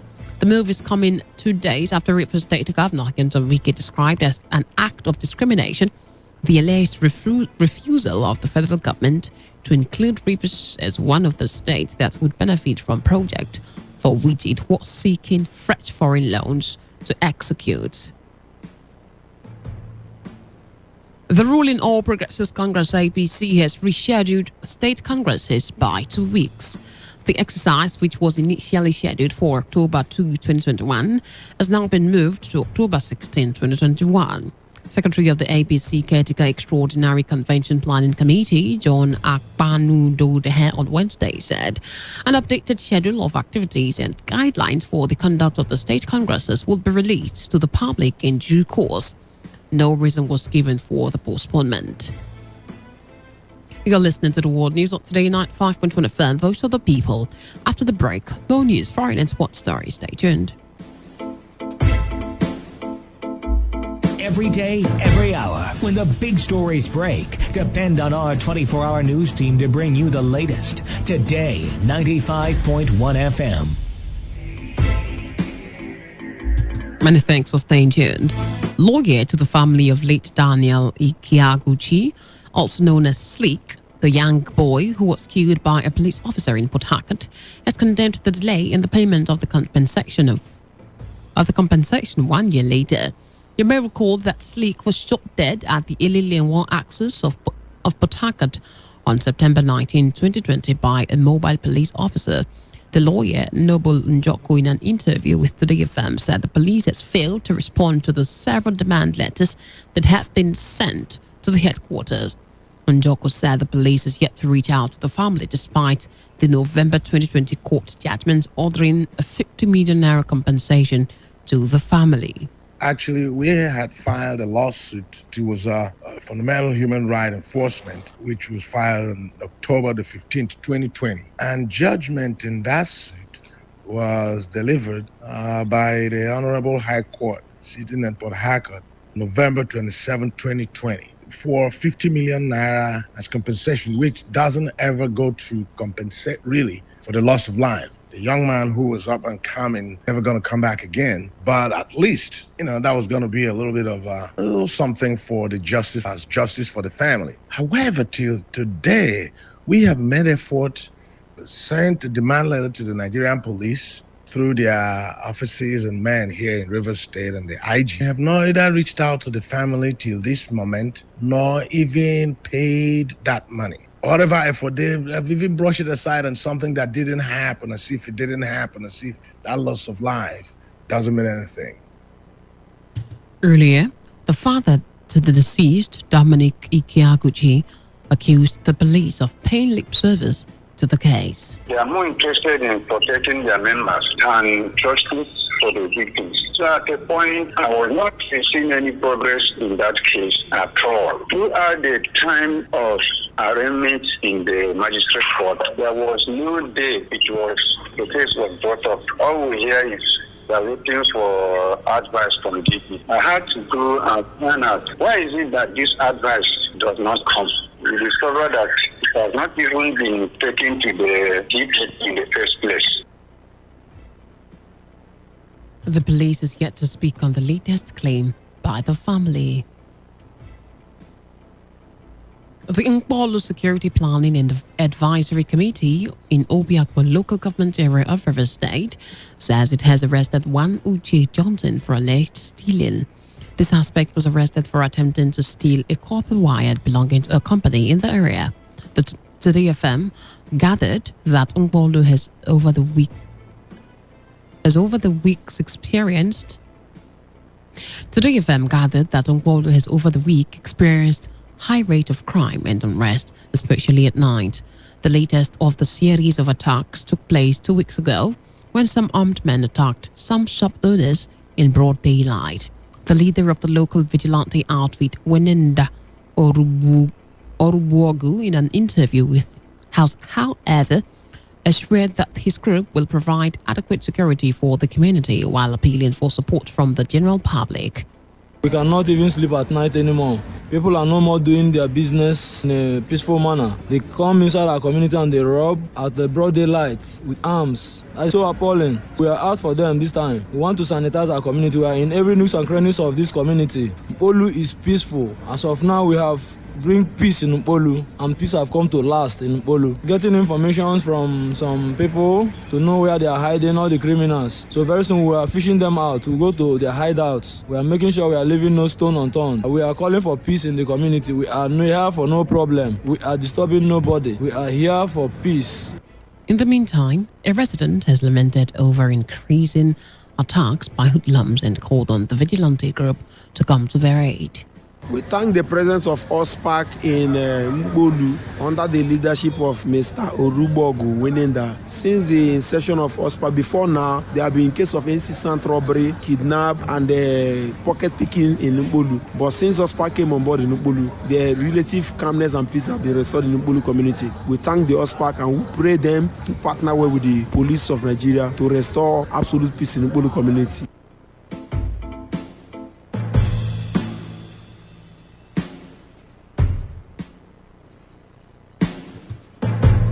The family of one Chief Tamunkro Ibisi Kiminaka in Kalioma, Okrika local government area of River State is appealing to the abductors of their father to release him unconditionally. Chief Ibisi Kiminaka was said to have been kidnapped on the 15th of September 2021 at his residence in Burukiri, Port Harcourt City local government area. The kidnappers are already demanding 50 million naira as ransom for his release. Daughter of the abducted 68-year-old retired civil servant, Osele Prie Ibisi Kiminapaka, appealed to the abductors of her father to release him without further delay following his health condition. She said her father is hypertensive, diabetic, and a poor retired teacher, and wondered why he will be the target of kidnappers, and also urged the security agencies to ensure the timely release of her father. My father was abducted in the early hours of Wednesday, 15th September. We are pleading with his abductors to please release him unconditionally. My father is 68 years old. He's hypertensive and he's diabetic. We do not know what his condition is. We have not been allowed to speak with him for the past 3 days. Please, release him. Release him so that he can come back to us. We are pleading. The River State Police Command has yet to react on the incident, as every effort to reach to the Command Public Relations Officer, SP Nnamdi Omuni, has not been successful. On the foreign scene, U.S. President Joe Biden opened the COVID-19 summit of world leaders with a promise to donate a historic extra 500 million vaccines to countries struggling to push back against the pandemic. President Biden made the pledge on Wednesday, saying America will become the arsenal for vaccines as it is the arsenal for democracy in World War II. The pledge from Biden at the summit, held virtually from the White House, brings the total U.S. commitment of the needed vaccines to 1.1 billion, more than the rest of the world combined. The White House said Biden was also due to challenge world leaders to vaccinate 70% of every country by September 2022.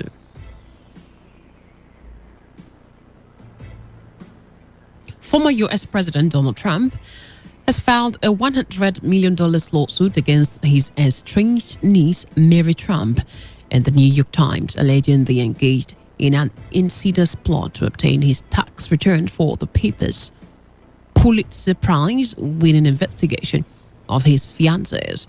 The lawsuit, filed in Dutchess County, New York State, said that the New York Times reporters Susanne Craig, David Barstow, and Raz Buettner conducted an extensive crusade to obtain Donald J. Trump's confidential tax records. The lawsuit also alleged that they were motivated by a personal vendetta. The New York Times and the three journalists won the Pulitzer in 2019 for their investigation of the Trump family's finances, which the Pulitzer Prize Board said debunked his claims of self-made wealth and revealed a business empire riddled with tax dodges. The newspaper's story alleged that Trump had received more than $400 million in today's terms from his father's real estate empire, much of it through fraudulent tax schemes. Mary was the daughter of the eldest Trump brother, Fred Trump Jr., who died in 1981 from complications due to alcoholism. News and Sport says Samuel Eto'o has declared interest to run in December's election for the presidency of the Cameroon Football Federation. The role as football chief in the country, set to host January's Africa Cup of Nations, became vacant when the incumbent Seydou Mbobo Njoya saw his tenure cancelled by the Court of Arbitration for Sport. Eto'o had supported Mbomo's election campaign, but 2 years after his retirement from playing, the 40-year-old says his passion for the game is driving him back. He said after careful considerations, he has decided to take the initiative out of love for Cameroon and passion for its football. That's it on the world news on Today 95.1 FM. To end the news, here's a summary of the major stories. The Federal Executive Council has approved funds for the establishment of oxygen production plant for COVID-19 pandemic in the country. The House of Representatives has resolved to investigate the alleged exclusion of River State from the list of states to benefit from federal government borrowings. Family of abducted Tamunkuro Ibisi Kiminakbaha in Okrika local government area of River State is now appealing for the unconditional release of their father. On the foreign scene, U.S. President Joe Biden has promised to donate a historic extra 500 million vaccines to some countries. That was the news as edited by Onyekachi Nwosu. For comments and inquiries, please call 0818-389-2850 or send your emails to news@todayfmlive.com.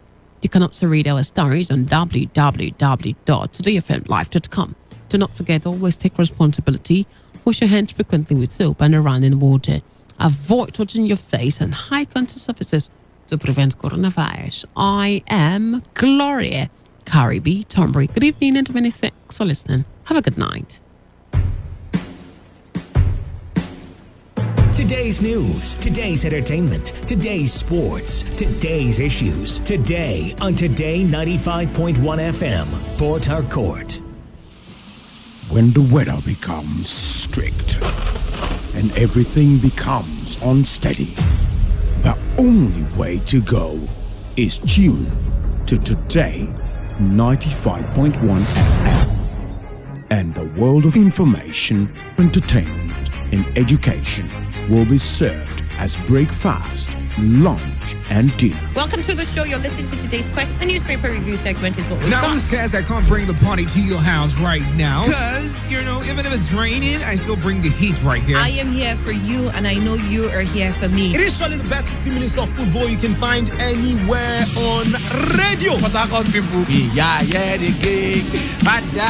Back here in the Garden City of Port Harcourt. Today, 95.1 FM. Nothing but the best. Nothing but the best.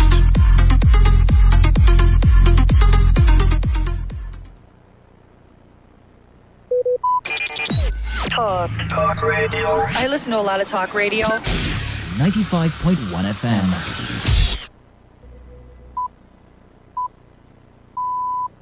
BBC World Service. I'm Audrey Brown in London with Focus on Africa. Deadly clashes in South Sudan's Equatoria province has left at least 80,000 people displaced and many dead.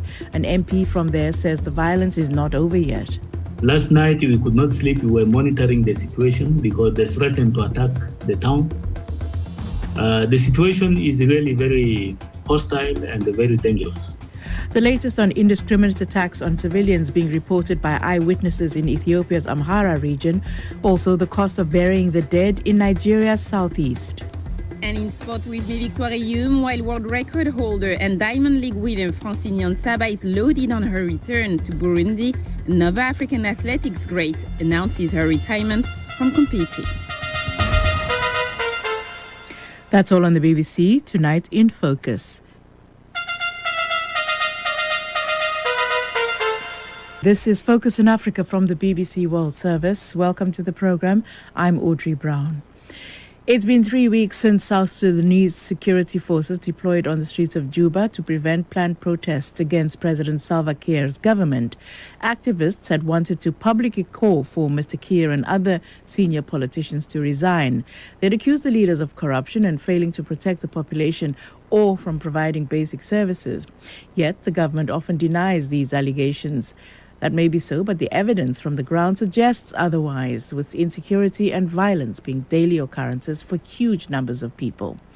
One of the latest flashpoints is an area called Tombura in western Equatoria State, where a historic conflict between two ethnic groups, the Azandes and the Balandes, has turned deadly due to the intervention of contemporary politics. A delegation of international partners to the peace process visited the area this month, and they reported that the conflict has left more than 80,000 people without homes and many others killed and injured. Clement Mbungonyiwa is a member of parliament from Tombura. What is happening to the people is that first, a lot of killing has been going on. Some of the killing are so brutal. People are being slaughtered by armed group. Mainly they said it is Ayo. And also there is a group from the Zande. And so about 251 people have so far been killed in this crisis. That's people from both sides. And the killing is happening on both sides. On both sides. Although the majority of the casualties from the Azande, because that's the majority in the area, the IO comes with a heavy armament and open fire to area where many of the Azande are. And of course, if there are Balanda there, they run away. There is a group that has formed itself like a self-defense group, trying to protect the civilians. And so in the process of trying to do this defense, everybody in the area seems to be a victim. As I speak, about 80,000 people are displaced, both Zande and Balanda. The record shows about 6,000 to 7,000 houses has been burned down completely. And as you know, this is the rainy season. So what it means when your house has been burnt, and the people are targeted, because when you want to go home to look for food, you can be caught and be slaughtered by this group. So there is the impact of all these activities is leading to a huge humanitarian crisis. And according to the authority, the aid supply has been very limited. It's not forthcoming. The churches are complaining. And the majority of the people, of course, were in the church, and some are in the UN compounds, where there is a forces that can protect the civilians. So tell us about the UN forces. You say that people are sheltering in the compound, but more than 200 people have been killed, and the more than 80,000 people that are now homeless have not been protected. What are the UN forces doing there? And are there any government forces there that can protect the people? Why are they not helping? Yeah, what is happening is that the government forces in Tombura are very passive. Whenever there is an attack, and most of these attacks are happening within the town itself, government forces are passive. They are not taking any active action to protect the killing of civilians, the looting of the properties, and all the other criminal activities that are taking place. And why is that? According to the governor, the army are saying it is a civilian fighting each other, and they have no mandate to interfere. So we ask him, but what is the role of the government? Because the government's role is to protect the life of civilian population and their property. So these are your people. You represent them in parliament. They are scattered. They are homeless. They are burying their dead. They are crying. They need protection. They need their homes back. Well, that is why we are talking to the government. Is anybody listening? And is there anybody acting? Well, we have not seen very active participation, but of recent there has been high-level delegation from the IGAD and from the EU going to the area trying to find for themselves what is happening. And I believe for anything now to happen, there have to be a cessation of hostilities so that the killing is stopped. Then the forces that has been identified to be responsible must be removed, because these forces are not supposed to be in that area. They are illegal forces in a place which is not a cantonment. Last night we could not sleep. We were monitoring the situation because they threatened to attack the town. The situation is really very hostile and very dangerous. And that's Clement Mbungwaniwia, a member of parliament from Tumbura in South Sudan. 10 months in, and the bloody conflict in Ethiopia between government forces and those loyal to the Tigray People's Liberation Front shows no sign of abating. In fact, fighting has spread from Tigray in the far north to the Amhara and Afar regions directly adjacent to it. This is a conflict that has put civilians directly in harm's way, from direct attacks to rising food shortages that threatens famine. Human rights organizations regularly report on egregious abuses, and several cases are actively being investigated. The BBC's Kalkidan Yibeltal has been monitoring yet another attack. And now what we're hearing is the TPLF fighters that are currently controlling some areas in Amhara region. They are being accused by eyewitnesses that we've managed to talk to of indiscriminate shelling, house-to-house raids, and random shootings. And according to people that we talked to, they say that dozens of people might have been killed. The exact figure is not known, but that number could be higher, they suggest. But it shows, the cost of this war 10 months into its conflict now. Of course, the TPLF have not responded to these allegations. We believe that medical facilities are being destroyed. That, at least, is what eyewitnesses are saying. Why would health infrastructure be targeted? Who would target health infrastructure? Health infrastructure has been the target in this conflict for the past 10 months, and now what eyewitnesses are saying is that the TPLF fighters, they're destroying health facilities in Amhara region that they're controlling. Not only in Amhara region, but also in Afar region that they controlled for about 2 months before they left a few weeks ago. There are also accusations there that they've targeted schools as well as health facilities, and some of these health facilities are destroyed, so much so that quite a number of people right now are facing the reality that they could not be able to get a basic service of health. But why? Why would health services and other infrastructure that people actually need to live be targeted? So this seems to be one feature of this conflict, that all the warring parties, they control these areas, and in those areas that they control, they target these civilian institutions, possibly to weaken the morale of the fighters or the morale of the people in those